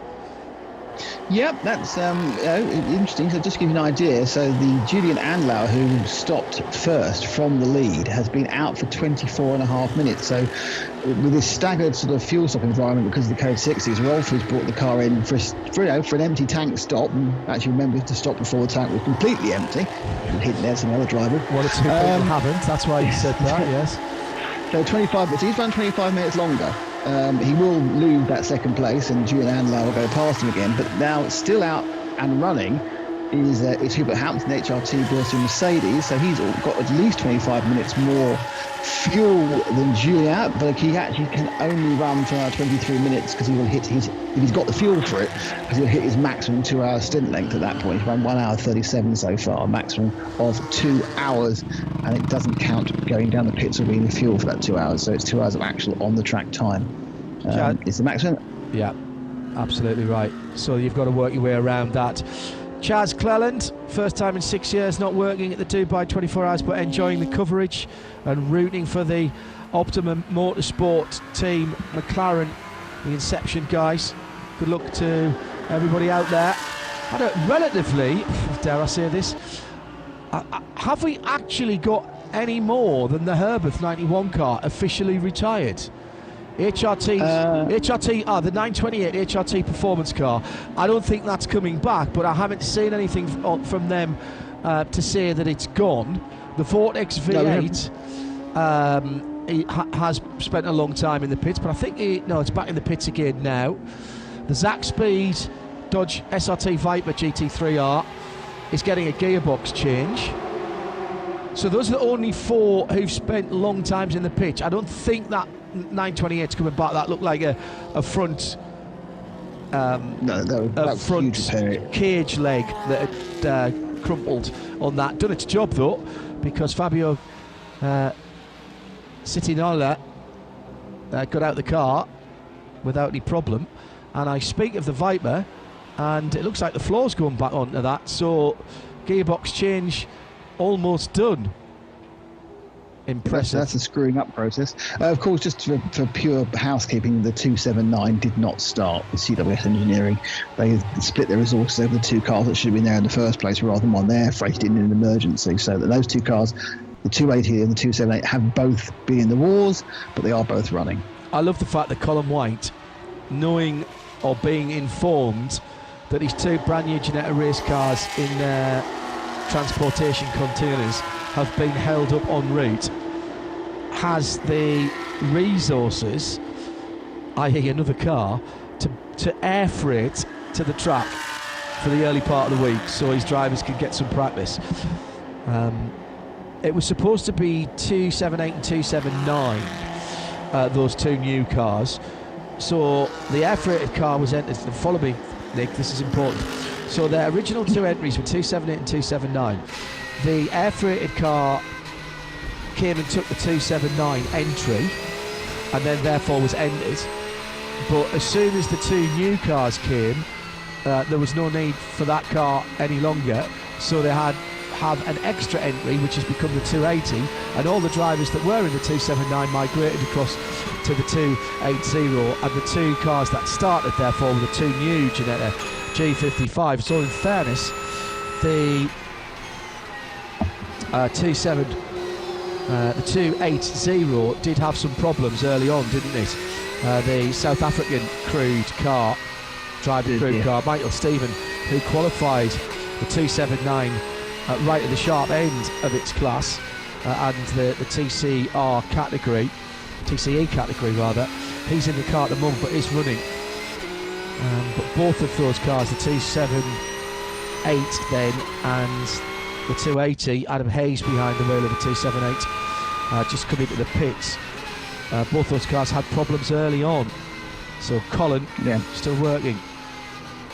Yeah, the 280 did a diff, and the 278 had a power steering issue, but given the fact they were new cars and hadn't had any chance to shake down, exactly. These are the sort of things which would have turned up and annoyed them on Thursday normally, or Wednesday, for the promoter test. So that is the disadvantage of getting a new car delivered. Yes, you've got to take the risk, but there is a chance that things are just not quite all bedded down properly when it was put together. And that's why you have shakedown tests if you can. The other car that was delayed, of course, was the inception by Optimum McLaren 720S GT3. Not the same car they raced down at Bahrain last weekend. So a quick flick through the timing screen. Well, the Simpson Motorsport Audi got here on time, and that's a UK flagged car. Not sure where that was coming from, though.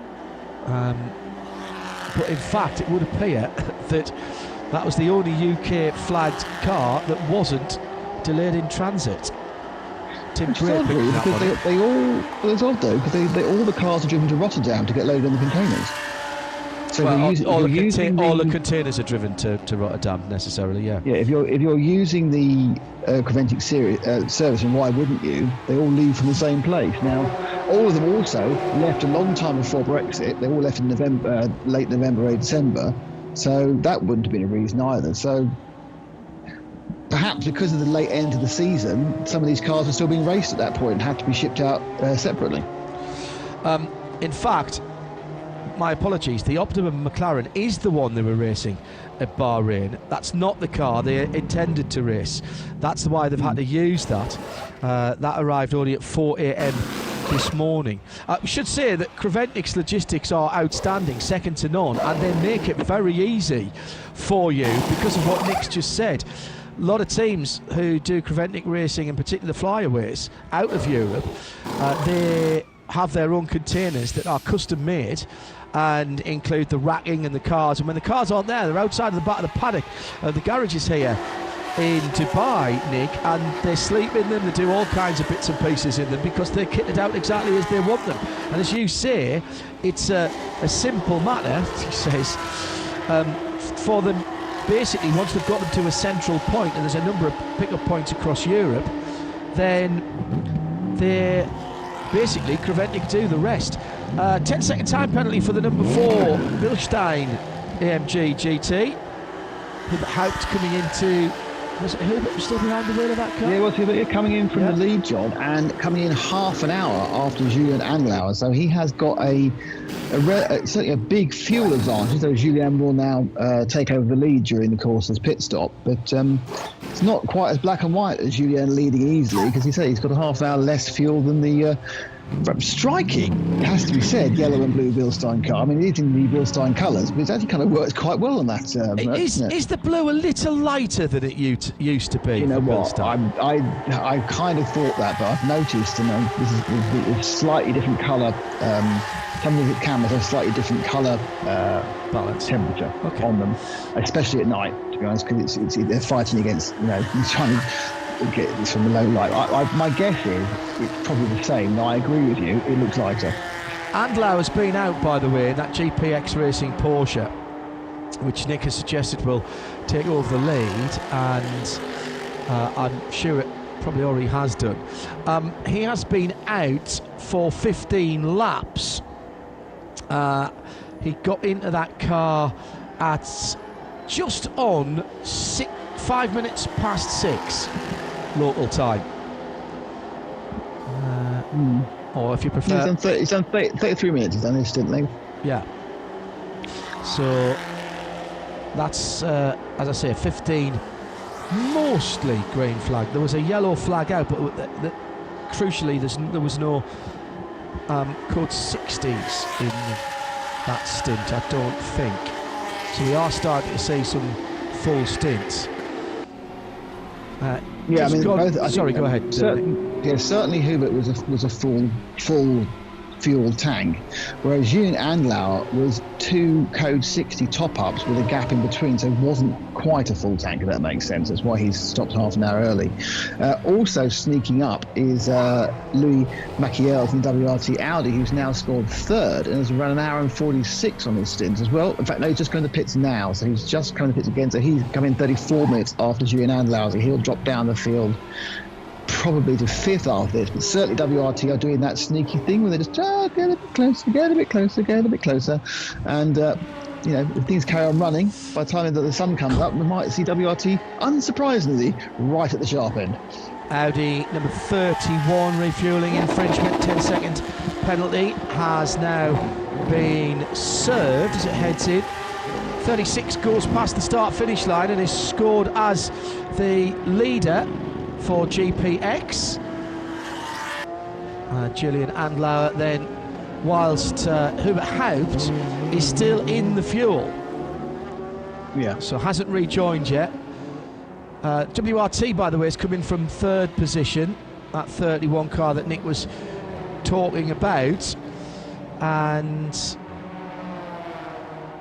we'll see if they change. Wolfgang Triller in the Herbert Motorsport number 92 is next in 4th place. He's only been out there for 13-14 laps, so he's got a ways to go yet.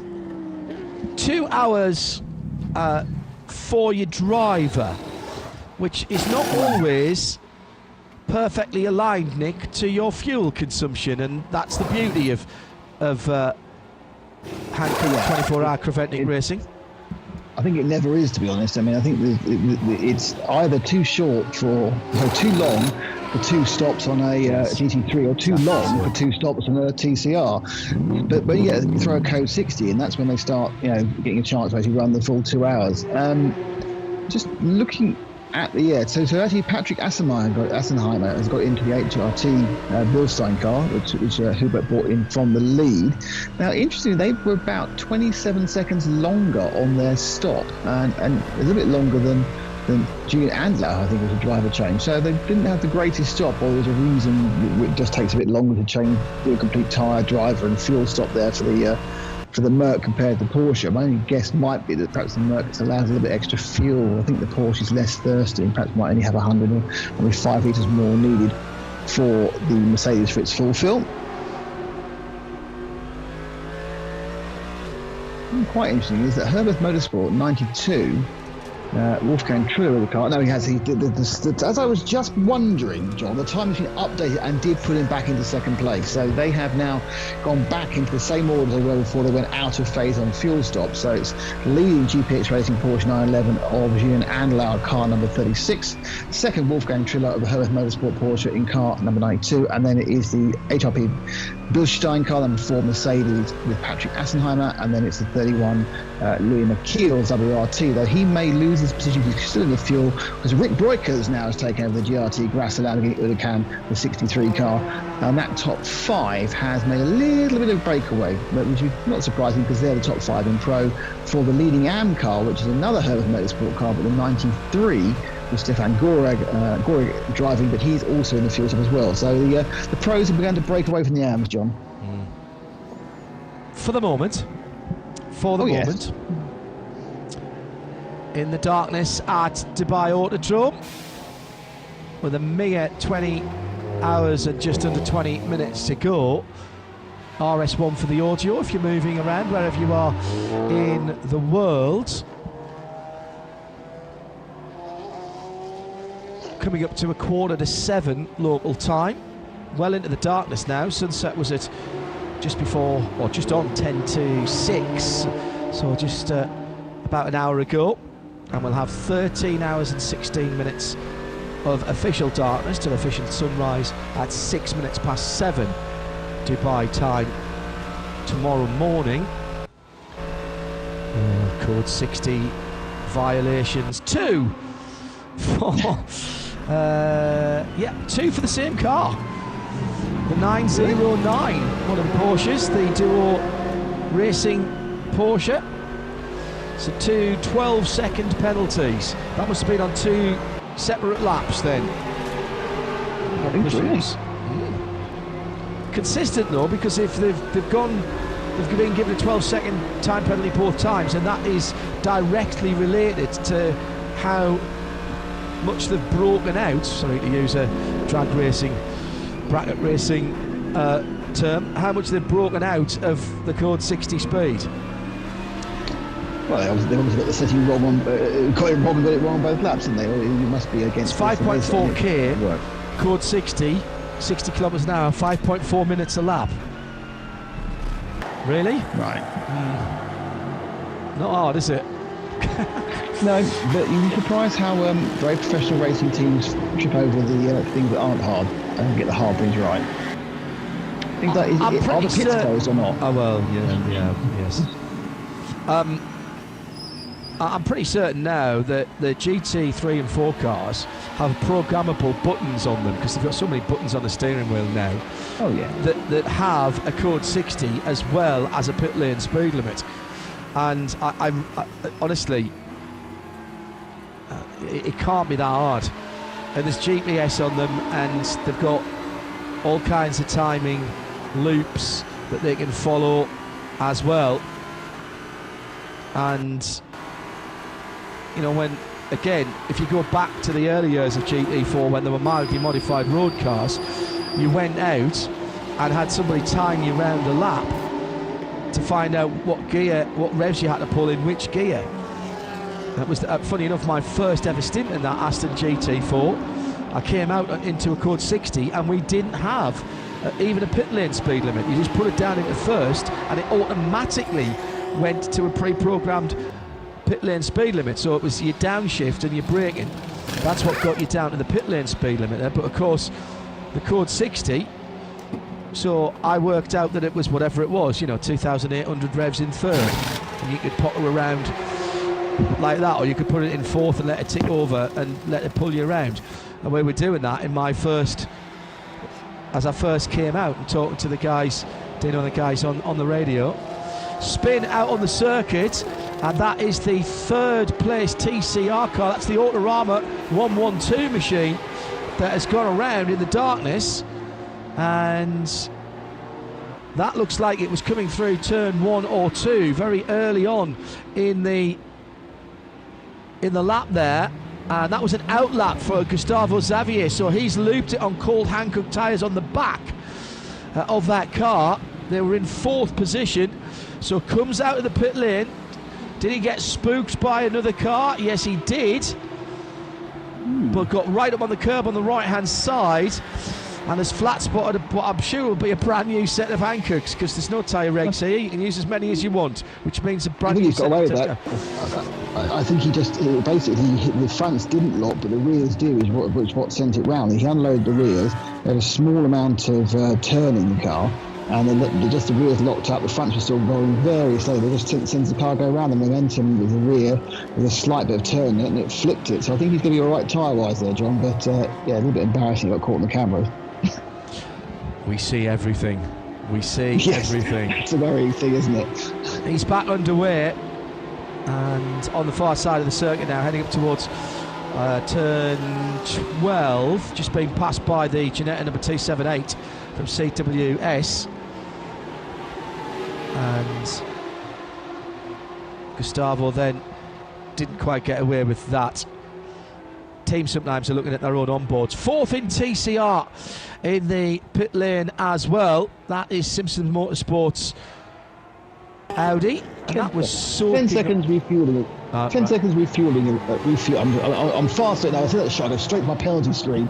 Refueling infringement, not putting the nozzle thinner on or whatever. Yeah. Not putting the nozzle back. Not paying. Yeah. I'm sorry, your card's been declined. That's a 24-second penalty. AC Motorsport in the pit lane. The 188 Audi. This is the black and purple car. Full service there. Car was running pretty well earlier on. And in fact has come into the pit lane in the lead of the class. So still doing very nicely. Inside the top 20 when Stefan Perrin brought that car in 19th position. And you've got to say, Nick, when you've got that many GT cars, GT3 and GT4 cars, and Cup cars, 19th position is actually pretty good. Oh, big hit out on the circuit. No, McLaren's gone round. That's the option of McLaren.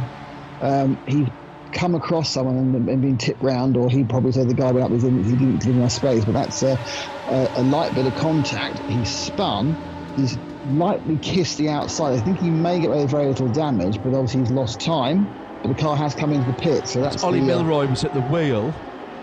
I think that might have right rear suspension damage. Or at least bodyworks. It was steaming, it was smoky oil, wasn't it? I think, yeah. He came across too quick. It looked from the clip he came across too quickly and hadn't quite cleared the car. He may have misjudged about breaking the lap the car was going to do. But that car was third in its class. GT3 AM, ninth position overall. Ollie, very experienced driver.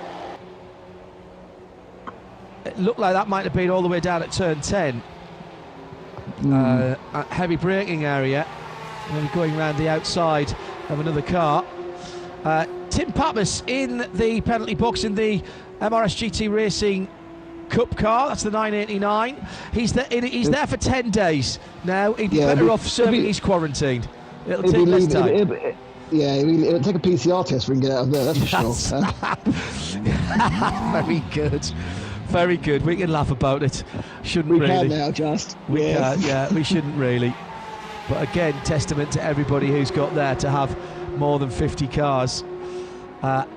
He had, by my reckoning, he had over a minute to serve. Well over a minute to serve. It's a long time, isn't it? The brakes are absolutely steaming on that car as well. I get the feeling that Fabian, our director, went there thinking he'd get a nice shot of the car coming in and going out of the shot, and they went, oh, he's still here. It's the place to be, because now 34 car collection now he's in there. Refuelling instrument, 10-second penalty. 7, 8, 9, 10. Oh, it might have been more than that, because he's been in more than 10 seconds now. Got 2. Has he got 2? I can find 1. No, 32-second penalty for exceeding the speed limit in the refuelling area. That was earlier on. That was at half 5. You don't have to take it. No. The next stop. I think it's within 2 hours, isn't it? And you can take. I mean, Tim Pappas, let's say for the sake of argument, he had 1 minute and 10 seconds. It was something like that. He could have taken 30 seconds of that and then gone. He doesn't have to take it all in one go, does he? No, as long as you do take it all in 2 hours, I believe. And again, you might decide to take some of it. I would suspect that some of these guys will be taking them because they're getting close to the 2 hours. And that was only 5:30. Well, oh yeah, okay. So yeah, and it's coming to 7 o'clock. So yeah. The reason for not taking it is actually you want to take it under code 60. Correct. Because even though it doubles the amount of time. Yeah. But as you calculate, a code 60 lap was, did you say 5:40 a code 60 lap was? But a race lap is 2 minutes, so as you can see, it is actually beneficial to take it through a code 60. Of course, you have to, if you don't take it within the 2 hours, you get another penalty. So then you get the point where you can't leave it any longer and you have to burn the penalty off. 5 minutes 24, by the way, is a code 60 lap. There you go. You think it, therefore it's 5:24, so yeah, that's a lot more than 2 minutes. It's 4 minutes, isn't it? So it is beneficial. A bit odd in gaming the penalty boxes, but you know that's all part of motor racing and certainly all part of endurance racing. Well, you've got to work the strategy. You've got to see where the gaps are in the lines. You know, we always talk about how bizarre it is when motor racing drivers say, if I don't go for a gap, I'm not a motor racing driver, I'm not a racer anymore. Well, yeah, that's fine, so long as you can actually get through the gap and you're not trying to do it with a snowplow and you end up in the wall, or somebody else ends up in the wall.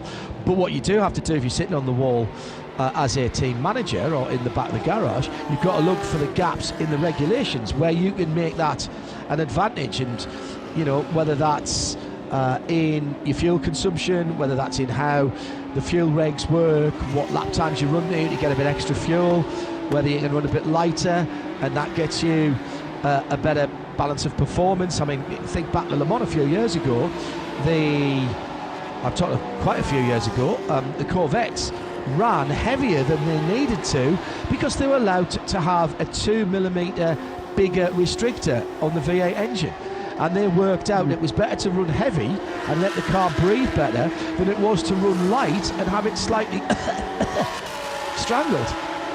That always sounds better to me. I'd rather put on weight and not be strangled. No, I mean, I think this is the difference between and this is sometimes which causes consternation to both viewers and to some drivers. It's a very different concept to a 20-minute sprint race. You know, you do have to judge what gaps the gaps go for. And we've seen people get it wrong here, or not have the spatial awareness to know what's around you, and suddenly you're facing the wrong direction. You've no idea why. It's obviously it's difficult. I think it's rare. It's very rare that a team gets it right initially. There's a huge amount of learning that needs to be done with endurance racing, be it sports car endurance racing, be it GT3 endurance racing, be it even even a 4K 500 miler. It's a completely different mindset, and some things are counterintuitive because going slower means you end up going faster because you're not putting yourself into danger, which is the key point. Because you have to start from the concept. In a 20-minute sprint race, John, you start from the concept of winning. In an endurance race, you start from the concept of finishing and then try and improve that. That's a very good analogy. That's a very good description, should I say. They're costing themselves time down at the Blanchimont Porsche pitch. That's just the 978 Porsche Cup car. Couldn't get the driver shoulder straps over the hands device. Use a bit of revs. Gets away. Hello to Simon Tibbett. Pleased that you're enjoying the coverage. He says massive congratulations to all the teams and the 24-hour series for getting this race on. Hoping to see the classic full field and get there myself in 2022. Simon, thanks for tuning in. Here to that. Dubai at this time of the year is a lovely place to be, there's no doubt about it. Mid-20s during the daytime, dropping down to mid to late teens on the evening time. It is very, very nice. It's the Dubai Shopping Festival, which is still going on at this stage, so all kinds of discounts and stuff going on in normal times, so although I think it is still going on. And of course, this time next year, the postponed Dubai 2020 World Expo will be starting in October and running through till the end of February. So if you're planning ahead now for the Hankook Dubai 24 Hours in 2022, I can't believe I'm saying that, then there is plenty. There was a racetrack that always used to say this: there's lots to see and do, even more to see and do. I'm told that the Expo will be absolutely staggering. The extra year that Dubai have had to put this on has been used wisely, and they've gone from simply oh wow to, well, I've got nothing to say about that because it's just mind-bogglingly brilliant. So It's quite interesting the fact that the Expo should be now, because I remember we were actually out of Dubai, I think, when it got announced. It was like 2013 or 2014. It just seemed like that was so far away. But yeah, it's amazing how motor racing and years go by. And we're do you remember how big a place. deal it was when they announced they'd won at that Expo? Yeah. Refueling infringement for the number 199. That's the Audi. You can have that on the roof, refueling infringement. Yeah. So you say you're saying it. 10 seconds penalty. One of the 909 exceeding speed limits that we were talking about, 12-second penalty, has been cancelled. So they've got 12 seconds back there, but they haven't come in yet. Obviously, there was been a bit of chat about that. So the AC Motorsport Audi, yes, indeed. AC Motorsport Audi comes to its halt to get its service. That's also something you need in an endurance team. You need a good team manager who can argue your case in a way in which you can get things reduced or changed. Looks like a penalty. Looks like a penalty coming for the McLaren 72 team. Team manager. That'll be causing a collision, that'll be. Yeah. Being asked to report the race control. And what I don't know is if... Are they still in? I can't see, sorry. They are... No, they're out of the pit. Ollie Milroy took the car back out. I think in the end they just had to pull bodywork away from the wheel. It was a wheel rubbing rather than a suspension breakage. We've been seeing quite a few issues for the Porsche Cup cars. Ian is down at that area of the pit at the number 978 pit. What's going on down there, Ian? Peter Ooms has just got out of the 978 Speed Lover Porsche as the 199 Audi is about to exit pit lane. That's just a few metres behind us. Peter, a good run in that session, but gee, it's hard work out here tonight. Can you repeat that question, please? I didn't understand. A good run in that session, but it's very hard work here tonight. It is, especially in the dark. It's also my first ever race in a 24-hour series of Creventic. So for me, everything is new. But I thought it went pretty good, so I'm very happy. What were the conditions like out there? It is a big step up from the Bell Car series back in Belgium. Yeah, the level, you cannot compare the level. The level here is so much higher with all the professional pilots. It's a different ball game. It's you cannot compare. I couldn't quite see, but it looked as though that was Olivier that got back into the car. Yes, Olivier is now in the car. He's our third pilot. We had some troubles with the engine, so we're only now the third pilot in the car. We just saw you take off the Speedway helmet. You've got the Alpine Stars suit on. You're sweating. It's hot. What are the conditions like racing in one of the biggest endurance races in the world? Yeah, like I said, it's really tough. I think I need to go to the gym a little bit more to keep up the pace. Thank you very much, Peter. Best of luck for the rest of the race. Dank u wel. You're welcome. Thank you. Thank you. Thank you. Well, what a place to go and do your first 24-hour series Hankook Creventic event. I'm somewhat envious. I'll tell him one way to help out is to use Valero temperature controlling underwear, the race underwear. It made a huge difference to me the first time I wore it, from balaclava all the way down to everything but socks, in fact. But absolutely huge difference in terms of how you feel behind the wheel of a car in hot weather, particularly when the cars don't have aircon. And like me, I can't drink when I've got a helmet on. It just doesn't feel right. So I couldn't rehydrate. Is that because you can't get the martini glass to your mouth? Exactly right. There's nowhere, it won't fit in the cup holder. No, absolutely not. No, all joking apart, I can't use a drinks tube and a camel pack or anything like that. It just doesn't feel right to me. I'm too busy concentrating on driving to remember to suck, not blow, or, try and play the national anthem or something. That's what would end up happening. It'd be up my nose, it'd be in my face, it'd be everywhere. Oh no, it'd be terrible.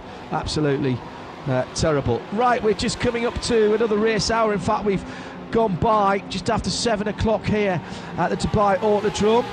Let's give you a rundown of what's going on at the sharp end of the field. GPX Racing, Julian Andlauer in the Porsche, number 36, has completed 104 laps and leads the motor race by just over 2 minutes. Actually 2 minutes and 31 seconds. Back to Herbert and Wolfgang Triller in the best of the Herbert cars, the 92 car. Remember, the 91 has been retired after contact between Daniel Allemann and the dynamic Porsche. Daniel got a penalty for it, he never served it.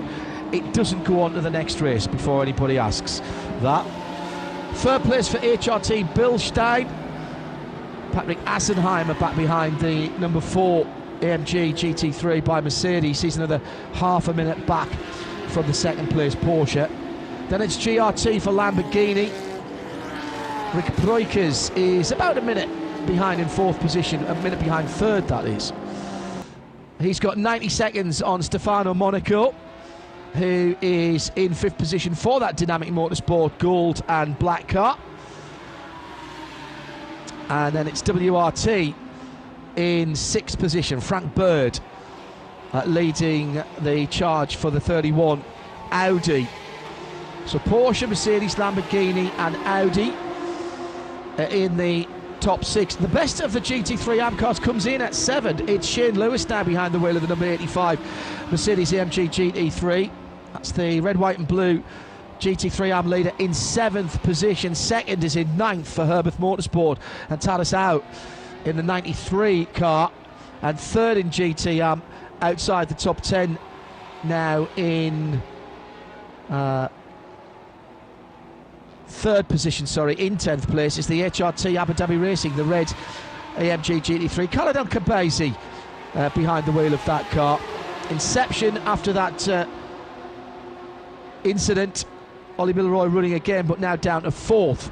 In the classes, in the GTs, it is Duo Racing, the number 991, that leads the Porsche Cup class. Andrea Mukovos in 15th position. Leipert's Gerhard Watzinger, IMSA racer in prototypes among other things, is leading in the Lamborghini Huracan Super Trofeo for Leipert. They lead the GTX class 16th in the standings. And in GT4, ST Racing has Samantha Tan behind the wheel of the number 438.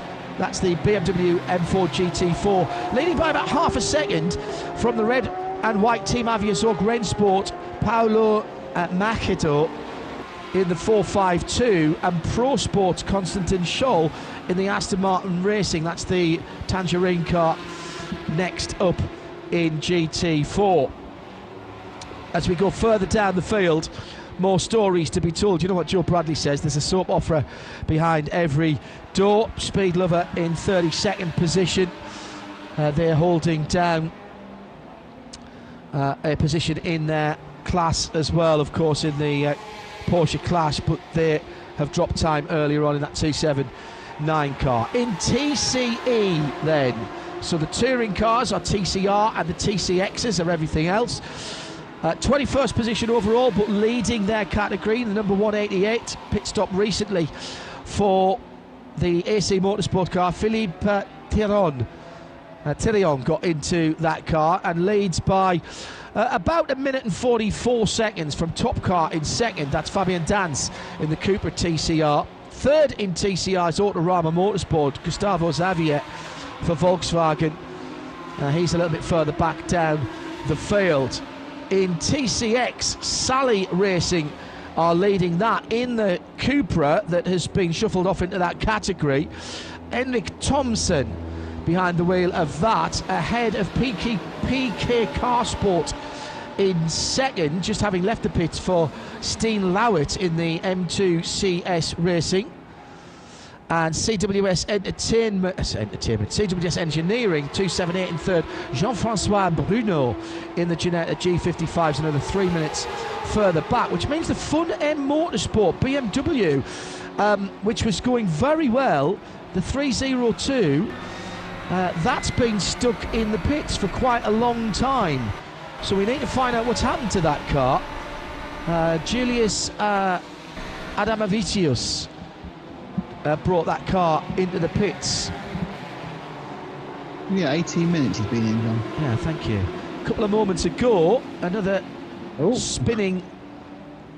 Well, that was the leader in the TCR and TCE categories. That was the 188 down at the very dark this year, turn 1. Is turn 1 even a little darker than usual this year, Nick, or is it just my aging eyes? I think they've got their. That is darker. I think perhaps some of the small, not particularly bright lights around the outside the fences perhaps aren't turned on this year, or from some of the retail units. Yes. Yeah. Possibly right. Meantime, we're still waiting to see the fate of the number 72. They had their team manager from Inception Racing asked to go and see the race director a little while ago. Ollie Milroy's back out in the very 1980s discotheque interior of that McLaren 720. It's that colour where all you can see is all the flecks of dust on it. You wear a dark shirt, it highlights out all the unpleasantness on your shirt, doesn't it? Like in bright white. It's a very careful balance lighting the inside of an endurance race car. I remember having a long chat, probably far too long than was necessary from either of us, with Mark Webber when he went to Porsche and the 919 programme, and they'd been at Ricard, and when the first time they went to Ricard, the Porsche burned to a crisp, although they denied it, and had an issue with the battery pack, I think, in those days.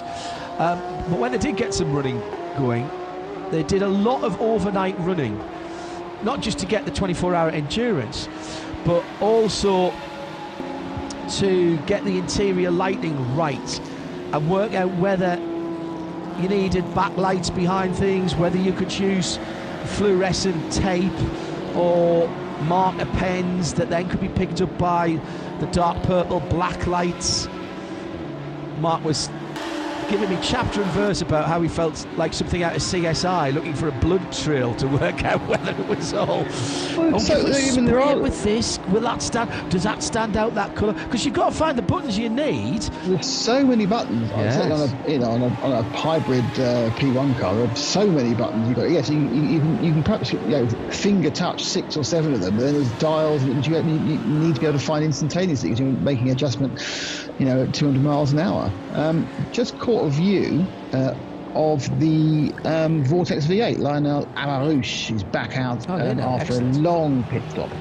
But that is good. That means that it does reduce our number of people who are definitely not coming back to one. Right. And one who hasn't started. So we are actually running 50 cars at the moment who want to take part, though we still don't have the Porsche, which praned itself really badly on lap 5, which hasn't retired, and they are trying to mend it. But as you pointed out, it looked a bit chassis-ish to me. But I think worse than the chassis, it was the roll cage, the front left-hand roll cage spar, the one that comes up from the floor, did its job because its driver was able to open the door and get out, but it didn't look at quite the right angle for me. Richard Ashton has used the at RSL_studio and the hashtag Dubai24H to ask, is there more than one penalty box in the pit lane? With all the penalties being given out, what happens if the penalty box is full? And do teams have to wait until one is free before serving the penalty? Nick Damon. No, you can queue actually. Don't forget, you time your own penalties. Correct. Obviously, if the box is free, you put your car in the box. If that box means we can get the picture of it more than anything else. Yes, you can park up behind it, and you can time your own penalty, and someone will check it. But obviously, you have to make sure you have enough room to the person in front to get out if they are serving a longer penalty than you. I have seen 3 cars in the queue. I saw 4 once at Barcelona when we were at Barcelona. I saw 4. 4? Oh, well done. But yeah, I've got a 4. There were a lot of cars in Barcelona. There were. So, yeah, I mean, but it can get quite, but it is okay because you do time your own penalties and it's checked by the officials. But, yeah, in fairness, in fairness, I think that was at the start of a code 60 period, so a lot of people wanted to get shot of them at the same time. So I think that's why we had 4 in at the same time at Barcelona, and they were stacked side by side like Noah's Ark. Just catching up with some of the onboards, Patrick Assenheimer in second place, now under 30 seconds away from Wolfgang Triller because, of course, of the way the Stagger is working with their pit stops. Wolfgang has his he's been out 29 laps, so he'll be in a moment, whereas Patrick Assenheimer has only been out 15 laps. A bit of information's come through to me from Facebook, Jamie Peters, and as he said that he's spoken to the driver of the 928 Porsche on Instagram, how modern, and the driver says the car's finished. So the 928 is also a withdrawal, I'm afraid. So we have 2 retirements and 1 non-start now. Yeah, they just haven't done it, they haven't put the garage door down in Le Mans terms, have they? That's the thing. The other point I want to make about Patrick Assenheimer, there's a bright red number 3 on the top of the roll cage, right in the middle of the car, above the driver. And I'm thinking, well, he's not in 3rd gear there. I think that's the driver ID. So Hubert Hout will be 1, Maro Engel will be 2, Assenheimer will be 3, Ryan Ratcliffe will be 4, and Khaled El Khabazi will be 5. So it's a visual in the darkness because you have to turn a little rotary knob. So I think so. I'm just saying, possibly. Oh, God, is that leaving or coming in? That is. Who's standing up? Stand by. One of my 10 screens. I've got to. He's leaving. Viper's had his gearbox changes off. I'm sure it'll stop with some fuel. Oh no, it's coming in. Damn, he's confirmed that pit lane. I thought he was. That means he has been out. So that's an installation lap, but it looks like it's going back in again. No. It's back on the dollies. So we're not going to hear the wonderful sonorous V10. Yeah, it wasn't out and in. That lap time is timed at 1 hour 48, unfortunately. Hopefully it just didn't connect the plug up properly, and that's all. It'll be ready to roll. Now pit lever, the 302 Fun Air Motorsport BMW Cup car. That was the one. Well, right, that had been there for quite a while. That 25 minutes, John. Right, and that car was at one stage was leading the class. So that's a one we need to get onto. It was Julius Adamavicius who brought that car in TCX, and he's got into fuel. And our leader is coming into pits, the 92. Told you he was due, didn't I? You did, and you were absolutely 107.3% correct. Can't be more. Brings the car in after about just over an hour. I think that'll be 31 laps when he comes in. 9 minutes, I think he's done. An hour and 9 now and 10 minutes.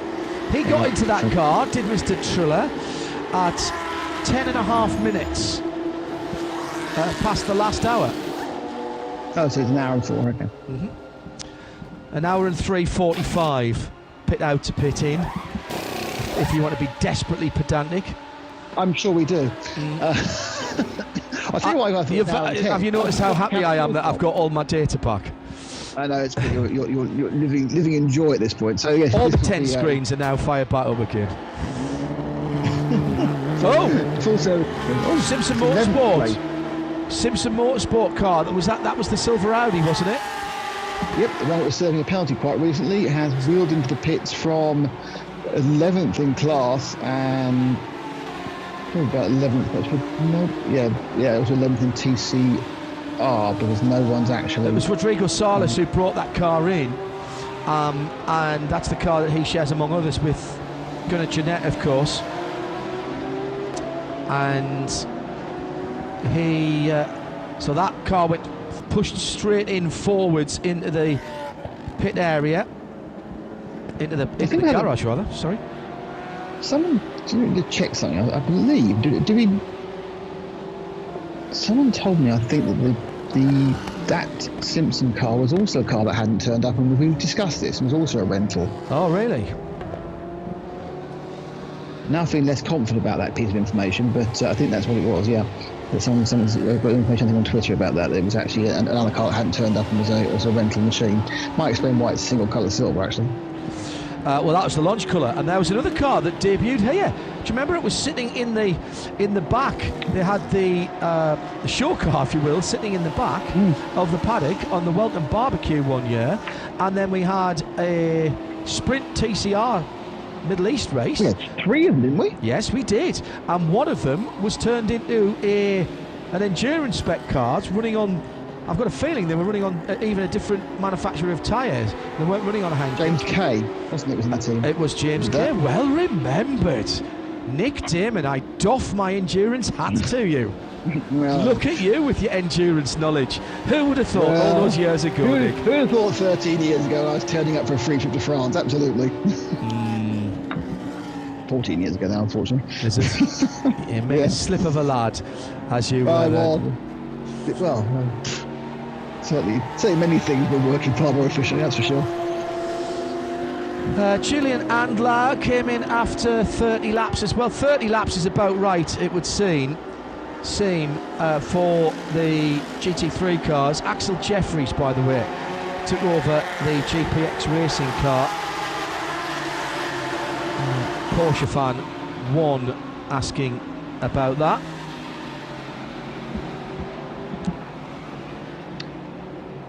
So Nick Damon we're waiting celebrating a quarter of a century in motorsport pit lanes.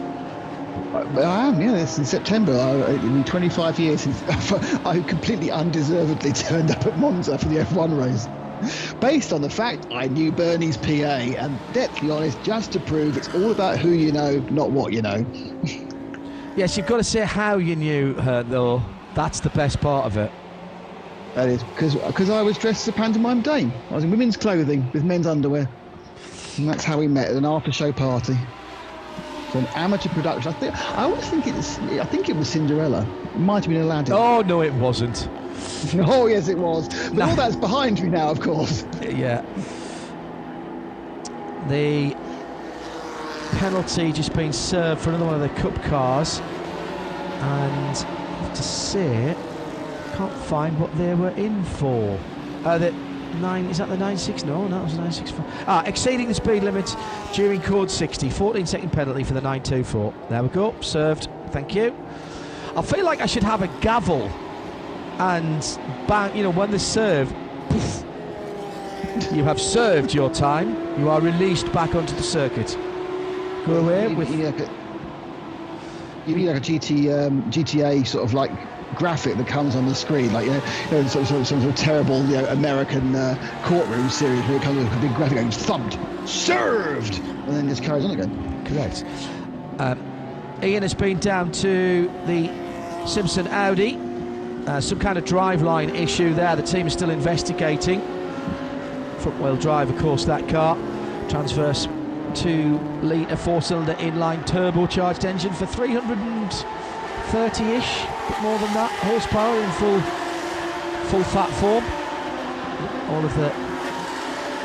Not all of the series around the world allow them to run as full fat as they can.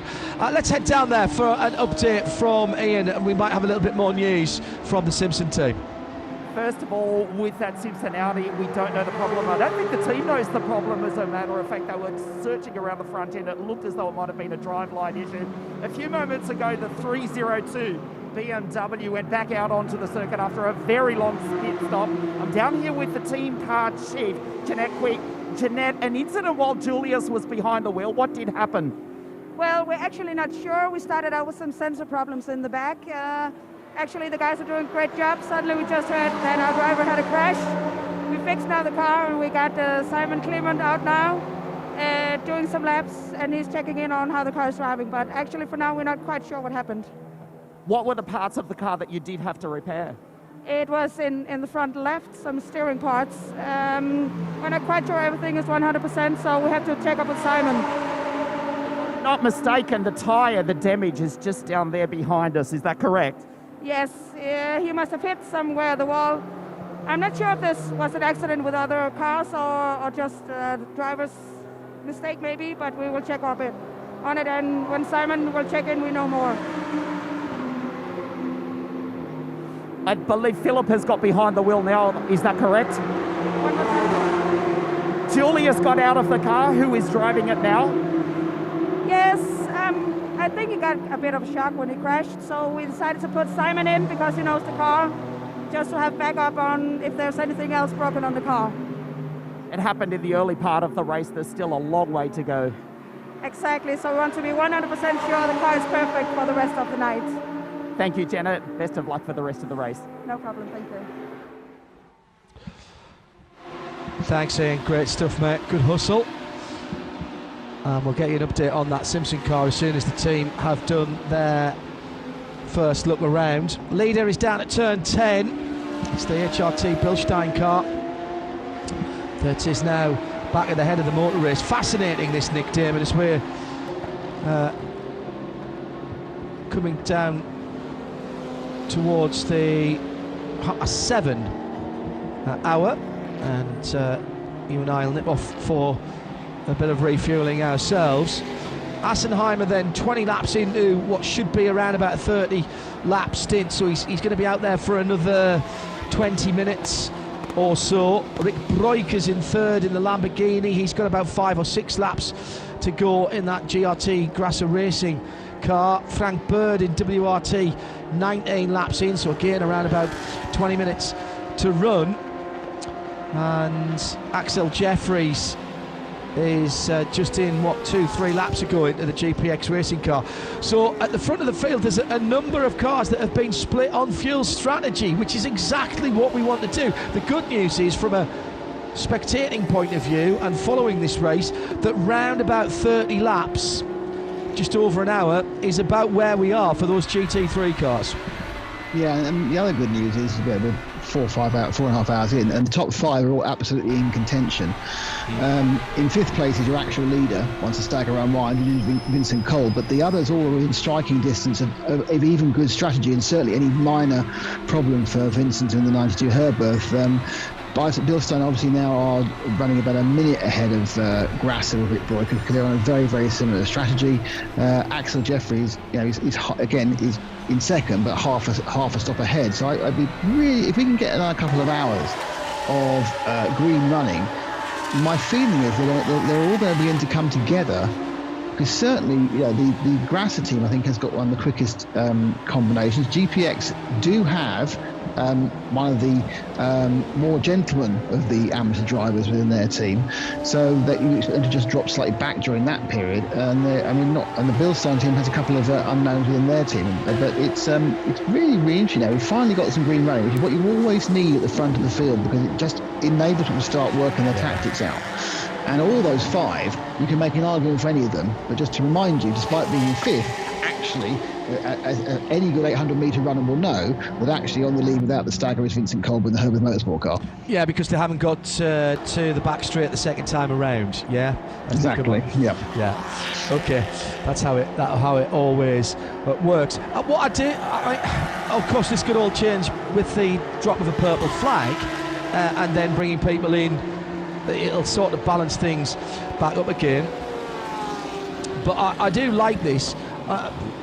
Just behind those leading cars, Nick, we have the lead CP Racing, the GT AM car. Then it's Dynamic, then it's a Tempto. Again, they're all slightly... I've got a feeling Shane Lewis is due in any second now.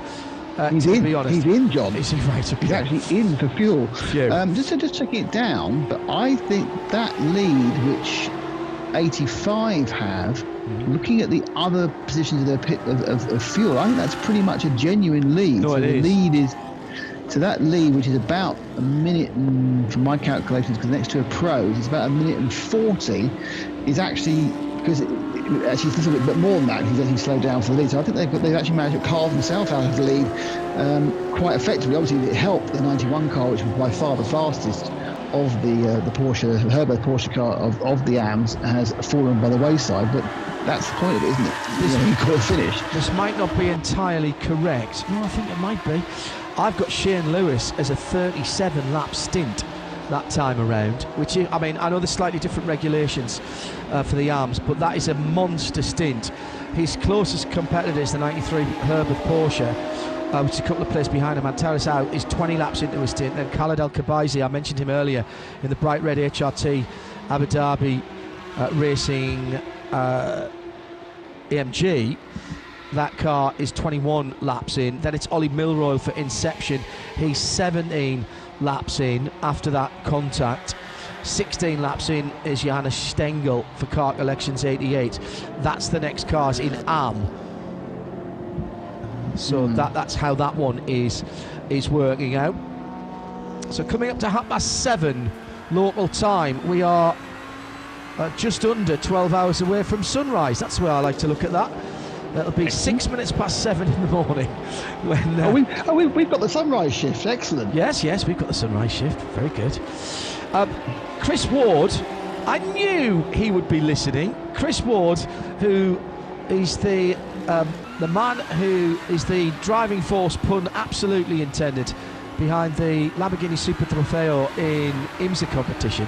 To answer your question on Lamborghini engines and gearbox, the Audi R8 Racing V10 variant was introduced in 2008, whereas the first Lamborghini Racing V10 raced in 2006. The current gearbox was introduced in both cars at the same time. Happy New Year. Hope this helps. Chris, all the best to you, mate, at RSL_studio. I knew he would be listening. There would not be a chance that at this time in the USA on a Friday that either he wasn't listening or somebody wouldn't ask him the question. Problem with the 138, we're getting a little more news now that the driver was complaining the steering was unresponsive. That was Rodrigo Salas that brought that car in. They're looking at the back of the car as well. Maybe something not quite right there. These TCR cars, despite being front-wheel drive, do rotate. They do turn in very well.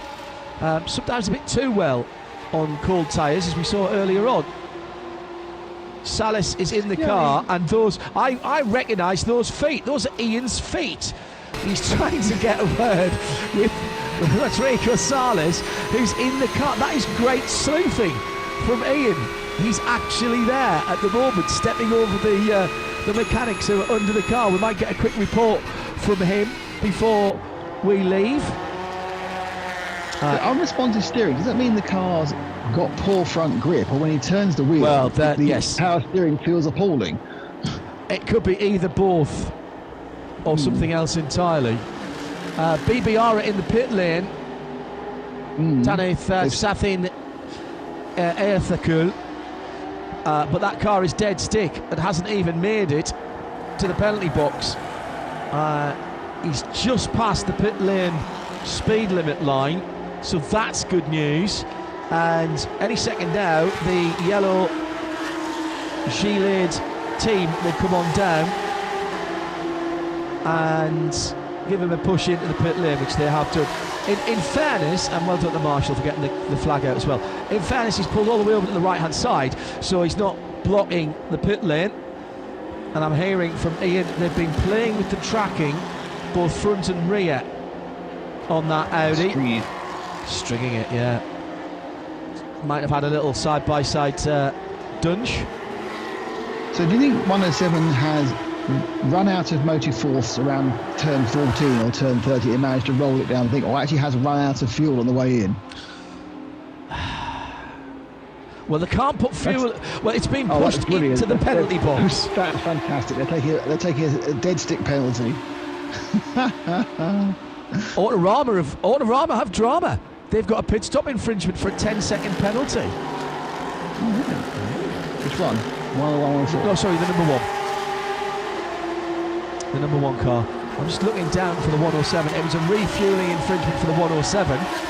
Not putting enough fuel in, apparently. No, I don't know.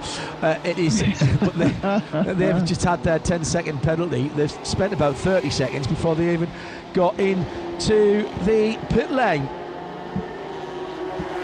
Nick, thanks very much for joining us. We're going to nip off and grab some refueling ourselves. Don't go away. The next hour of racing covered by Johnny Palmer and Joe Bradley here on RS1 and across the Radio Show Limited Network starts right now. Indeed it does, John. Thank you for the last 2.5 hours, and you're back in about the same space of time as the 107 car came in, and we can get an update from Ian in the pits. I know you've been investigating the 138 front end motorsport car, or 138 car at the very least, Ian. What have you got?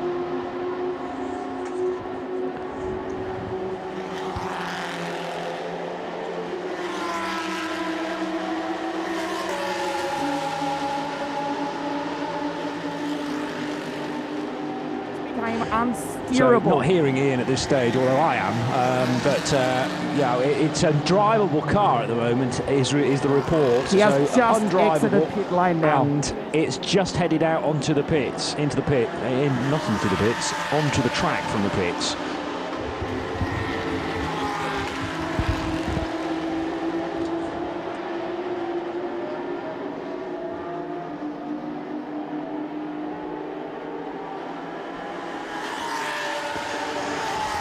So the 107 car is also heading out onto track as well, and we get Ian to you just as soon as we can. That's being worked on as the frantic work begins then down at the Cupra team, with Monlau competition behind the BBR squad from Thailand, although Monlau very much Spanish, and a driver change about to take place there. So Johnny Palmer and Joe Bradley for this part of the race. We're into the phase of full darkness, Joe. This race is renowned for being the most dark of the 24-hour races that take place. It's always a competition every year between this one and the 24 hours of Daytona, but Daytona being a kind of natural amphitheatre which is floodlit pretty much throughout, this is very much not, Joe. Yeah, very much, Johnny. It doesn't really feel like it gets dark at all in the Daytona Superspeedway. Here, of course, this year being 1 week later than we normally have this race makes a massive difference, and this race actually comes just in underneath with the amount of darkness that we're going to have, and I think it's just underneath the 12 hours, but it all depends on cloud cover, of which there usually is very little in Dubai. So we should see sun up about, I think it was 7 o'clock, I think John mentioned. So for now, though, it's a very dark track, other than the pit straight out on the back of the track. The back parts of the circuit, the important bits, the twisty bits, you're completely and utterly relying on your lighting, and it's very commonplace. You and I have missed it, but we've been watching it on the stream, Johnny, that we've seen some of the teams adding additional lighting for the dark hours, and then in the morning when they get the chance, the first pit stop, when the sun comes up, you'll see them removing those lights.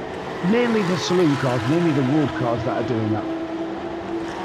Rick Breukers brings the 63 GRT Lamborghini down pit road now, and that car trailing Axel Jeffries in the 36 by just over half a minute, and it was a minute behind the race leader at that point. So Patrick Assenheimer on board the 4 car. Remember, his other mount in this event hit drama fairly early on when the number 5 car ran out of fuel, but they're being run out of the same stable, HRT being Haupt Racing Team, and one badged as the Abu Dhabi Racing entry, the other as the Bilstein car. And Bilstein's Mercedes didn't get off to the best of start. I have to say, I didn't think it was set up that well, because the superstar that Maro Engel is wasn't able to produce that great of a lap time in the number 4, at least initially. But I suppose, Joe, thinking about the amount of running in the night, maybe the car wasn't ideally set up for conditions at the start of the race. You want it to be fast during the night and into tomorrow morning.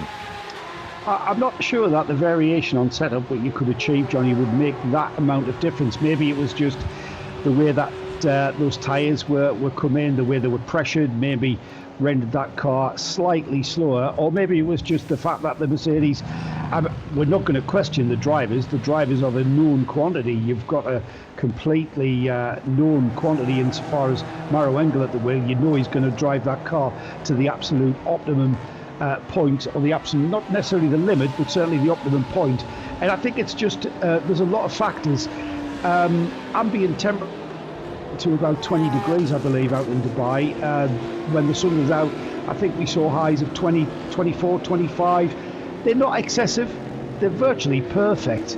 And if anything, the cooler track temperatures, the way that the tarmac's going to cool off, if anything, are going to assist you in how your tyres perform. However, if you've kind of rolled the dice perhaps on a tyre pressure, on a starting pressure, and then the tyres have not come up to the optimum pressure, then that's the kind of dice roll that these teams are playing throughout, and will be continuing to do that, conferring with the tyre technicians throughout, the engineers on the pit wall, trying to just optimise the tyres for the stint that we're about. Now, let's not forget, Johnny, that to do that, you're working on the tyres previous to the stint at where the tyres have just come off, because you've just taken the tyres off the car. You're now going to analyse them, see how they're wearing, see what the finishing pressure is. That then is going to give you information that you're then not going to apply until the stint after this current one, if that makes sense. No, it does. Myself a bit there. No, it's good. I saw you were going there. I just know that Engel is one of the fastest GT3 drivers in the world, but at the same time, someone of his talent and his ability to read a tyre set, you want him out first of all, don't you, to say, right, we've got this idea, Maro, of how we're going to go with the tyres. Will you just see what that's going to be like for us? And I don't think they went in the right direction. But the beauty is, even if it's way off, he can cope with that, and then you can make adjustments afterwards. And I think that's probably bang on, the fact that they've now whittled away at the setup, probably given Patrick Assenheimer better pressures and possibly even newer tyres as well, although I don't think there's any shortage of Hankook rubber this weekend. Very rarely do 24H series races actually have a limit on tyre sets. It's just as many tyres as you want to throw at the car. But maybe it's just one of those stints that is experimental and deliberately so, and then you can learn from that and make the adjustment, as you say, after the first proper tyre stop. I mean, think about the number of stops the Lamborghini was making early doors. I don't think they were happy, although Rolf and Eichen said it was all part of the plan. McLaren going very wide indeed out of turn 15. That was sort of to negotiate a Ginetta G55, but never ideal to be that far away from the racing line, because there are very large polystyrene blocks there, being the 50-metre board, the 100-metre board to turn 16, and the McLaren driver, who is Ollie Milroy, did very well to avoid everything there, Joe. We've had so much traffic out there, though, Johnny, haven't we? My biggest concern would be to get the car off the track and onto sandy marbles and completely lose grip. However, that part of the track we've seen over the course of this race, cars going out there, taking avoiding action, just running a little bit wide, and using that off-track bit, which is pretty much now hardly kicking up any dust whatsoever. He barely shaves. In fact, he takes out the polystyrene marker board, Johnny. He did. I missed that first time round. To where he needed to be. Yeah, that was a far closer call than I'd expected for Ollie Milroy. He actually took the marker board out. He crashed straight into it. Now, the polystyrene shouldn't have had any effect whatsoever on the car's bodywork, and the car would have barely have kissed it, because the polystyrene's made to just break. It broke off and flew off into the air. So I don't think the car's going to be damaged in any way. Ryan Radcliffe, by the way, waiting in the wings to take over the number 4 Bilstein car. So that means Patrick Assenheimer due in at any moment. Assenheimer's done 4 stops so far and is on lap 122. So we've had just over 4 hours of this event, into hour 5 now, with 20 minutes of that still to go, and therefore pretty much bang on schedule in terms of there being 5 stints, or 4 and a bit stints, and a pit stop about to be served by the sounds of things. This race has already been affected by code 60, So that means that you can't naturally track a pattern through the race if you were just joining us now to work out when those stops happened, because some of them were called very early indeed, depending on whether a team wants to make use of a potential window for a pit stop or not. And it was interesting to watch whether teams decided to take it for fuel and tyres. It was far too early for a driver change, but the McLaren number 72 decided to do none of those things and just stayed out. The destruction of the 100-metre board has made a right mess now of the racetrack into turn 16, and what was left of a more meatier chunk of polystyrene was just obliterated by Patrick Assenheimer, who didn't come in at that point. There's no rule, Joe, about getting a driver ready prior or too far prior to a stop, is there? They can be sort of ready to go whenever they wish. Some drivers like to be in their overalls and bounding around and warming up and jumping up and down, doing some sort of kind of warm-up exercise, whereas other guys can just appear within 10 seconds and jump in the car and go. So it's all about personal preparation. My preference would be as to, get the driver there in good time, make sure he's been to the toilet in good time, and have him there, because drivers have a tendency to disappear and fall asleep or not be aware that they are actually going in the car, especially, would you believe, Johnny, the professional ones. The amateur ones are all very keen. They're keen to get in the car. The professional ones, very blasé, I'm not going to say complacent, just very relaxed about it. They're out there to do the job, and so you can have them disappear on you.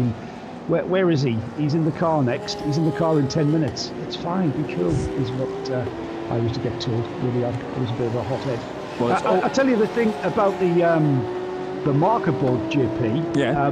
If that's your braking reference point, if you're following the McLaren round, you just wipe that out. You come over the brow of that hill, you're looking for your reference point, and you're relying upon those marker boards now, because they really do illuminate in the headlights of your car.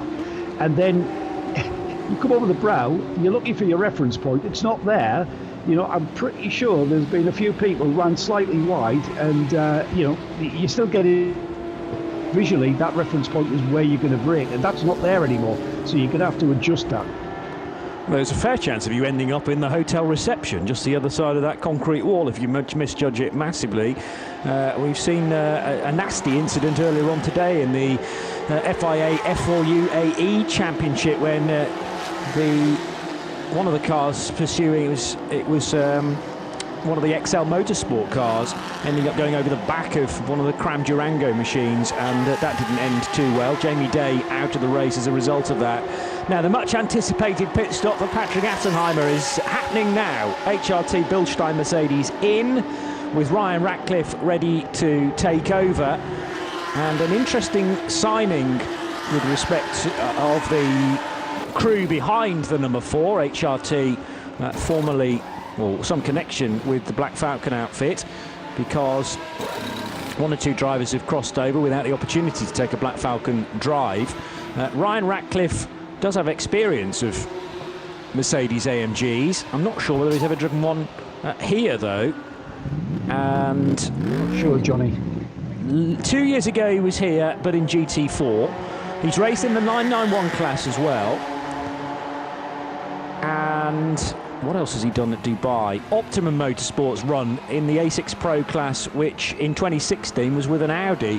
But this is a big team for Ryan Ratcliffe to have got a deal with, the man from South Wales, Neath, and very experienced in front-engined GT cars. I remember him racing in BMWs, if you go back far enough as well. But great for him to have sealed this deal, and now will take charge of the number 4 car.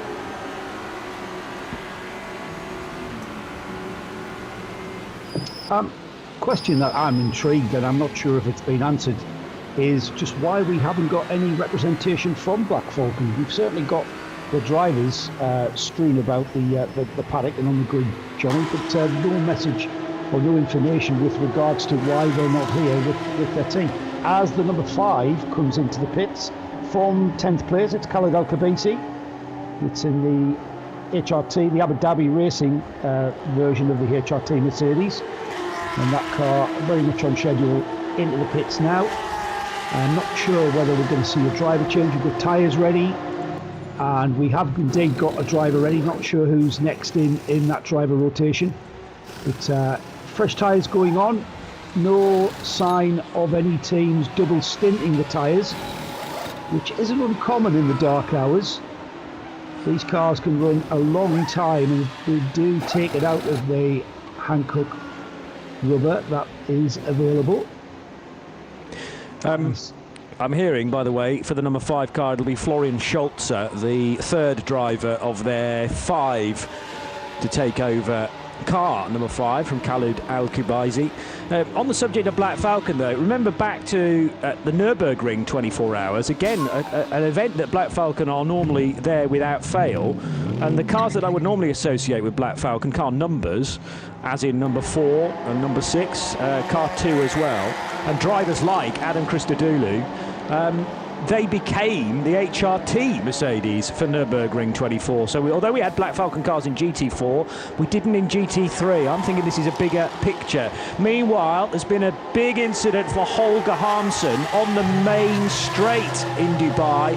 Speaking of HRT and Black Falcon, this is an HRT Performance 991 class car, which has had a big impact with the wall on which side of the road? It's driver's right, I think, because there's a trail of fluid all the way back down the road to the point that it made contact with the right side, the Armco barrier on driver's right, I think, and it's ended up very much on the left-hand side of the circuit with about as much damage as the Porsche had in the hands of Fabio I've forgotten his surname, who had that big crash at the start of the race down at turn 1.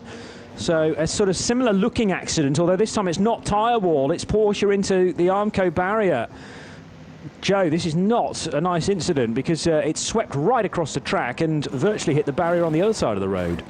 Yeah, he's come out onto the straight and hit the barrier on driver's right. Looks like no idea why, Johnny. It's an odd one that maybe he got helped along the way, but that number 929 now off to driver's left. It's out of harm's way, it's off the driver's line, in fact it's off the track completely, but heavy damage on the front end of that car, and that's where the important cooling radiators, oil cooler, are sighted on that Porsche 911, and we've seen it happen before earlier on with a Porsche with very similar damage being... Fabio Citignola. I've looked it up because it's one of those names that if it's not on your lips, then it can easily escape in the memory. But yeah, Fabio, the 22-year-old, had an incident in the other WRT car. I mean, that's why it's sort of springing to mind, is that it's a similar paint scheme as well. Not WRT, HRT, I should say. So that was was it not the 928 that had the incident down at 1, and this is 929? Yes, it was the 928. You're right, Johnny. It was the HRT Performance 928.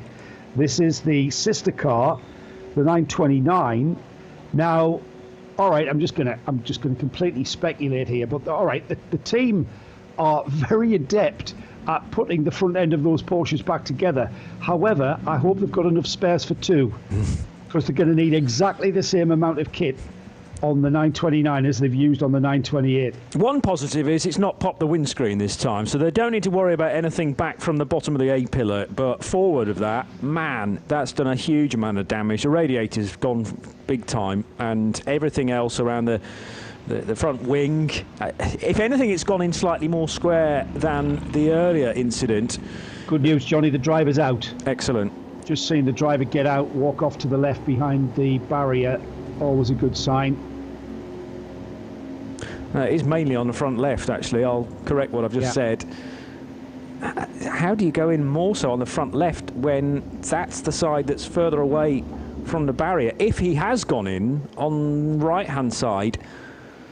Well, I'm kind of looking at the back of the car, Johnny, to see if he's maybe been helped into that spin coming out the final turn. It's kind of the trajectory of the car if you are going too fast, and we've never really seen that, have we, here? Cars spinning and spearing off to the right. The car looks like it would have had to have gone through 180 to hit that left front, but it may be the left front's damage is caused by it then rebounding. It's come quite a way, it's travelled quite a considerable distance, dissipating speed as it's gone, but then the last part of that, where we see the car pulled off to driver's left, off the track, that might have been driven there under its own steam, or what was steam that was petering out.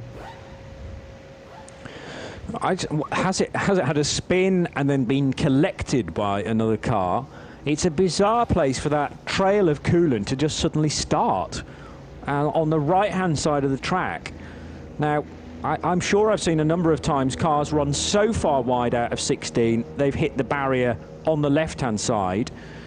Whether he's busy correcting a moment, which is a spin, and the car's spinning back across the road, facing the wrong way, and he gets slammed by somebody else, and then eventually that car limps itself off the track on driver's left. It's very strange. I'm really struggling to visualise how Holger Harmsen has ended up where he is with the damage that he's got. But if you were unable to see it in the dark, the marshals are doing a great job now of kind of highlighting exactly where this coolant trail runs.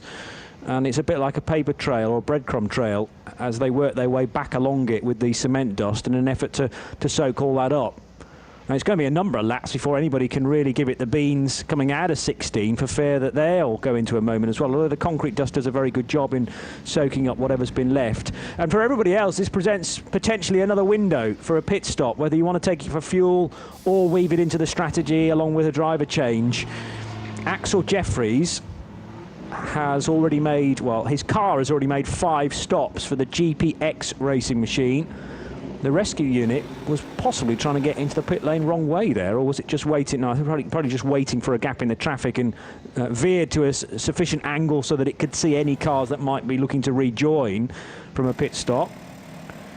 And now will work its way to the nearest cutout to try and get into the paddock and to the medical centre. Just to check out Holger Harmsen. Early signs are good, though, for the German, that he was able to get to the rescue unit under his own steam. Lots of teams using the Code 60 to their advantage in pitting.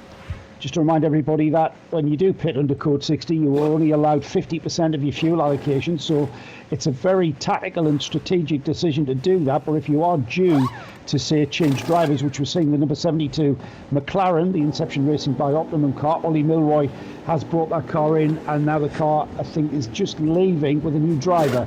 It'll go off to the refueling and get 50% of its allocation. Do you know, I think this is one of the safer Code 60s to make a pit stop, though, because you're more or less guaranteed to be able to get 2 in, I think. Even though you've got to do 5.3 kilometres at 60 k's per hour, it's very likely that you'll be able to do a 50% stop for fuel and then another one the very next lap after, because this is not going to be a quick clear-up, is it? No, lots of debris on the track as well. And that being gotten rid of, lots of debris, and we've got fluids, and we've got every chance to be both coolant and oil has gone down there, and the cars are coming out that fine tail, albeit at 60 kilometres an hour, but having to drive through that debris field. Hopefully that won't have much of a problem with regards to punctures. Hopefully we won't see that manifest as we restart this. But right now, Johnny, we're still in the midst of a very lengthy clean-up period. I think is affected, just being inspected now by the safety crews to see just if it is oil or water or coolant. Coolant being water-based, of course, and engine oil is not something we want to have all the way across the track. We'll be able to address that, of course, with oil dry. We've seen the bits of cement and oil dry going down. But that car has travelled quite a way with that damage and has taken a trail of oil with it. And safety teams now working on that to redress that. Just about 6 minutes away to the top of the hour with the whole field under Code 60. I think we've had the whole field into the pits, JP, by my estimation. Just looking at the timing screen now, and everybody... majority of the field now on their outlap. Still got some cars in the fueling, and still showing Ollie Milroy in the McLaren in the pits, but I'm sure I saw that car leave the pit apron and head to fueling. Well, it's been there for... it's reached fuel now. So the car's been in for 4 minutes. That suggests to me a driver change, quite possibly. So Ollie Milroy, I think, is the second driver into the 72 McLaren. No, we had a stint when Nick Moss was at the wheel, didn't we, as well? So Joe Osborne, Nick Moss, Ollie Milroy, Brendan Iribe, I'm not sure whether Brendan's driven the car yet or not. If not, then it may well be Brendan getting on board before handing back to Joe Osborne. Meantime, Grasso Racing Team head to work with the Lamborghini in car 63. Mirko Bortolotti had already taken a decision to go on for another stint for him. So have they worked all the way through their rotation already? Or maybe missed somebody out? Rolf Eichen, I remember, drove a stint. Rick Breukers likewise, and Mirko Bortolotti started the race. The one I'm unsure about is Adrian Amstutz, but he's the AM in he's only done 10 minutes, Johnny. He's done 10 minutes. Bortolotti has just done 10 minets and handing over now to another driver, did you say? Well, potentially. No, I'm not sure about that. All I was trying to work out was whether the GRT guys have utilised all their drivers. But historically, Adrian Amstutz is only put in for the kind of prerequisite 2 hours. And as a GT Pro entry, that's all the AM needs to do. Everybody else is either semi-pro or pro. So I think they'll leave the Amstutz stint, maybe even till tomorrow, in the daylight hours, and we may not see the Swiss therefore until much deeper on into the race. But we've seen everybody else there, and I reckon Bortolotti will stay at the wheel. But again, they've taken the chance for a new set of tyres. It's a bit dicey as to where the officials want the cars to go past this incident, because one very nearly went the wrong side of the marshal, who is waving the illuminated stick there, sort of mini lightsaber, as the 929 has been recovered. And so arriving back into pit lane now, but the more pressing issue is mopping up the internal fluids left from Holger Harmsen's car. Driver himself coming to no harm, thankfully, but I'm still trying to work out where the damage on the nose of that car was received. Bizarre incident. Hard one to figure out, isn't it? Well, I can't see any dents on the Armco barrier unless he's hit the actual gate, which is in there to get rid of cars that may have stalled on the grid during a sprint race, or indeed sometimes a rolling start as well. And you open that massive gate, it's all steel, and if that's been hit by a car, we wouldn't be able to tell, because there's only one winner there, where a car hits the pit gate. Done a crack. He's done his job more than well. if it was a central hit on the gate, but stood up to that, definitely. Do we still have Ian in the pits? He might be able to shed some light when he gets a chance to talk to the driver and find out exactly what happened there. We're just purely speculating. No, he'll be on the case, but it's a similar situation as to when Fabio Chitignola ended up in the rescue unit. It is then sort of in the contract of the track to take a potentially injured driver to the medical centre. So we need for all that to unfold first, and then as soon as Holger is released, we may well get some more answers to a strange incident. 2 very strange incidents for the same team, in fact, and both of their cars now seemingly out of the race, although HRT performance will probably beg to differ. I suppose they came here with 2 sets of crews for both the 928 and the 929. All of the guys and girls within that team can set to work now on the 929 to try and get it back into the race, and they've got, if they wish, a full 19 hours in order to do so, but the sooner the better if they want to get a good result in the 991 class. The car was at the time running in possibly 3rd position now, because obviously it's lost places sitting at the side of the road, and that's seen the profile doors by Huber Racing 991 entry for Larry ten Voorde get ahead now. Excellent to have Larry ten Voorde here this weekend, by the way, who did so well in the Mobil 1 Porsche Super Cup last year. I just want to know why GM Littman's referred to as Lucky Littman, because he was down to drive the 928. We saw that. We've talked about that first retirement, and he's also down to drive the 929. So he fell back onto the 929, and now that car's hit trouble. I'm not sure if he's the lucky omen GM. I suppose he's lucky in the sense that he wasn't at the wheel on either occasion. But well, yes, nor is he has had 1 stint, I think, and I forget, that must have been in the 929, because that's the car that's gone longer into the race. Yes, it has. In fact, he messaged me, decent first stint. It confirmed that it was brake failure on the sister car. Right. But at this stage of the race, decent first stint is exactly what the sort of information. What else can you say? You're just going out, you're doing the job, and it's just a shame that whatever has happened to the 929. We're speculating on it that he's lost it coming out of the final turn, JP, and he's had various impact points along the barrier as he's made his way off the track. I'm hearing from Ian now that the front chassis rail on 929 is quite heavily bent, so the prognosis does not look particularly good for that Cup car, which has just returned. It's only there to keep the bumper up, Johnny. Yeah. Chassis rail on. As long as the suspension pickup hasn't been knocked out of a line, then you can easily get that rejigged and get some hydraulic stuff and bend that back into shape to. And at this stage of the race, we've got 19 hours to go, haven't we? So No, the race is young. The night is young, and always traditionally at this time of night, 8 o'clock, the fireworks kick off at Dubai. They're doing exactly that now. You probably can hear them in the background if you're enjoying our coverage on RS1, part of the Radio Show Limited network of channels. And normally, of course, we'll have quite a collection of spectators in the grandstand as well, but the safer place to be when it comes to fireworks is definitely at home anyway, to watch the display from a safe distance. On the JM Littman point, he might have been a cracking first stint. Quite possibly the race is going to be more of a handful, though, if he does get behind the wheel of that car, because it will have been hastily repaired and probably not quite in the sweet spot any longer. But that's all part and parcel of an endurance race, isn't it? If you get given one of the early stints, then enjoy it whilst you can, because the car is only going to go one way, generally speaking. And yes, you can do quick fixes on the pit stops every so often. But it's about driving around issues that aren't necessarily of your making. They might have been caused by somebody entirely different in your driver lineup.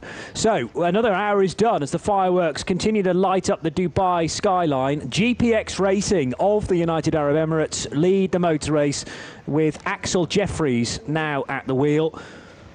The Zimbabwean, although based these days in the UK. Second place is the Mercedes. Axel, by the way, is driving the GPX Racing Porsche, and that car is currently in the fueling area. Second place, and maybe about to take the lead because of that, the leading car being in the pits, is the HRT Bilstein Mercedes, and driving car 4. I've got Patrick Assenheimer on my screen, and that's changed to Ryan Ratcliffe, hasn't it? Yeah, in the HRT yellow car. Third position is the 63 GRT Grasser Racing Lamborghini, with now Adrian Amstutz at the wheel. So all that rubbish from me about leaving him a little bit later on to the race to just do a 2-hour stint. Are they just getting that out of the way now? The 2 hours done for the AM driver, or does Adrian fancy a little bit more driving than normal? So by the looks of things, it was just a 10-minute stint for Mirko Bortolotti. In the Herbert Motorsport car that is fourth, car 92, is Sven Muller, who did the best qualifying time yesterday to give the car pole position. Fifth place is car 31, being driven by Ben Goethe, son of Rold, WRT Audi R8. And the Dynamic Motorsports Porsche of the Italian team is car number 7 and has Mauro Calamia driving it. Seventh place is the Attento Racing Audi, number 99. It's the Inception Racing entered McLaren 720S in 8th, ahead of American squad CP Racing with their Mercedes GT3. Another Porsche comes in 10th place, with Herbert Motorsport again represented with the 93 car, and driving that Stefan Gurig. Then it is the HRT Abu Dhabi Racing Mercedes on a recovery drive after that ran out of fuel during a Patrick Assenheimer stint. 2 Audis, both from Car Collection Motorsport, 88 ahead of 34. The Racetivity Mercedes GT3 is 14th ahead of Duo Racing's 991 Cup leader. So 909 leads the all Porsche Cup class, ahead of in 16th position Kurt Thiel now for Leipert Motorsport, but Duvo versus NKPP Racing is one to look out for. Then it's the Thiel-driven Leipert Motorsport Super Trofeo. Profile doors by Uber Racing have a Porsche Cup car in 18th. Another Lamborghini Super Trofeo, the 707 ARC Bratislava, just before HRT Performance Porsche in 20th position. ST Racing at 21st, the Pro Sport Racing Aston is 22nd, Team Avio Zorg Rennsport 23rd, and the Mercedes from MP Motorsport completes the 24. And then we've got the Dragon Racing Mercedes GT4 with Alan Christodoulou in the lineup there, ahead of another UAE team, 3Y Technology. MRS GT Racing and GT3 Poland are running 991 and Super Trofeo cars, so in the 991 class and the GTX division with both of their Cup cars. Two more Porsches, both from the Belgian outfit Speed Lover, 29th and 30th, followed by the Vortex V8 and Herbert Motorsport's now retired 91 Porsche. Finally, Team Zach Speed's Dodge Viper did not have a good early part of the race and is still in the pits. And we know all about the retirement for Fabio Citignola early on in the piece. TCE is led by AC Motorsport, no stranger to a victory in a 24-hour race with their Audi RS3. Former leader Top Car Sport now second in the Cupra. And it's the Volkswagen of Autorama Motorsport by Wolf Power Racing Car 112 third. So all three key manufacturers in the TCR division represented in the top three, followed by now a damaged 101 Red Camel Jordans.NL car. So that's quite badly damaged, I heard from Ian a little while ago. It will limp to the finish as best it can, and it's no stranger to the odd bump and bore through the years. The Audi RS3 of QSR Racing is fifth, ahead of Danish squad Sally Racing with their Cupra. It's a Volkswagen Golf in seventh, again from Autorama, and the RKC ZRT Audi is eighth. Another AC Motorsport Audi in ninth, ahead of the third and final Volkswagen from Autorama. Simpson Motorsport's Audi is 11th, then the BBR car. That's had a go at leading the race, I think, or certainly as high as second earlier on. BMW M2 from PK Car Sport 13th. Zhengo Motorsport's Cooper is 14th. The best CWS Engineering Ginetta G55 is to be found in 15th position, ahead of another car that's had a troubled run, Fun M Motorsport BMW. And finally, big delays for the Ginetta G55 280. 279 did not start the race, but that was all part of the plan. And that was while a couple of Ginettas were air freighted to the Dubai Autodrome. We've had 5 hours of the race so far. We're now in full darkness, but the race started at 3.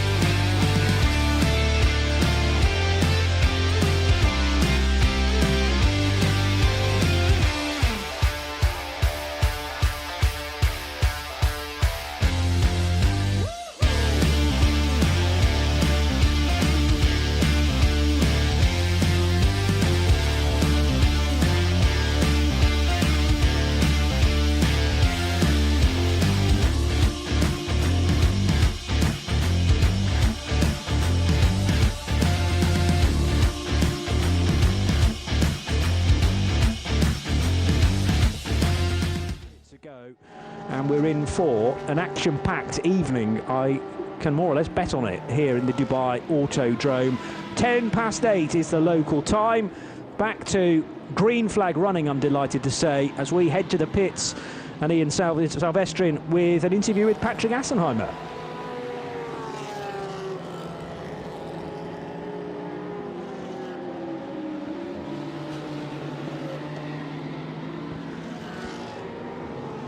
We will get to Ian in just a moment, as I know he's chatting to Patrick Assenheimer, but it sounds like a great interview, if only you would be able to hear it. So we'll get to that in just a tick. 11 minutes into the next hour, though, and Axel Jeffries, the GPX Racing Porsche, leads the way then with just over...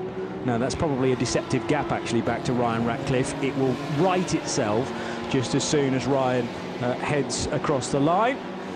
And Adrian Amstutz is in third position ahead of Sven Muller in the 92 car. So let's have another go at this. Ian, you're chatting to Patrick Assenheimer. Yes, sorry about that, Patrick. We'll try that again. Patrick, a good run in your stint to drag it up into position one. Ryan Ratcliffe takes over the wheel. He's in second place. Sorry, I didn't understand it very well. Of course, the noise, we should explain, is incredibly loud down here. The decibels of the engines bouncing off the empty grandstand. Patrick, a fabulous drive to drag the car into position one. Ryan Ratcliffe has taken over, now in second place. Yeah, until now performance is good from the driver and also the team side. So I think we make a good job for Mercedes also. We lost a little bit now at the pit stop because of having the fuel under green flag. And the moment we were going out of the fuel area, the code 60 came. So our opponents, they had all like the fuel under code 60. Before it was every time like who was pitting first is going back, I think, to third position and then again to first position when the others are pitting. Now, yeah, we are at second position, but we hope we can stay at the end of the race, but it's still a long race, completely at the top. It certainly is. Patrick, did you take out one of the polystyrene brake markers out there? Hun, what? Did you take out one of the polystyrene braking markers? Did you run off the circuit to avoid traffic? I don't think so. I don't know, was it me? It's very hard to see in the dark. Apologies, I've accused you of the wrong thing. But how is the traffic out there, particularly as darkness descends? Yeah, I was also here like the last 4 or 5 years. So there were a lot more cars, but traffic is still a lot. So yeah, at night it's a little bit better than at day because the slower guys are seeing you coming easier because of the lights. But it's still sometimes hard to fight against the slow cars. They don't look at you or they drive their own line that we don't know, like this, that is just the ideal line, but it is like it is. So it's good to have also the slow cars here. I was a long time driving slow cars or slower cars, and the mix of it is what the endurance race here is for. Patrick, you're from just outside Stuttgart, the home of Audi, but you're driving a Mercedes-Benz. The car's obviously working well. You're not torn allegiances. You wouldn't prefer to be in an RS3 Audi V10? No. So Heilbronn, the area I come from, yeah, the R8 GT3 where it's built there. But yeah, at the end, my herd, like you maybe see, is for Mercedes. And hopefully we are even stronger here in the race and show that Mercedes is the best brand. We alluded to in our introduction, the first ever Dubai 24-hour race winner, 2006, was Toto Wolff. So who knows, maybe he's watching, the boss of Mercedes-AMG Petronas F1 team. You never know. In Germany we have lockdown, so maybe he has nothing to do and is watching the stream, so have fun. Toto, you heard it. Patrick Assenheimer, his car is in position 2. Yeah, and flying the three-pointed star very nicely indeed. So handing the car over to Ryan Ratcliffe. Patrick Assenheimer, no stranger to the odd Mercedes victory in the VLN, now called NLS Championship, based entirely at the Nürburgring, Nordschleife. and runs regularly in the Nürburgring 24 hours because of that as well. So Patrick Assenheimer very much contracted to that part of the massive German manufacturer of, well, all four represented actually on the grid again. BMW not in the GT3 category, but the other three are Mercedes, Porsche and Audi, and BMW a little bit further down the order in the GT4 category, both with the M2 and the GT4 car itself. And early on in the lap, one of the many GT3 cars just heading towards turns 4, 5 and 6 now, sweeping very, very close indeed to the marker boards at turn 2.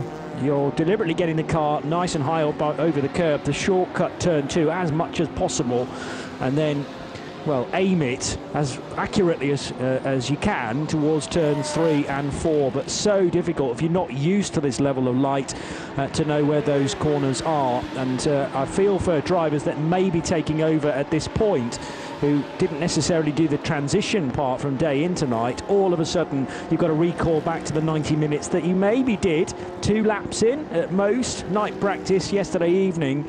That a lot of the fully pro drivers therefore will be installed for this segment of the stint. So all the more reason to be impressed by Adrian Amstutz, who's obviously stuck his arm up and said, yeah, I'm happy to go for a couple of hours in the Lamborghini Huracan car 63, because he is a non-pro driver, brings a lot of funding often to the teams that he races for, but getting more and more experienced, particularly behind the wheel of a Lamborghini. And he's in for, well, at least the next hour and a half or so into car 63, which runs in 4th place. 18 hours and 43 minutes to go on the clock. Very much uphill run out of turn 12 for the big Mercedes then, that is leading, or rather now in 2nd place in the race for Ryan Ratcliffe behind the wheel of the HRT Bilstein car. Joe Bradley and I keeping a close eye on the lap times, which at the moment seem to be favouring Axel Jeffries, but I suppose you've got to concentrate on what they're producing on average, because you never know on which particular lap what sort of traffic they're catching, Joe. That's exactly right, Johnny, and sometimes we get carried away a little bit with lap times. It's how it really pans out over the course of the stint, which brings us to the point of why did they only have Mirko Bortolotti in that number 63 Lamborghini for only 10 minutes before they brought that car in and changed the driver to Adrian Amstutz. Adrian, remember, he's one of the he's an AM driver, but they're in the GT3 Pro class.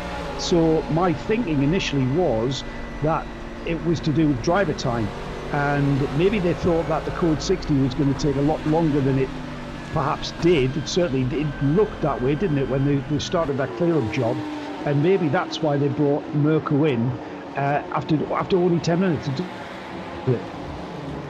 It's a strange one, and well, it might have fitted in just purely because the Code 60 came out, and one or two on the GRT pit wall thought we might be able to try something here. I suppose for a lengthy Code 60 you don't want one of your quicker drivers in, because that's just wasting valuable drive time, because everyone's restricted to 60 kilometers per hour, so no risk at putting a slightly slower driver in. But Amstutz now, once the green flag was waved, kind of committed to the next stint, and he's been at the wheel now in that 4th place car for nearly 23 minutes, so he'll certainly do till the next pit stop, and maybe a little bit further as well, because if Adrian's happy producing, you know, his target lap time, you don't want to be saying I've got to lap as quickly as Mirko Bortolotti, because not many people in the field frankly are capable of his sort of speed. Just, you know, add the required amount of seconds to that, say that's my target time, and it's all about consistency for the lesser experienced and the less pro drivers. You all got your part to play in order to ideally get a trophy at the end of this, and the key thing is to keep the car on the island and in one piece, particularly in this first half of a 24-hour race. Now, car 101, Joe, driven by our friend Ivo Breukers, I learned a little while ago that this is carrying damage, so I'm interested now to just view Ivo's driving style to see whether he's having to work his way around a problem at all. Nothing obvious straight away. No, nothing obvious with the lap times as well, Johnny. That car currently running third in the TCE and third in the TCR class. TCR class are at the very front of the TCE race here, and no stranger to that podium position at the moment is the 101, the Red Camels team, and also no stranger to having to drive the car in certain states of adversity. They're very adept at putting the car straight and putting the car to where it needs to be just to continue. And do we know the extent of the damage, Johnny, as to what the car is? If it's just bodywork, then it won't affect the car whatsoever. Whereas if it's with regards to suspension damage and the like, that is when we can start seeing a deficiency in its capabilities with regards to how it uses its tyres. You might find that the tyre wear is increased because of the rear axle being out of the alignment or something. But at the moment, currently in third, he has dropped off the lead lap in TCE. In fact, he's got 2 laps down from that, and continuing in the TCR classes, 114 into the pits. Reece Lloyd at the wheel, bringing that car in. The car's been put on the dollies and swiveled round and has been pushed backwards into the garage, and already looking like it's been in a war zone, with the bonnet of that car showing signs of the use of tank tape just to keep it in place. Not sure what the problem with that car was. The bonnet stayed down on the car, and the car just being readied by the team going up onto the jacks to find out what it was. Got an update on the 929. GM Lippmann reports he was down to drive that car, of course. He's already done his first stint in that car. Driver's fine, driver okay, that's the main thing. And we think the team are thinking from the driver's explanation that he's lost it on the exit curb, and it spat him into the pit wall, and the car is indeed destroyed. So we were right in our speculation, Johnny. That's the info coming from the team, that the car has lost it and been spat into the pit wall, which is on driver's right, which is what was puzzling us. Yeah, just because of where the coolant started, out of nowhere, really. But it makes sense that from the point of impact, which will be significant, because you're in a moment there when you're completely a passenger, spinning from the left-hand side of the track to the right and making heavy damage, making heavy impact with the pit wall. And that's where the coolant started to spill from the car. And then Holger Harmsen continued to trundle his way down the start-finish straight, probably more so through momentum than choice, and another car from the same team out of the race by the sounds of things. The issue with the 114, hearing from Ian Silvestri in the pits, that it was a rear lower suspension mount that is either failed or concerning the team, so that doesn't sound like a particularly quick turnaround for the Autorama Motorsport by Wolf Power Volkswagen Golf car 114, which is in the garage. So that broke, and it is being replaced effectively. The collective supporting us as usual, Johnny, and Jimmy Peters Ennis has noticed that the 101 snapped on Evo breakers as he braked for turn 1, and as he braked, the rear end looked really nervous, which I kind of speculated as to what the extent of the damage was. Just to repeat, it doesn't seem to be having much of a detrimental effect on its lap times, but the car, obviously a handful.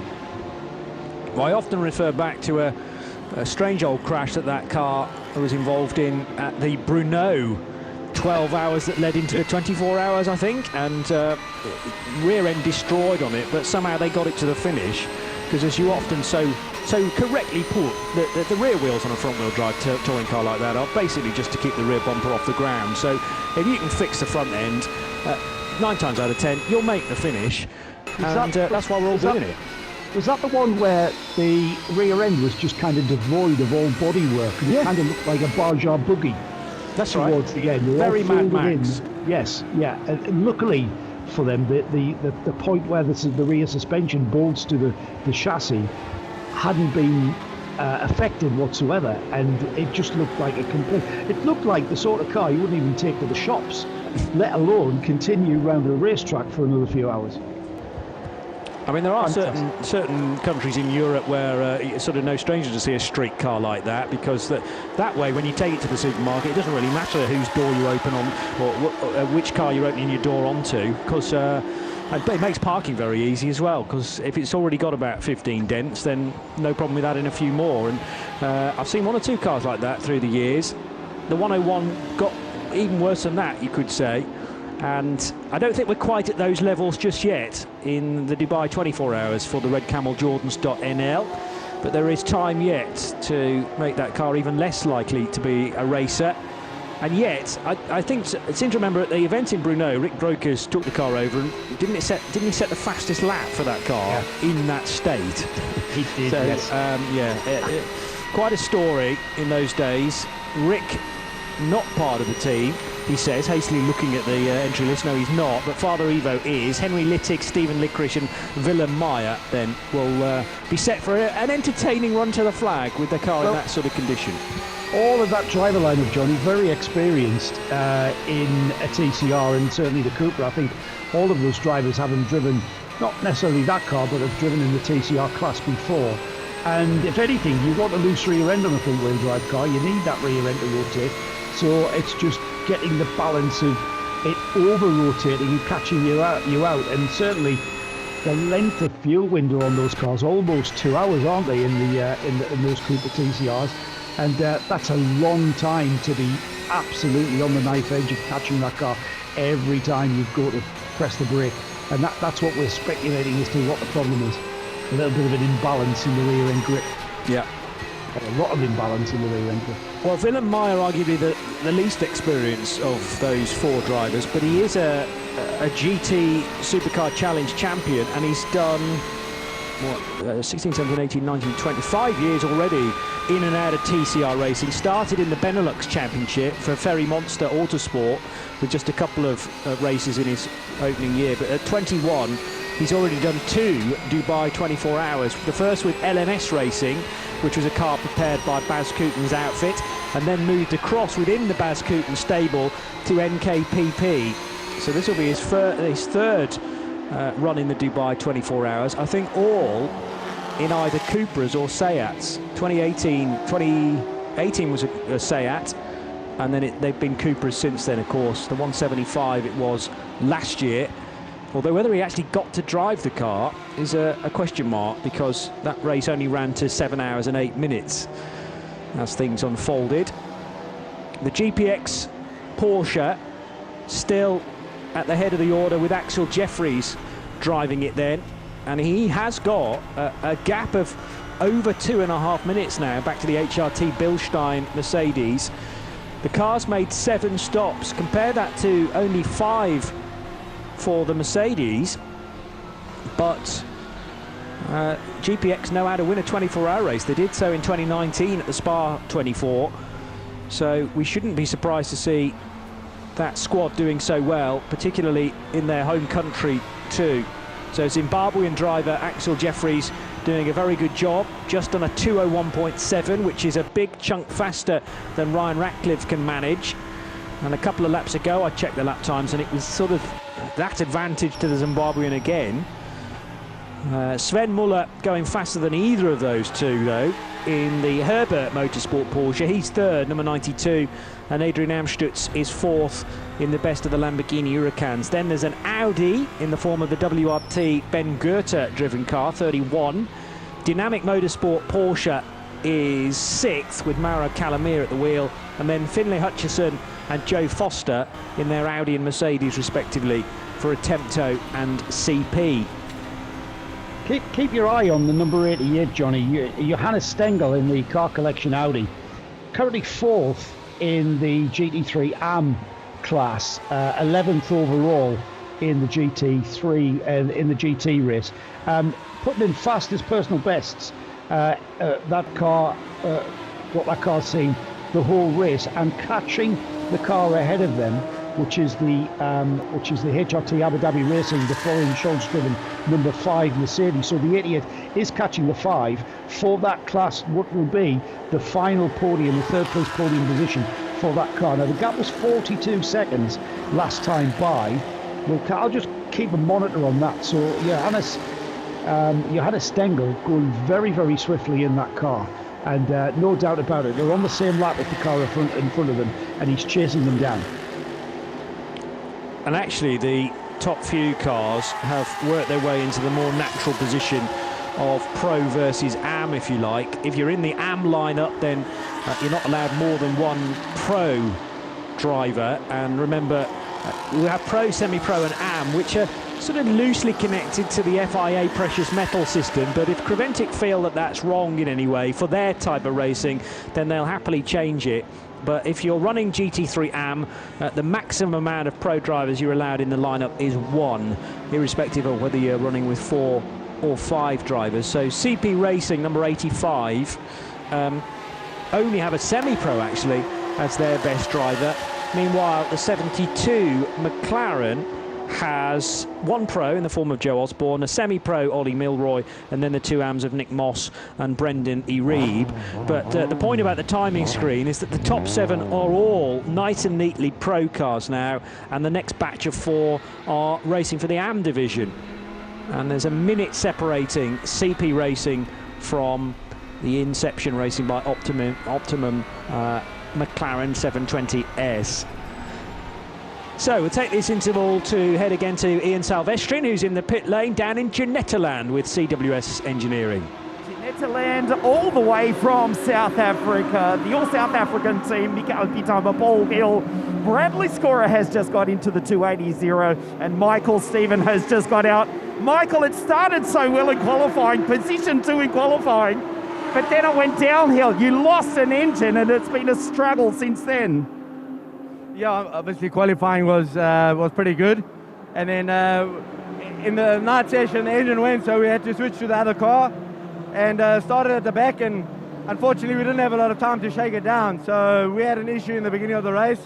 We lost about an hour, but it's a 24-hour race, got to get to the end, and yeah, I think we've had a couple of good stints since then.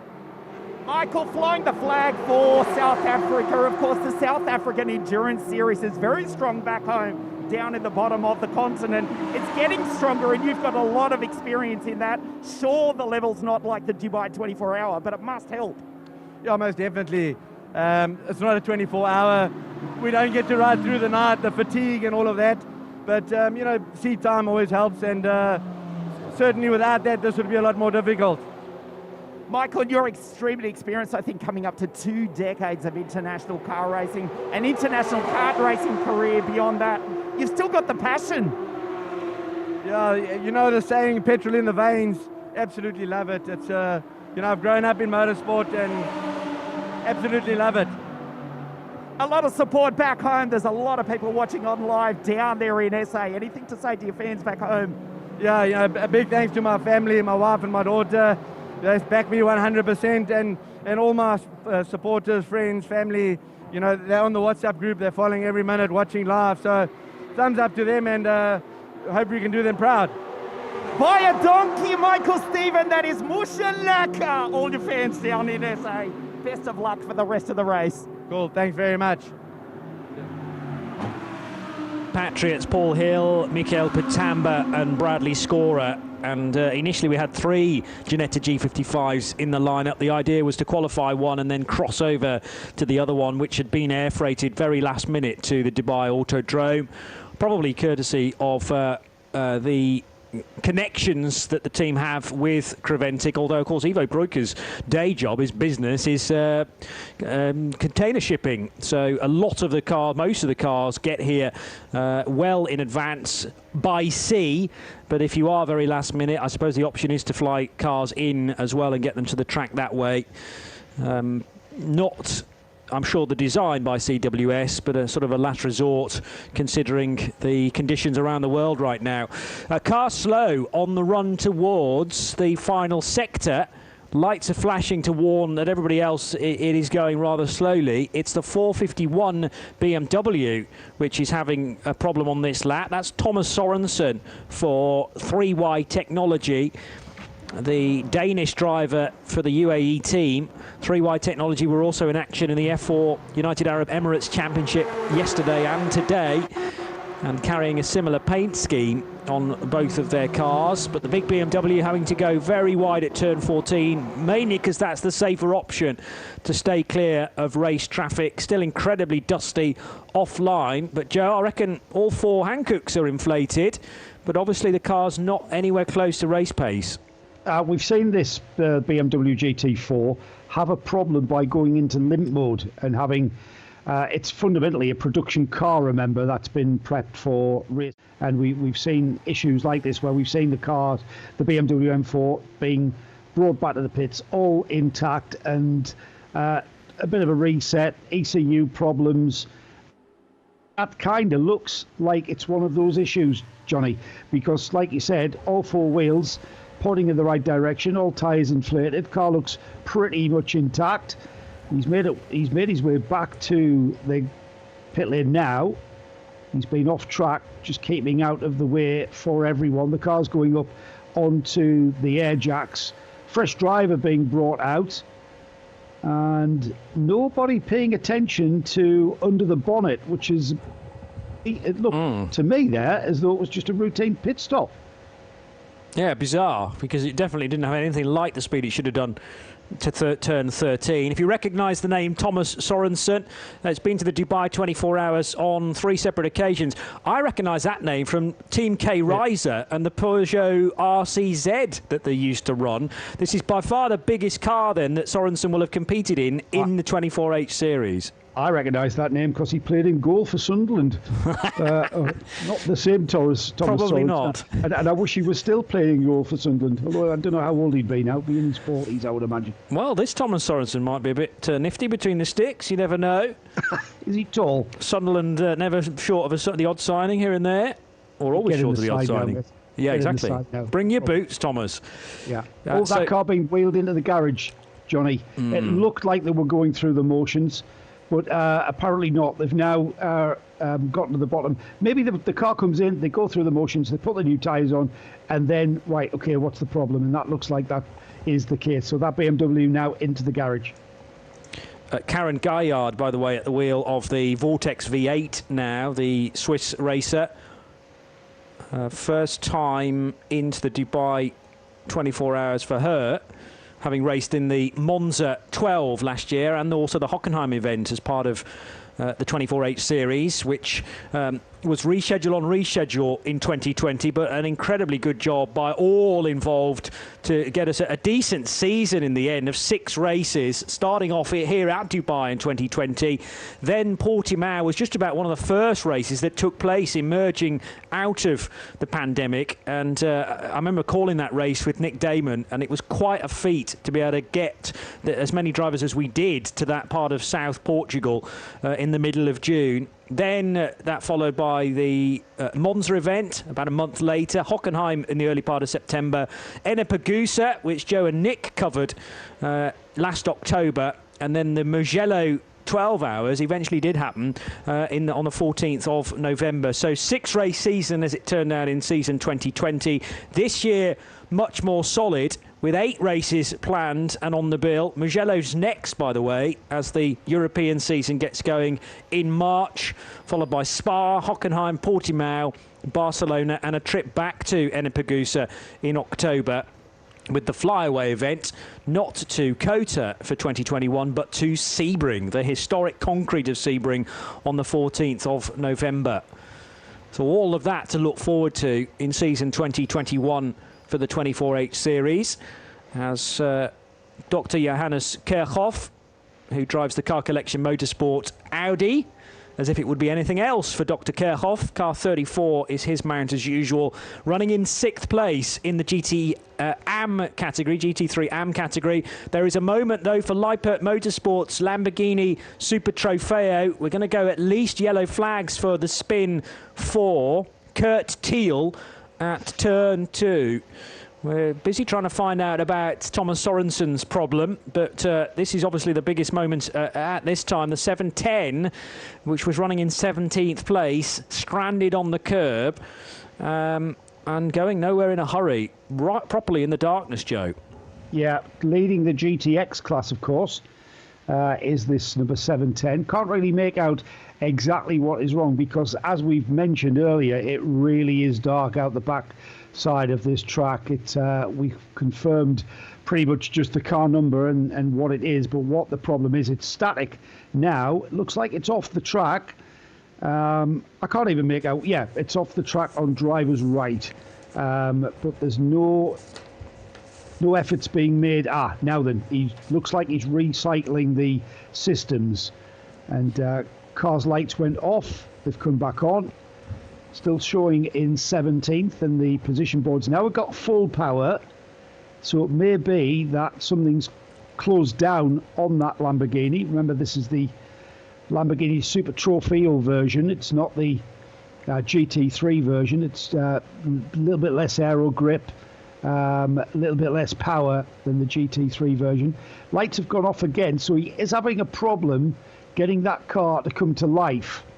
And I'm not going to speculate as to where that is on the track, because it could be literally anywhere. Well, it's turn 2. I didn't know that from the timing screen. And all those at timeservice.nl, including Rob Udelutikhaus and the rest of his team, and the Marshall reports tell us it's spun and is facing nothing like the direction of travel now at turn 2, which is the run across the curve. I think it's the approach to 3 as well, so somewhere in the region of between 2 and 3.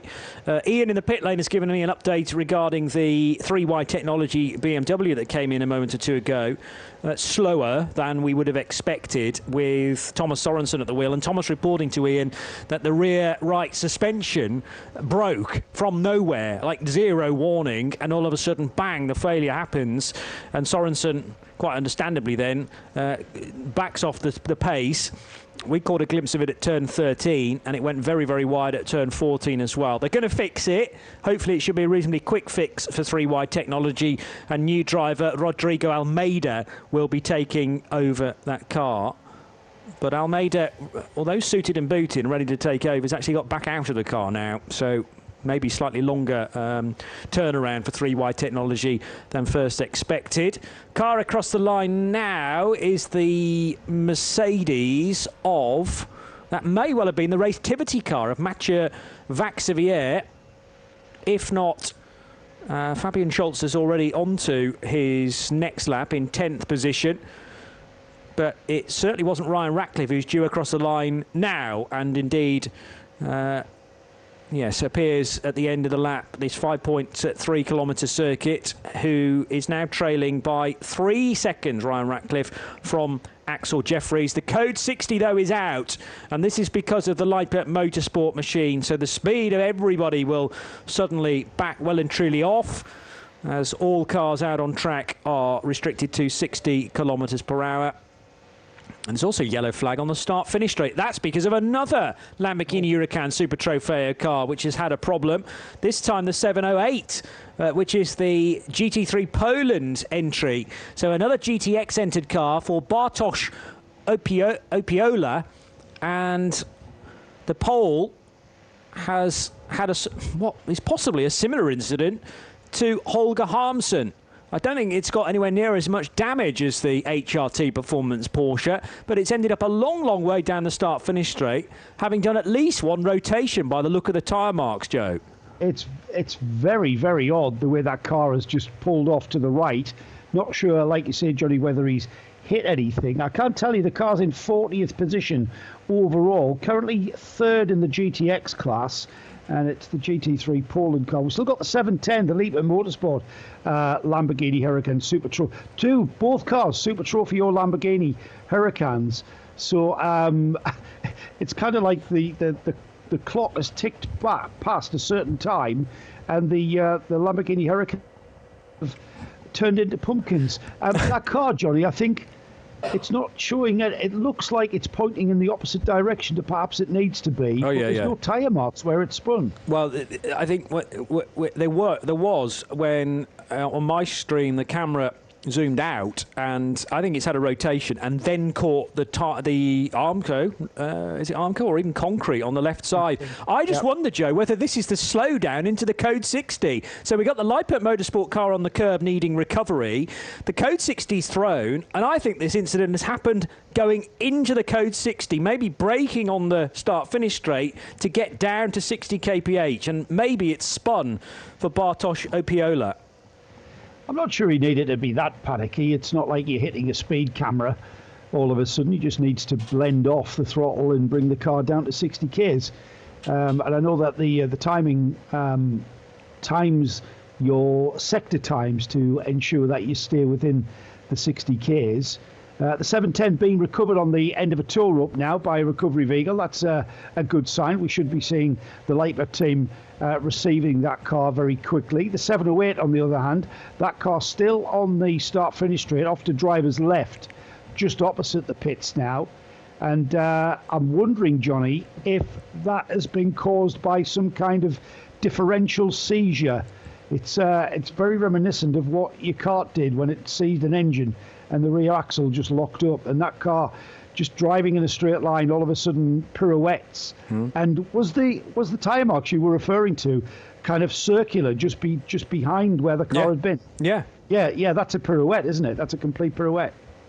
No, agreed. And then if you followed the tyre track on the road surface, it went towards the Armco barrier on the left-hand side, where all the flags are traditionally, the flags of the nations of drivers and teams involved in the Dubai 24 Hours. And I think it's just tagged the barrier, hopefully at relatively low speed, and ended up where it is. But I can't see any damage on the front left corner, nor on the whole of the left side. But we're trying to piece that together currently. What this does present is another opportunity, though, to make a pit stop. If you've got enough room in your fuel tank, you'll only be able to take 50% on board again. And Joe, I think, has got an answer to it, and I might have as well, because for the first time, we get to see the other side of the car, Joe. Yes. Now, if you're going to sell that car, take the photographs from the left-hand side, because the right-hand side, rear wheel, camber and toe looks like it's been affected considerably. Massive and extensive bodywork damage from the rear of the car all the way through to the front of the car. So that car actually, JP, has had a big contact with a barrier or perhaps another car. Looks like a barrier to me, though. The way that it's pirouetted down the straight. It's come quite away from the final turn, hasn't it? So it's been dissipating energy for quite a time in that spin. And that car's going onto a flatbed, Johnny. That's not going to be able to be driven back there. The angle of that right rear corner is completely askew. So a bit of suspension damage. Getting a bit of a closer look. Bit of suspension damage. Apart from that, I would have thought that the car would be repairable. Who's to say, though? You don't know how that energy manifests, the impact energy manifests. That rear end of the car, remember, mid-engined, into the gearbox, into the transmission, and so on and so forth. So, we might have lost another one. We're trying to piece this together at the moment, Joe, with everyone at 0221, our TV crew, Natasha, and our director Fabian as well. I think they actually heard it from the TV gallery, which is just the other side of the pit lane from where this has happened. But the consensus seems to be that the car has made contact with the wall after the Code 60 was thrown, which is bizarre. One thing we can probably tell you without a doubt is that the tyre mark, which looks like it's been left by Terry Grant's Legend after a pre-race show, was there before we got racing, I understand. So do not connect that tyre marking with this incident. So I don't think another car was involved. We're fairly sure about that, and we're pretty positive it happened after the Code 60 was thrown as well. But it's spun around and gone backwards into the concrete wall there. There is a little bit of overlap which protects the marshal post on the run onto the main straight. And obviously, if you're very wide coming out of 16, you've got to make sure that you sort your moment out before you find the wall on the left-hand side. There may be a suggestion that perhaps there was a suspension problem even before the contact was made with the wall. There's certainly a break in the suspension now, though, because that's the tricky point, is getting that car up onto the rollback, the flatbed, which the bed itself will slip off the wagon and down to virtually road level. But because there's been so much damage done to the rear of that car, all it's doing is scraping along the ground, and they're going to have to stick a winch on it at the very least. I think they're going to have to maybe get a crane into position, though, from another truck, just to get the required clearance to get it up the couple of inches and onto the flatbed itself. So another opportunity, quite possibly, Joe, to make 2 pit stops back-to-back if you're another team looking for a full fuel fill, as we work our way towards the other end of another hour. And this will see 6 hours done in this year's 24 Hours of Dubai. It all depends, of course, of what your fuel tank was holding at the time of that Code 60.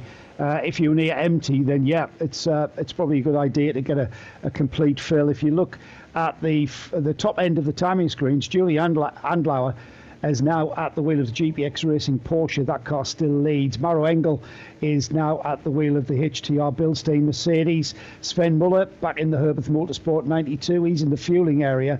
Frank Bird in the Audi of WRT is in 4th. Mirko Bortolotti is now back in after having that little bit of a 10-minute interval where he jumped into the car. 10 minutes later, he was brought back into the pits. Adrian Amstutz has taken over that car and did getting towards a full stint, not quite a full fuel window, but getting towards that. Adrian's brought that car back in. He's eaten into Amstutz has eaten into his driver time, and now he's allowed Mirko Bortolotti. No argument there. Bortolotti's the hotshot in that car, and he's back out in the 63 in 5th place. And the recovery work on the GT3 Poland Lamborghini, which as a team name is slightly deceptive because they're not running in the GT3 class, although it is a GT Series entered car.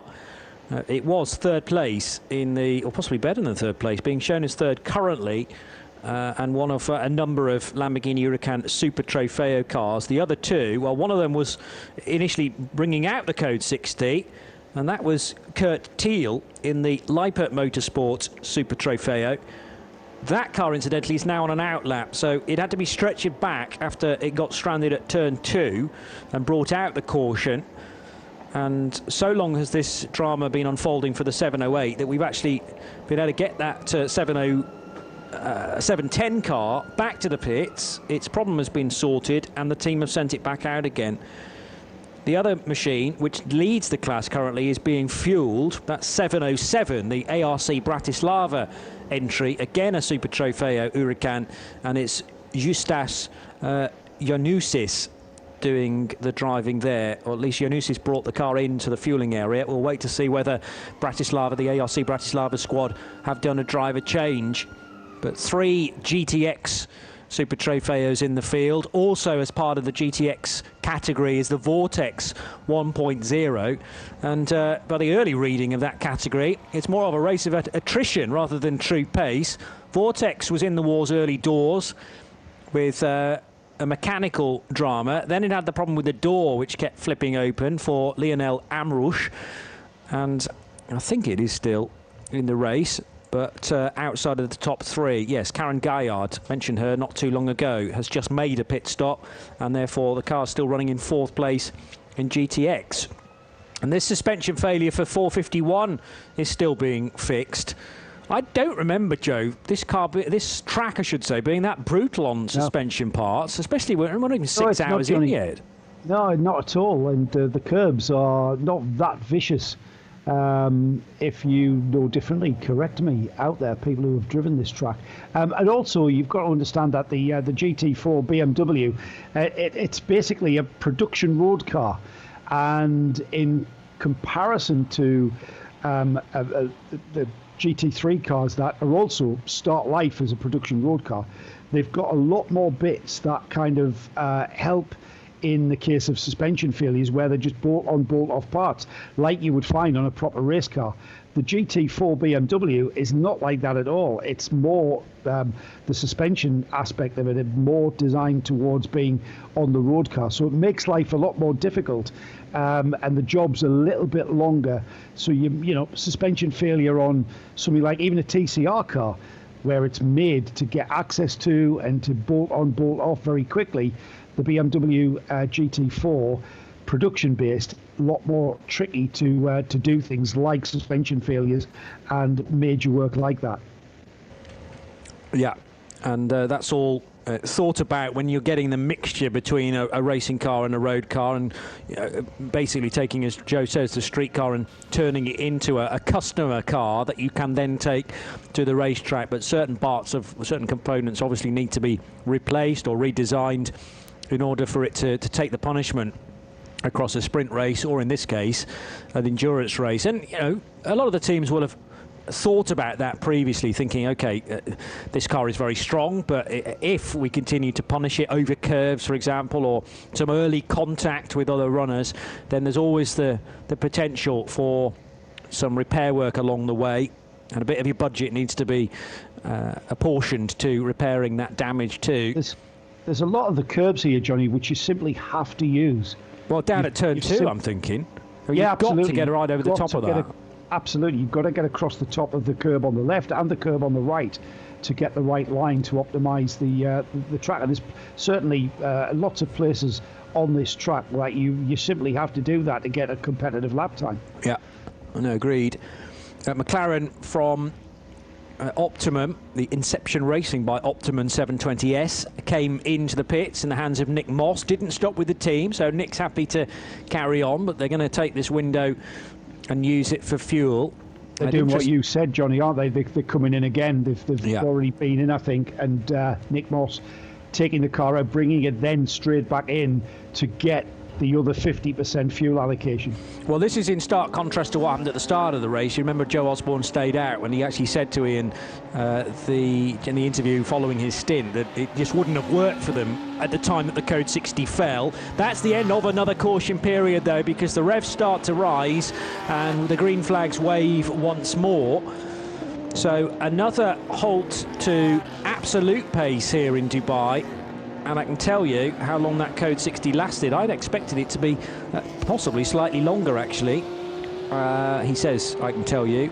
Oh, yes, here we go. So it was 13 minutes in the end for the 710 car initially, and then that developed into having to recover the 708 car, which seemed to have his accident within the envelope of that Code 60. Bizarre for Bartosz Opiola.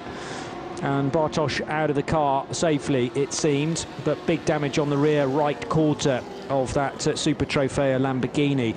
Maro Engel reinstalled into the HRT Bilstein Mercedes, that car running in fourth, his car 4 and running in second, I beg your pardon, although I only have to wait for the leaders to stream across the line to get a true reflection of the order currently.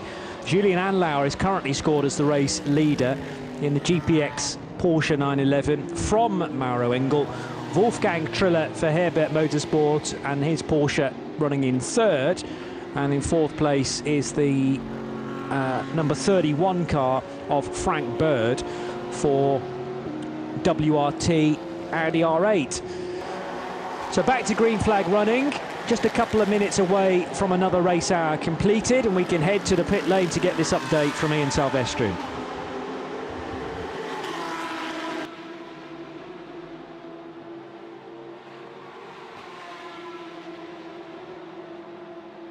Up until that point, but you've got a really big job ahead of you now. How long until you get back into the car? I don't know. They take the parts now. I think we can back soon, more faster we can, and I hopefully drive tonight. It's been a big jump. Not so long ago, we were watching you racing KZ International Karting with the Danilo Rossi team. Here you are at Dubai in the 24-hour team. What's it like?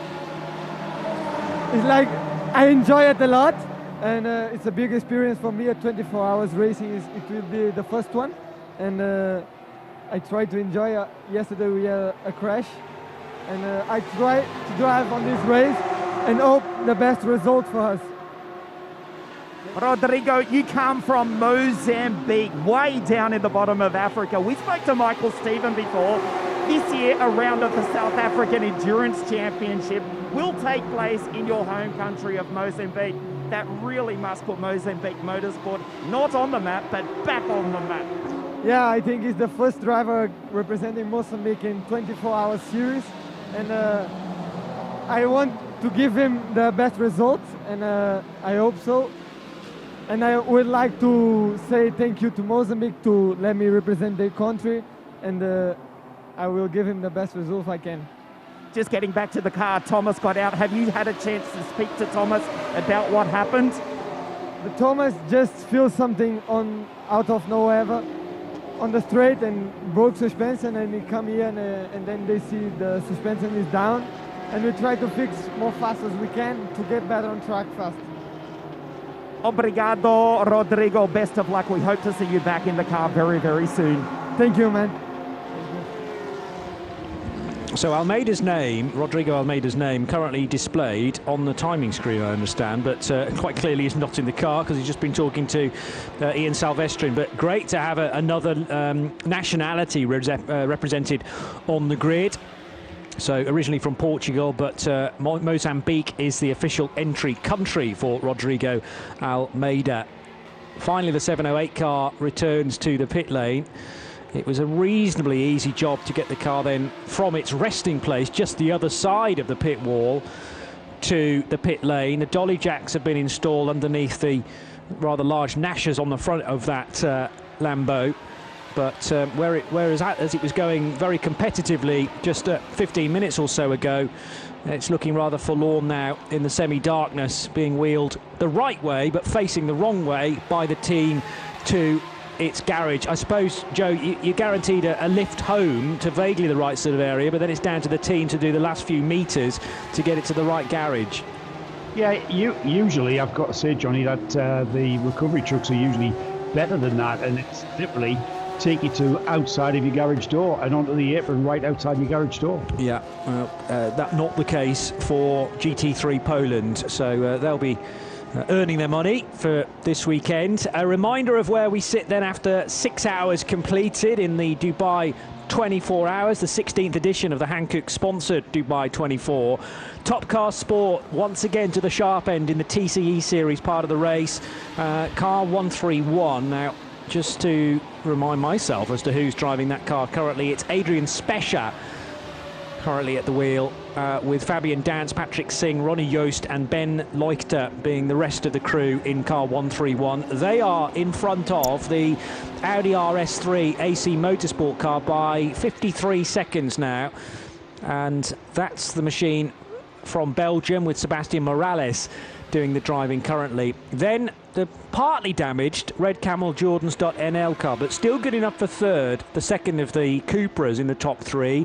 First of the Volkswagen Golfs is from Autorama Motorsport, car 112 currently fourth, and then the second of the Audis, this time from QSR Racing, number 154 is fifth. Sixth position, another Autorama Volkswagen Golf, car number one, the treble one RKC ZRT Audi is seventh, ahead of another car with the four rings on the nose, the AC Motorsport 199. Sally Racing's Cupra ninth, ahead of the Audi from Simpson Motorsport number 138 is 10th. In 11th position, it's the BBR, or Monlau Competition Run, for the Thai team BBR, as we go back to code 60. More on that in a second. 11th place for BBR. PK Car Sport is 12th with the BMW M2 CS Racing example.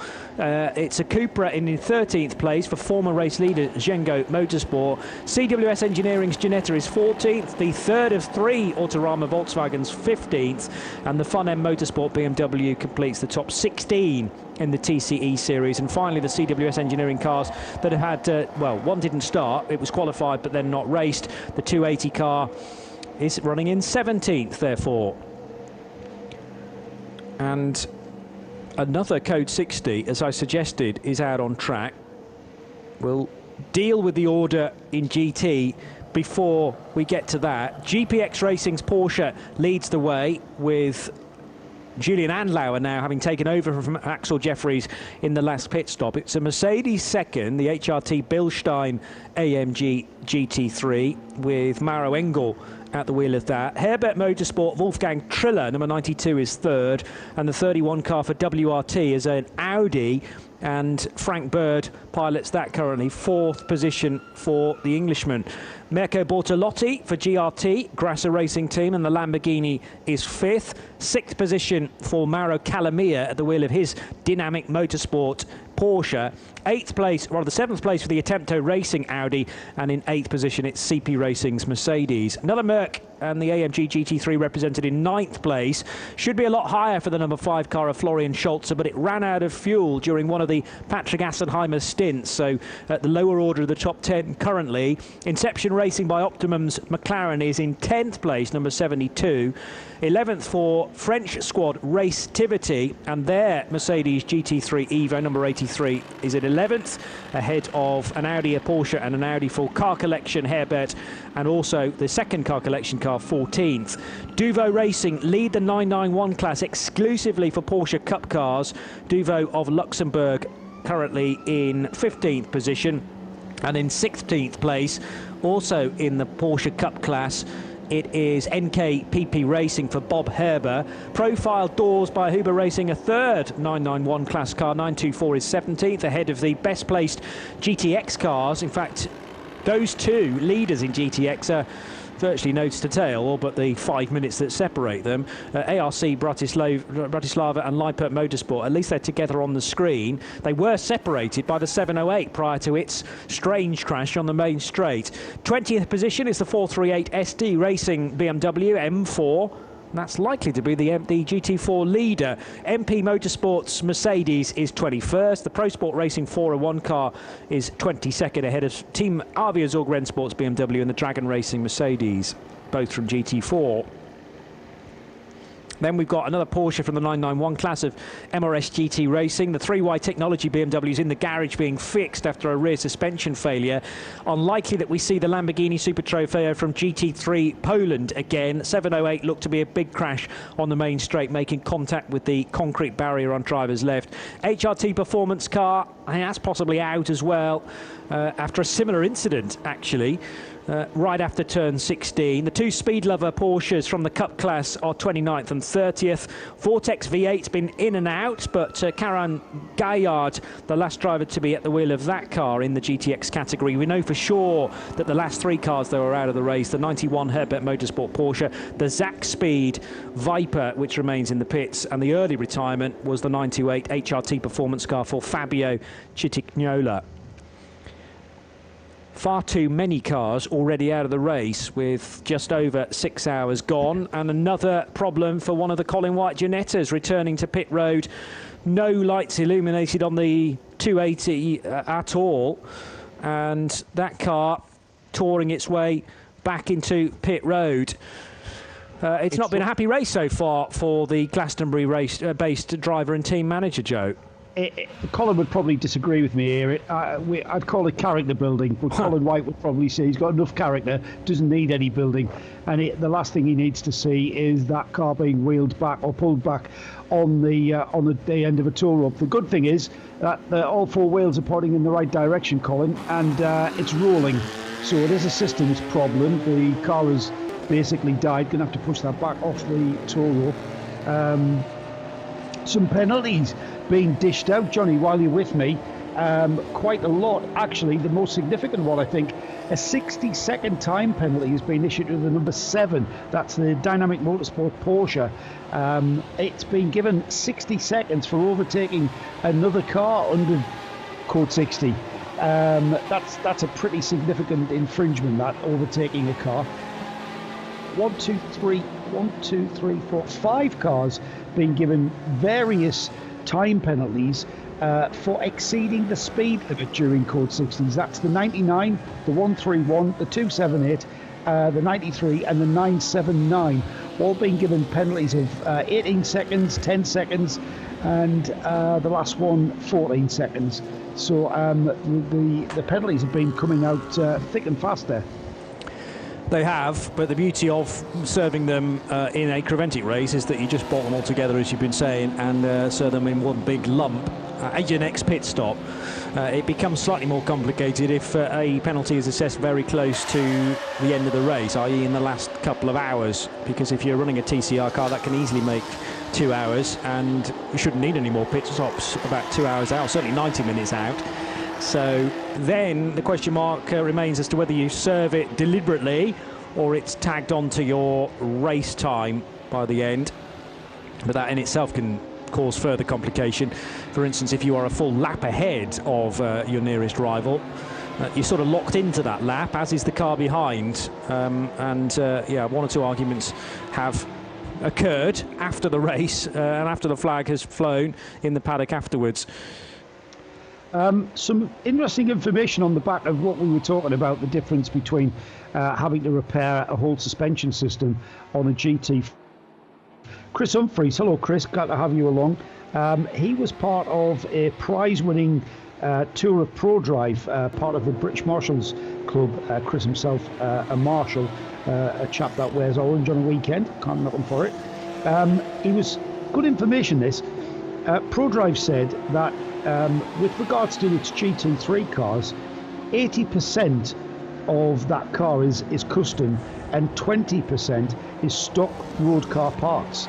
For GT4, it's 80% stock road car parts and 20% custom. So that's pretty good information. What I was trying to say in a lot less words.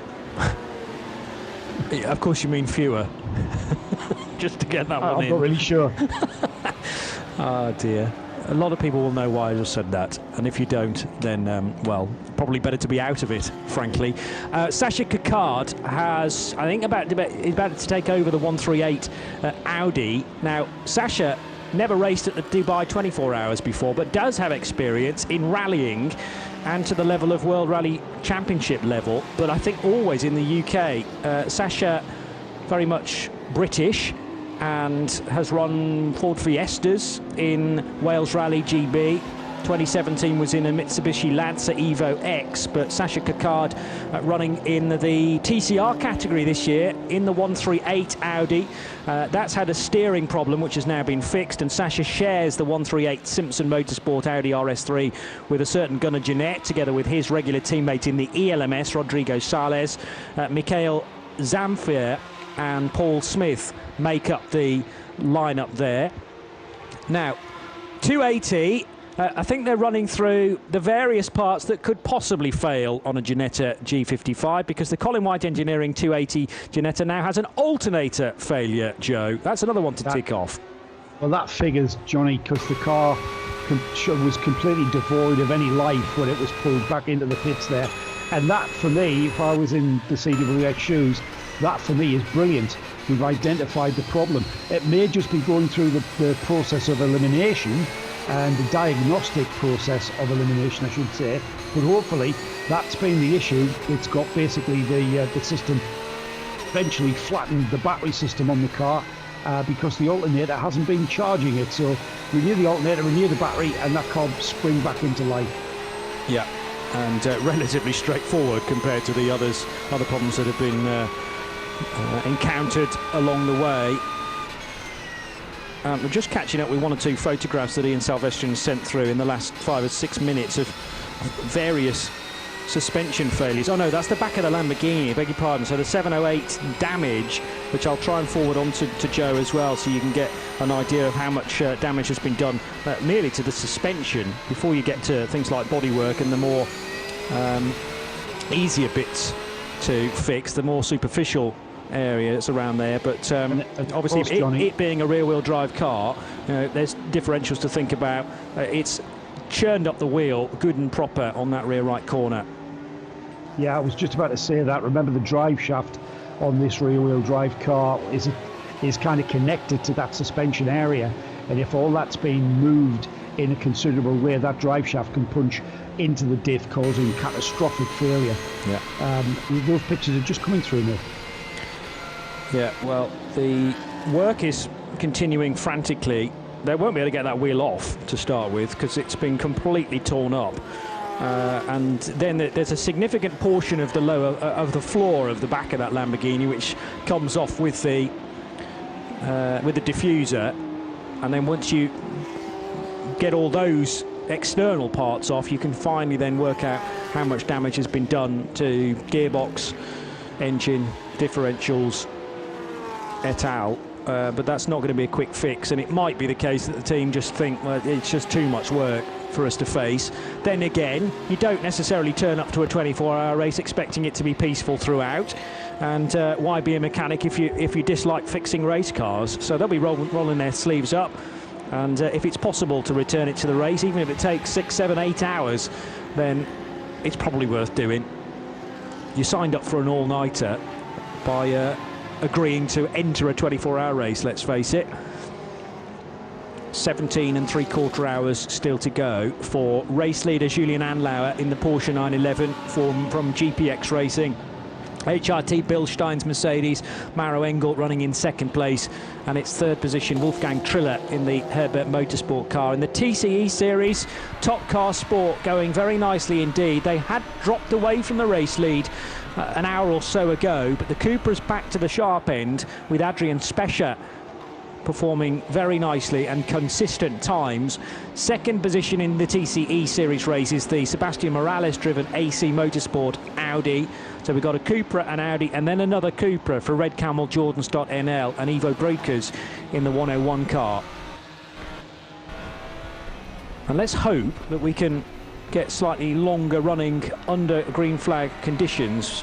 I know what traditionally happens as soon as I say that, but we're coming off the back of virtually 2 back-to-back Code 60s, so the balance of play, actually you could almost incorporate the one before that as well. We had the 929 crash on the main straight, 710 come to a rest in a very similar position, and now the 280 that had stopped out on track, which was the reason for a 4.5 minute, nearly 5 minute 6th Code 60 of the race. So that was in order to recover the 280 Ginetta, which had alternator failure. But it would be really good, at least from the strategist's point of view, Joe, to just get, you know, a run of at least an hour now to work out where they are. Yeah, and I'm just having a similar conversation with Sami Moutran, who's out there in Dubai, and he's a familiar fixture to this race, having been part of this race for many years. Him and his family. We do miss the Moutrans. About time you got the act together, of course, when things sort themselves out. But we're speculating as well, why so many driver errors? And I really haven't got an answer, neither has Sami. Too many for a normal race is in his opinion. And I was just about to say to you, Johnny, before Sami did that, sent me that, was why have we just had a bit of a crash fest? Is it because they knew we were on the commentary team live and bringing it to the world? Did they just want to sort of keep us entertained? Because I'd much rather see long periods of green flag racing where we see the race evolving, and instead of being truncated by cars having to be brought back in on flatbeds and such like. And it does look to me as though the last few crashes that we have seen, all right, mechanical issues apart, but what I mean by that is mechanical issues apart. I'm not on about cars being recovered on the back of a tow rope, but cars actually looking like they've speared off and hit barriers and damaged cars without any cars around them, and what looks like just a driver error. It's bizarre at this early stage. Yeah. Well, normally when me and you are on shift, the only damage being done is to the art of broadcasting, and everybody else is very well behaved. But could it be that not a lot of racing was done in the last 12 months and people are just out of practice? You know what? There could be that. It was a kind of an odd year, 2020, and Creventic, full credit to Creventic and the organisers of the 24H series to get their series concluded and even run. And again, big round of applause for getting this, what is a fabulous field of cars, out to Dubai to run the 24 hours pretty much at the time of year when we would have normally ran it. But yeah, I mean, is it a case of the more amateur drivers not getting time in the car, not being able to just take a car to a track? We haven't even been able to do that. We haven't even been able to hang out at tracks, John. So that's a good point, actually. And maybe it is that. Maybe it is the less experienced drivers that we're seeing just lacking some seat time. Just a bit of rustiness creeping in, quite possibly. It's strange for this race. I mean, it is a punishing race, and when we have a massive entry in the 80s or 90s, as we've had in the past, I've often said that the track decides how many cars it is happy to have run on it, and naturally you're going to have one or two tangling up, tripping over each other, and then we get to a level where the track is happy to have 60 or 70 odd and is fine then to the finish, generally speaking. But what do we have, 53 starters this year? That can't really be said, and a lot of solo incidents as well, like down at turn 1 and the 2 on the main straight very recently appeared to be entirely on their own. So bizarre. But let's hope that the first 6 hours created the carnage, and then we can have a much clearer run to the finish, or at least for the next segment of 6 hours. So here's a one, Sammy Moutran, just adding to what we're talking about. Could it be with more space? People are pushing for lap times and driving beyond their limits. So that's kind of counterproductive. What we thought was with a reduced field to what we're normally used to at Dubai, of upwards of 90 plus cars. We're down to not quite half of that, but almost.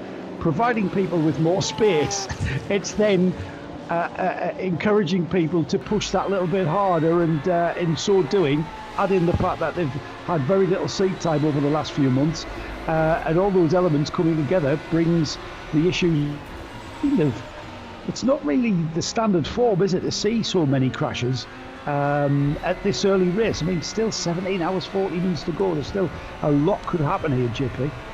Sounds like Sammy, the typical race driver. He's got endless excuses. Yes. You can find something, the reason why something's happening.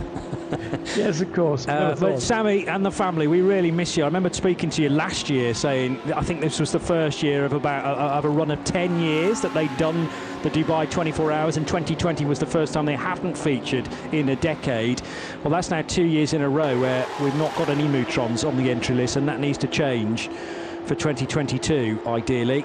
But great to have you at the track at the very least, and to be an extra pair of eyes and ears, feeding us information and enjoying the coverage as well on RS1, the Radio Show Limited network of channels. So this 2.5 hour segment taking us through to 10 o'clock local time with Joe Bradley and me, Johnny Palmer. And the Julian Anlauer car looking very dominant indeed at this time, and obviously things can change. We don't have, as is the case in other endurance races, things like safety cars. The only way of quelling the field, the pace of the field, is through a code 60, and that, for the endurance purists, is the preferred way of doing it, to make sure that gaps going into a caution are more or less retained coming out of it. So 3.5 minutes is a massive margin for everybody else to try and make up. And Mirko Bortolotti, with a face full of the back of one of the Autorama Volkswagen GTIs there, coming out of turn 9, knew all about the dimensions of his Lamborghini Huracan and just nipped to the left-hand side at the very last minute to get the required toe off the back of the Golf and then shoot into the night down the back straight. But you feel for cars that would normally be properly up there that have just fallen out of the rhythm slightly, and I include the GRT Lamborghini Huracan in that, in fourth, but there is a gap of 3 laps now to the race leader. Rob Janer just concurring. Rob, another one of our fine fellows in orange, does a lot of marshalling in the UK, and he did notice in the marshalling that he did at the back end of last season, there were more incidents at club events, and he put that down to drivers with less testing and track daytime, and teams just being out of practice and drivers being out of practice. So that kind of supports that theory. It's an idea, and we're coming out of a very bizarre year 2020, and this is although racing did take place, of course, in the second half of the season, and the Portimao 24 Hours in June was just about the first race that we had coming out of the enforced pause.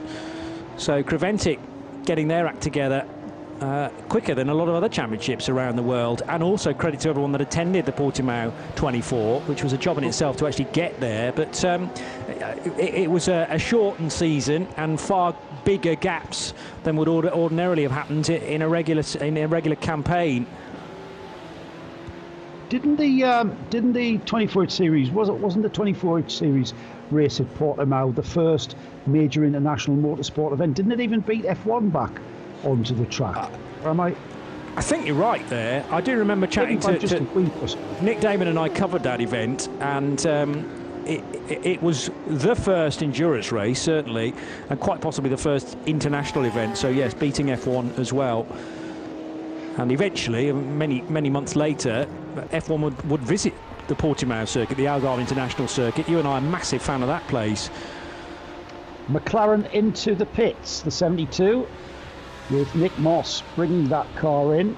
I'm not sure how, I've lost track, Johnny, with the Code 60s as to what that driver time is. I'm just going to get my stats up, see if I can fathom that out. So talk amongst yourselves while I do that. Well, this is a car that started so well and led by 17, possibly 18 seconds when it eventually, well, it got to the race lead. Then it was being hunted down by Klaus Bachler in the early stages.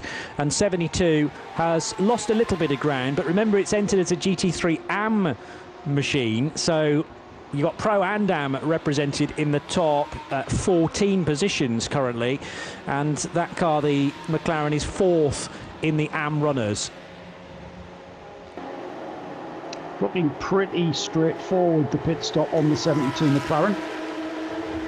And as I say that, the car already onto the dolly jacks and being swiveled round through 90 degrees in the back end, the car going in backwards first, always the standard practice, and into the garage with a problem.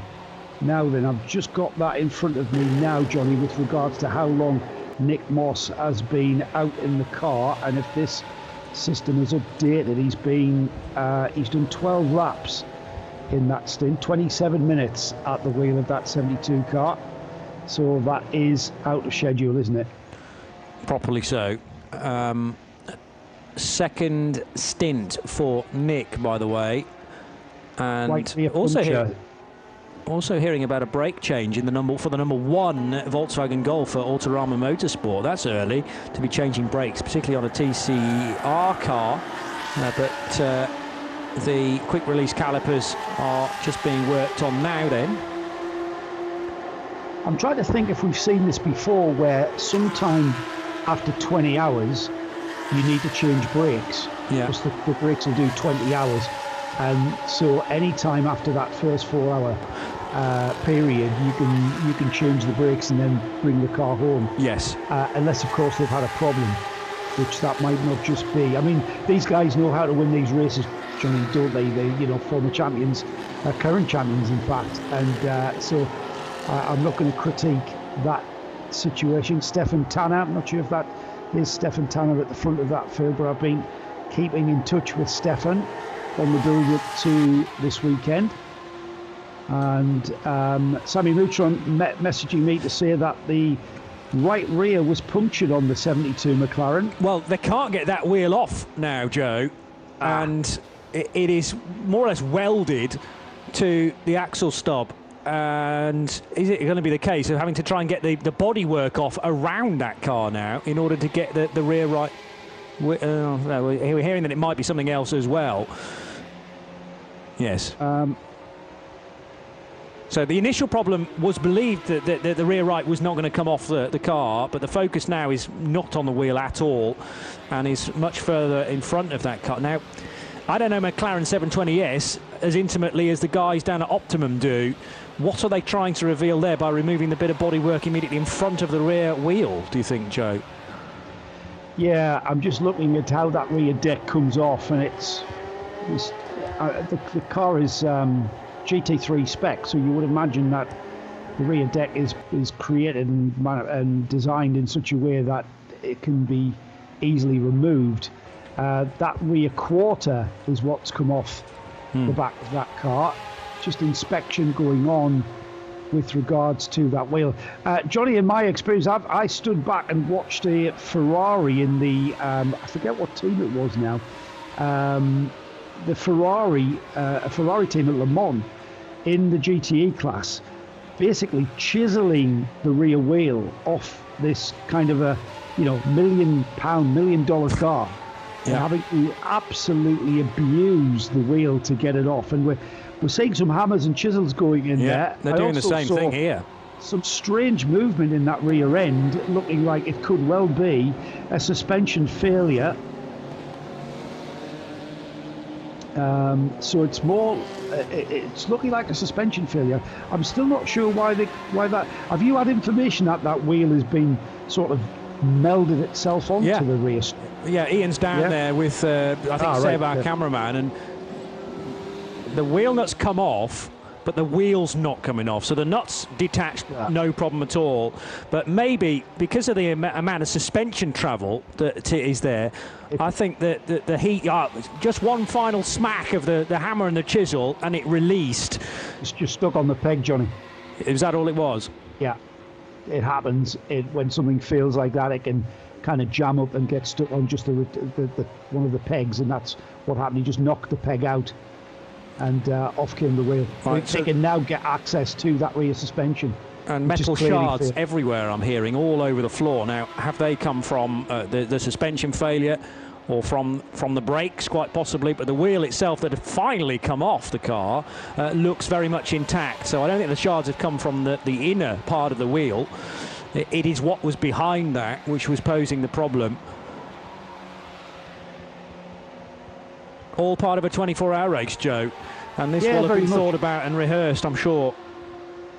Yeah, and this car, this is the car. Didn't Joe Osborne say that this car did the Bahrain race, the Gulf 12 hours last weekend? And they're staying on for the Abu Dhabi 6 hours, aren't they?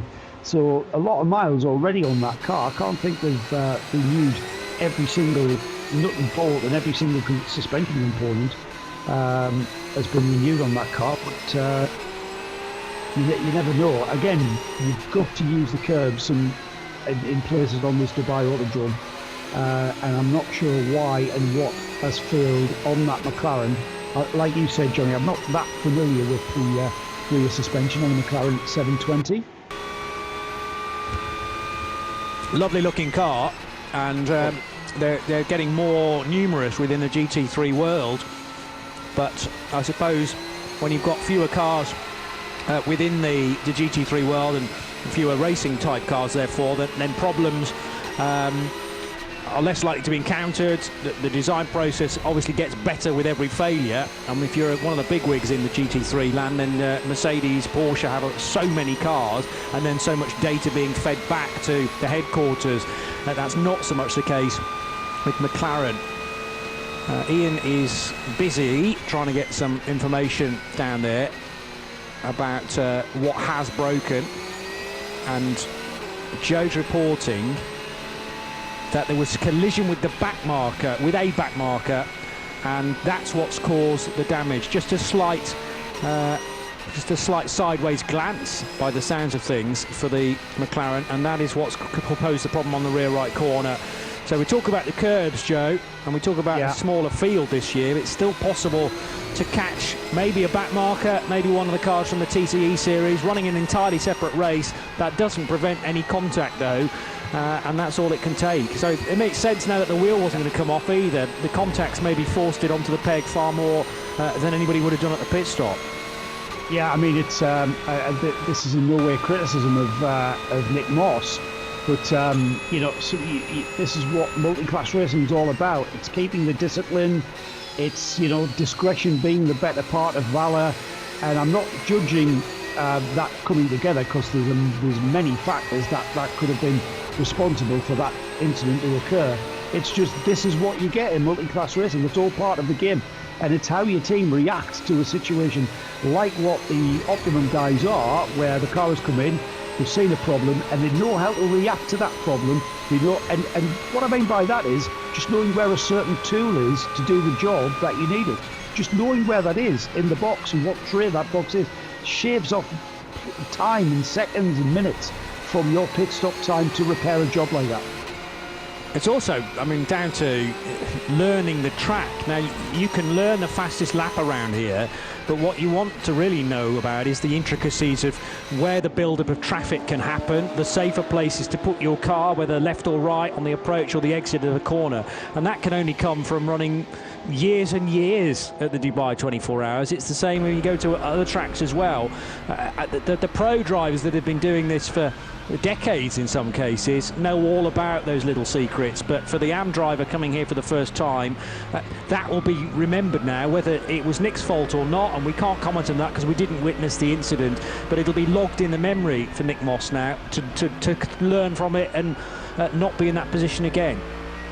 Yeah, of course, it's all about experience as well, isn't it? And we hark back to the just lack of seat time and lack of practice, and gathering that experience, and that short-term experience helps with so many things. Component parts being brought out onto the garage floor. Not sure who they are for that time. That might be suspension bits for that McLaren. It is indeed. But yes, it's all part of the game, isn't it? And it's part of the game of 24-hour racing is, what was it that Lena Gade used to say? Push without risk. Yeah. Which is a big ask, really, for any driver. You know, we want you to optimise and drive the car as quickly as it can be, but we don't want you to risk it. And it's like a tightrope walk, isn't it? You know, you've got everything balanced, and then along comes a gust of wind, and oops, you've made a slip. And that's pretty much quite a good analogy I've just thought of there with regards to race driving, and especially multi-class racing. And all that brings over the distance. It's a sliding scale of percentages as well, depending on where you are in the race. And this early on, you want to keep things as neat and tidy as possible. And yes, be pushing, but it's always tricky when you've got traffic to get by, and sometimes at speed as well. So a brand new wishbone has been brought forward by the squad that run the Inception Racing entry, who are Optimum Motorsport. Although interestingly, listed as the official entrant is Inception Racing with Optimum, but connections with the old Optimum Motorsport team that have run the Dubai 24 Hours in the past with an Audi for Joe Osborne. But now, of course, Brendan Reeb, the American entrepreneur, being on board, and the other AM driver within that lineup, Nick Moss, who we've been talking about. Ollie Milroy and Brendan Reeb have been doing plenty of GT3 racing in season 2020, and that partnership might stretch back prior to that as well. I have to look that up to remind myself. 24 minutes to go until another hour is completed, and that will take us to 10 o'clock. Remember, if you're not in Dubai and experiencing this race somewhere else around the world, then in order to know what time of day it is locally, they're GMT +4, by the way, so 3 hours in advance of Central Europe, 4 hours ahead of the UK. And you can do the relevant calculations wherever you may be positioned, enjoying one of the first races of the year. Not quite the opening endurance event, though, of 2021. That taking place last weekend, in fact. But the true start for the motorsport year for all of us here at Radio Show Limited. And you're tuned to RS1, part of that network, delivering a whole host of motorsport once again for a brand new season. Max Edelhoff, who took charge of the 34 car collection Audi, running currently in 3rd position in class and 10th place in the GT series runners. So the 34 car is 3rd in GTE AM, and basically trying to hunt down the class leader, which is the CP Racing Mercedes AMG of currently Joe Foster, and 2nd in GTE AM is Florian Schulze for the HRT Abu Dhabi Racing outfit with their Mercedes AMG as well. So Mercedes, Audi in GT3 AM. In the pro part of the race, it's a Porsche that leads from another Mercedes AMG, number 4 of Maro Engel, and Wolfgang Triller for Herbert Motorsport for his first race with that particular squad, doing a very good job indeed. TCE series is led by the Cupra of Top Car Sport, and Adrian Specher still driving that. Just getting an update on the McLaren as well with the... Right, there's a spare car at Inception Racing, and I understand they've taken a shock absorber out of that car and are now fitting it to the race car. So it needs to be matched to the brand new wishbone, and then will be fitted to the number 72. So wishbone obviously broken, and other parts as well that need to be sourced and replaced as well. That'll all take place, and that car will rejoin just as soon as they can. Very high tension indeed down in the garage though for Inception Racing, former race leaders, let us not forget. But this is all time being taken away from the British squad, and they've dropped to 17th position in the GT Series order. 6th place in GT3 AM.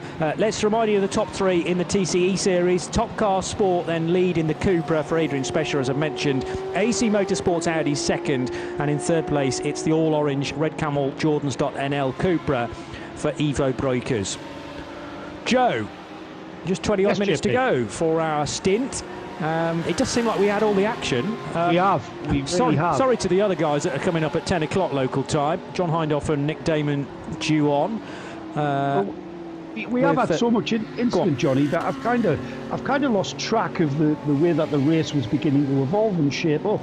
We've still got we've totally kind of neglected the fact that Julian Andlauer has just controlled the pace at the front of this race. What is that, a 2-lap lead that he's pulled out there? Well, it's 3 minutes and 40 seconds as it was last time. So, what's this, a 2-minute lap time? So it's verging on a 2-lap lead now. It is, yeah.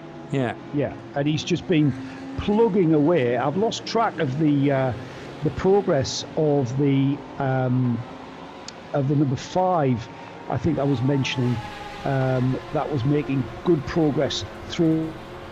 The 83, the Francois Perrault, now back at the wheel of the Racetivity. They seem to have gotten their act together. That team soaked up a lot of penalties for track limits, and that hasn't been the case for a good chunk of time now. That was very early on in the race, and I've got to say, JP, we have had all the action with regards to cars into the barrier. Mechanical issues have befallen quite a considerable amount, and that brought about our speculation as to just how early it is in the proceedings, with 17 hours 20 minutes remaining, and the attrition rate beginning to show its face here a bit earlier than normal. It is, and hopefully that will settle down in due course.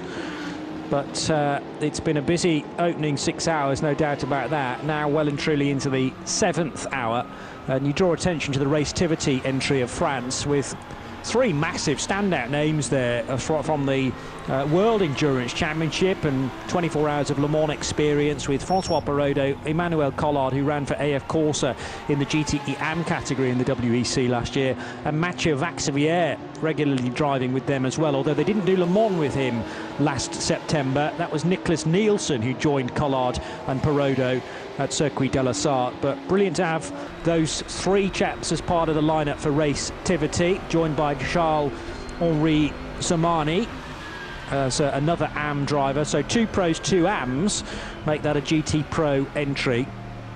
And when you factor that in, at 9th position is okay. They'd love to be with the main batch of GT3 Pro cars, though, which are represented in the top 6. 2 more places to gain for the Racetivity Mercedes to get there. First and second in AM, currently CP Racing and HRT Abu Dhabi Racing, with in third place the car collection car of Max Edelhoff.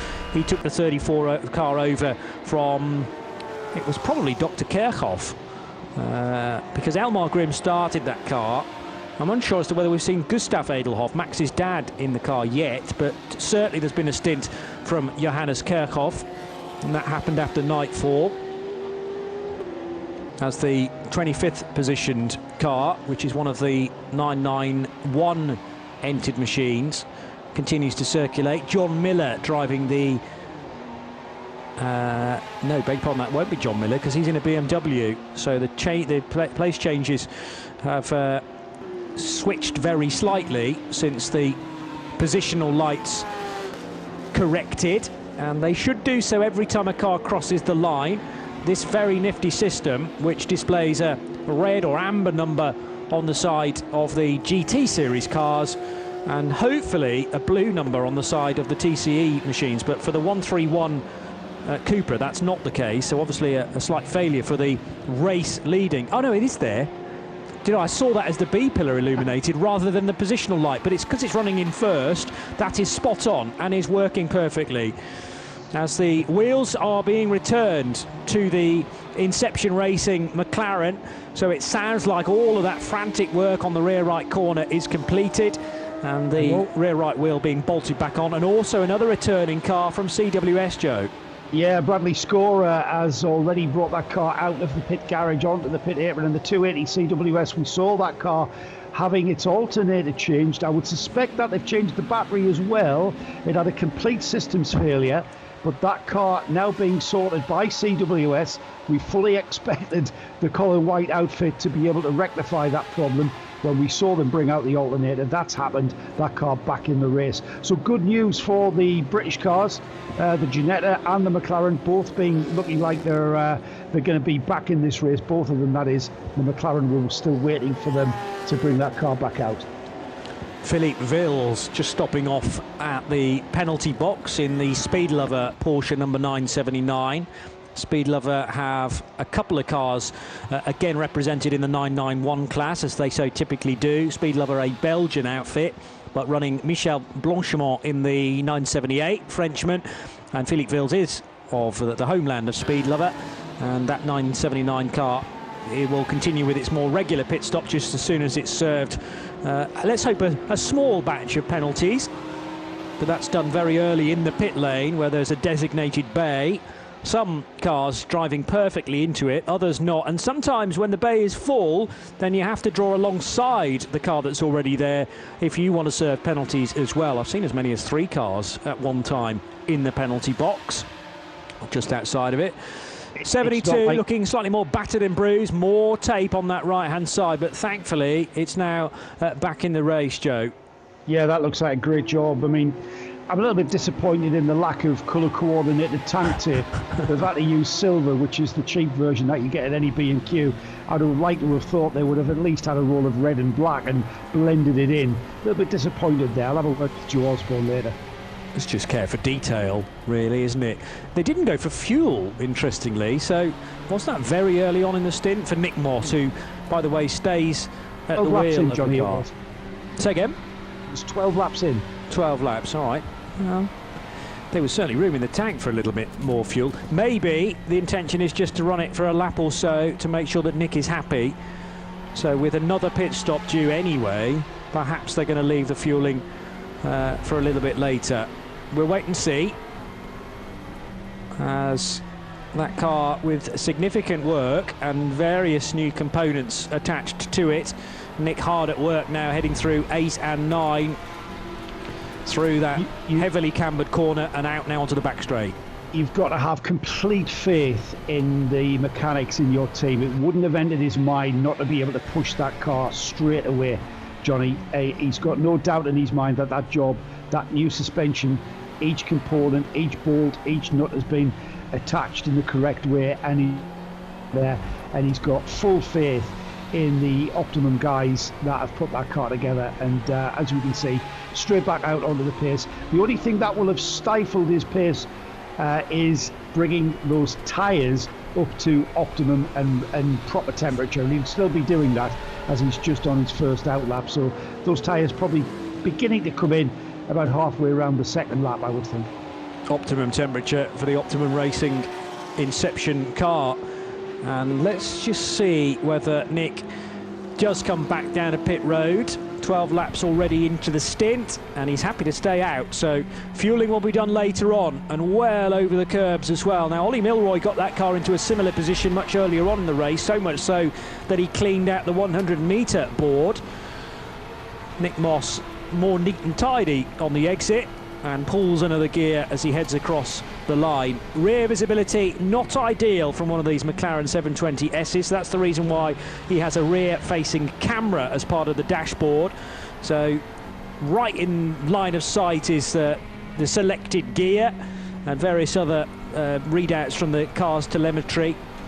Rev counter, no doubt, as well. And then immediately to the right of that is his view at the back, with some measurement scales on the left and the right. That may well give him an indication as to nearby cars, because something that's been adopted by these rear-facing cameras, actually from the virtual world, from the computer game world, is the ability for a car to be recognised by that camera, and a little arrow sometimes appears, depending on what system you're running, at the bottom of the screen, which grows larger when the car gets closer and smaller when it's further away. A very nifty bit of kit that added to the rear-facing camera.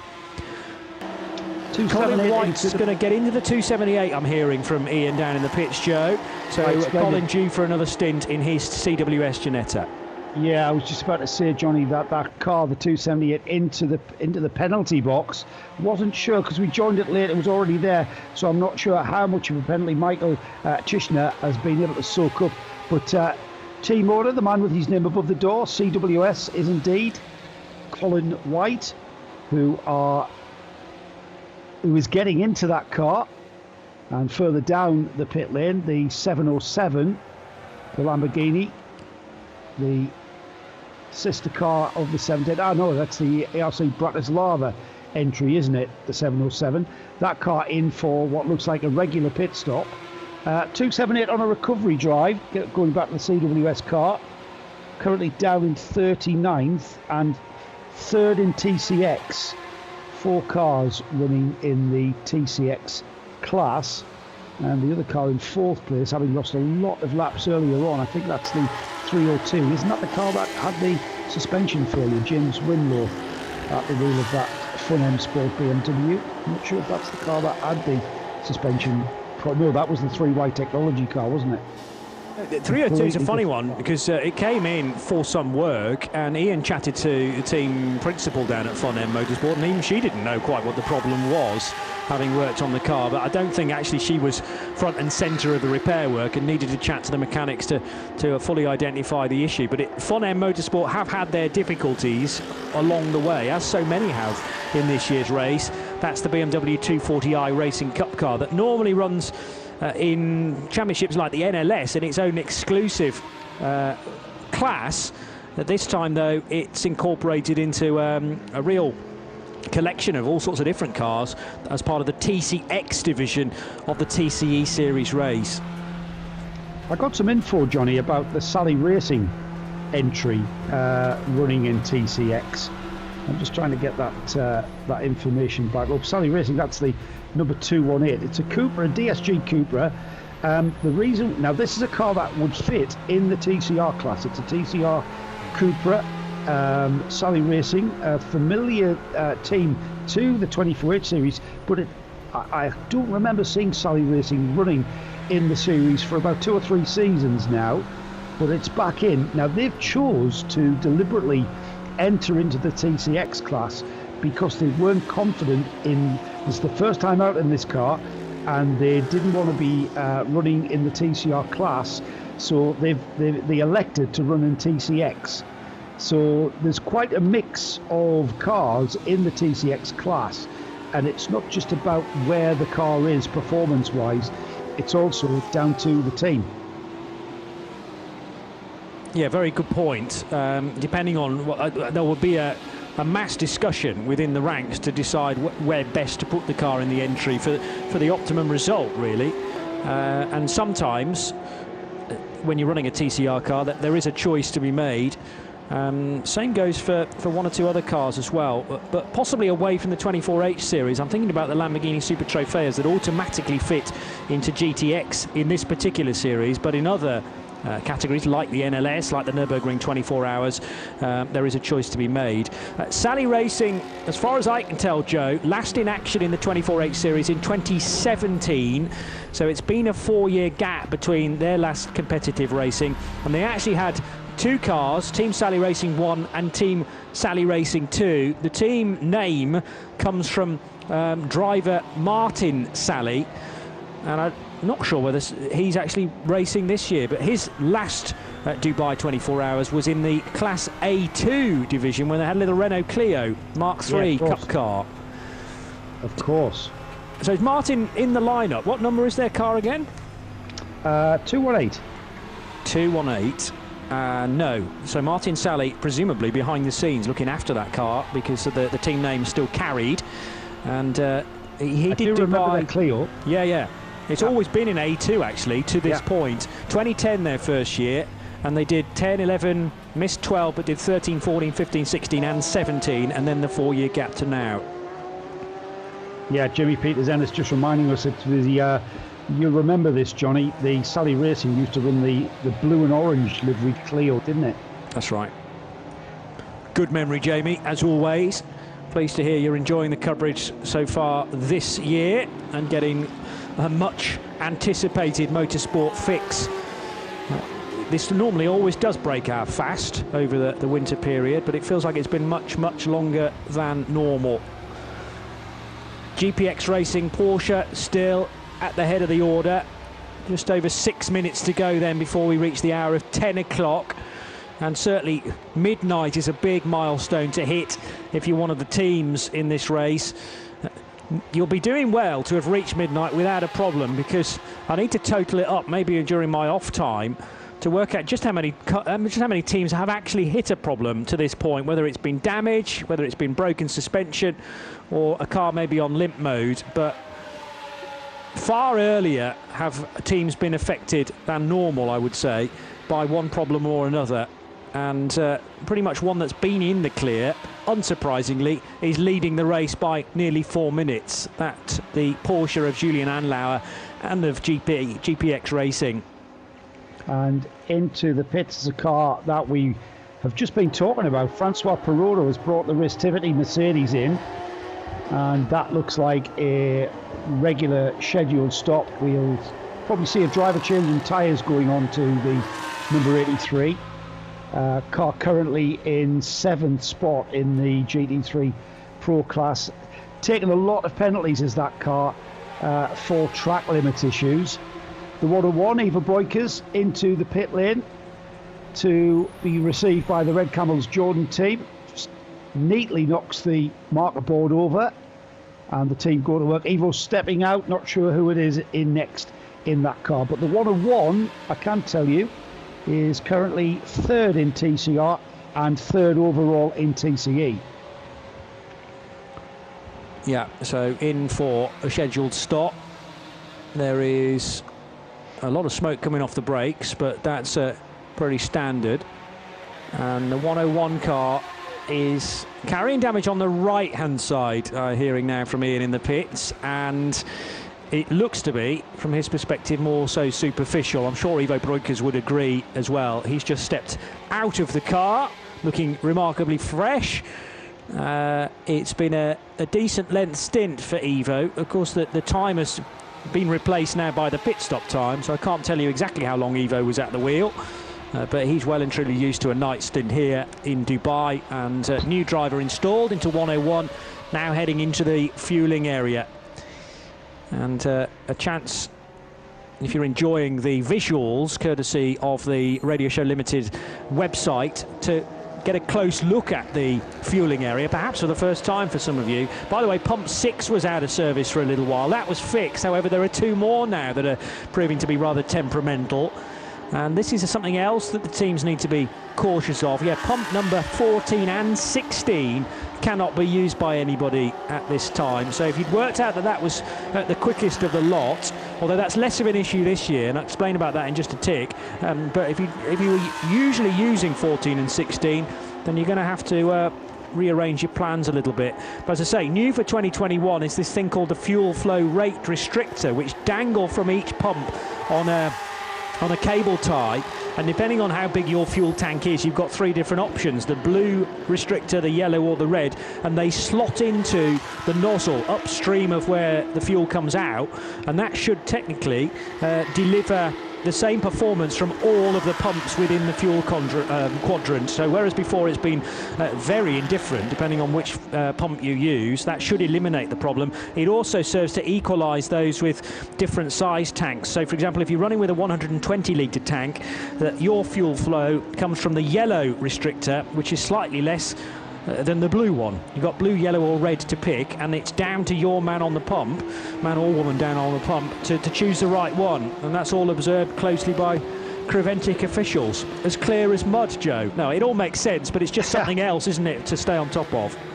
Yeah, I'm just going to answer the question that you were trying to get to the bottom of with regards to the 101. Eva Breukers, Johnny, did just under 66 minutes. And that was a 26-lap stint for him. So, yes, he looked a little bit shell-shocked getting out the car, because he's been working very hard with that car. Not a very well-balanced car on the brakes. is what we witnessed earlier. And if he's fighting some kind of irregularity in the configuration of the rear suspension, that car's going to be keeping one's attention somewhat lively. You're going to have to be absolutely on it. Let's have a look and see who's taken over that car. It's Willem Meyer who's taken the car, the 101 over from Ivo Breukers GP. Just hearing news about Oscar Lee getting on board his Lamborghini very shortly as well. So that's going to happen at this time. And just to get confirmation from Ian, is that the ARC Bratislava car, therefore? It's one of the Super Trofeo Lamborghinis. No, I've got the wrong one. Oscar Lee. Oh, 710, sorry, I'd heard 717. Leipert Motorsport 710 Huracan, which is Oscar Lee, the driver from the US, although running on a Hong Kong licence, interestingly. So I guess that's where he's based these days, Oscar Lee, doing much of his racing there and joining Kurt Thiel, who had a drama earlier on in the Leipert Motorsport Lamborghini, got stranded between turns 2 and 3. Gerhard Watzinger, Greg Gorski and Fidel Leib are the other 3 drivers in that car for Leipert Motorsport. They're having to do a little bit of catching up. 3rd position.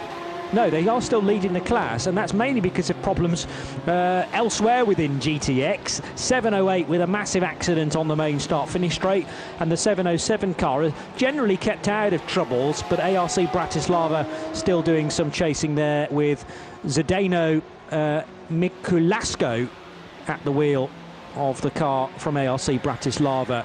Another hour done. This is the order in the TCE series as our stint, Joe Bradley and my stint, nears a close. The 131 Top Car Sport Cupra is out front then in the TCE series with Adrian Specher at the wheel, leading by over 90 seconds from Sebastian Morales in the AC Motorsport Audi. And in 3rd position, the first of the Autorama Motorsport by Wolf Power Racing Volkswagen Golfs with Miklas Born, the Swede who started that car at the wheel. The Swiss, rather, that drives the number 112 car for the Swiss outfit. Red Camel Jordans.nl, the 101 machine has just made a pit stop with Ivo Breukers stepping out. Right side damage doesn't seem to be troubling the Dutch squad too much, though. They also run a Cupra. Then it's 2 Audis for QSR Racing 5th and AC Motorsport 6th. Sally Racing's Cupra DSG is 7th, and the second of the Autorama Golfs is in 8th position.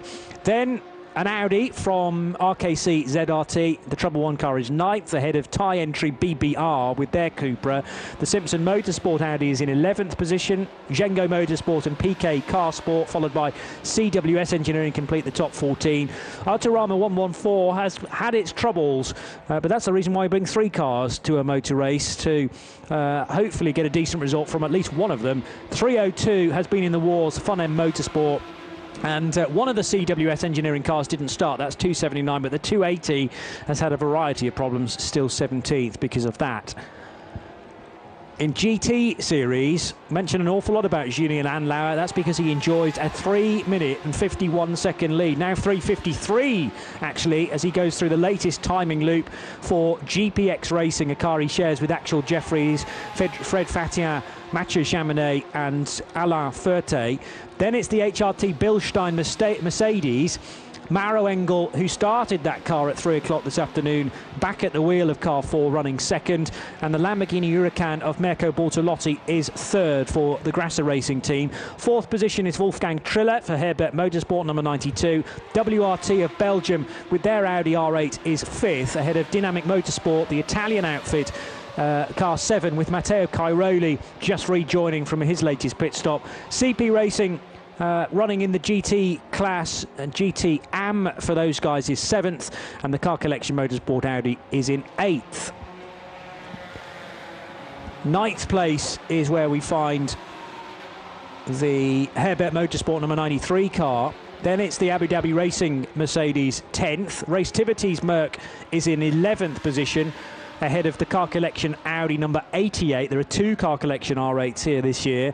Attempto Racing's Audi 13th. Duvo Racing continue to lead the 991 Cup class for Porsches, and the NKPP Racing by Baz Kutenkar is second in that field. 3rd position for Profile Doors by Uber Racing. Then the best of the GTX cars, led, as I said, by Lippert Motorsport with their Lamborghini Super Trofeo.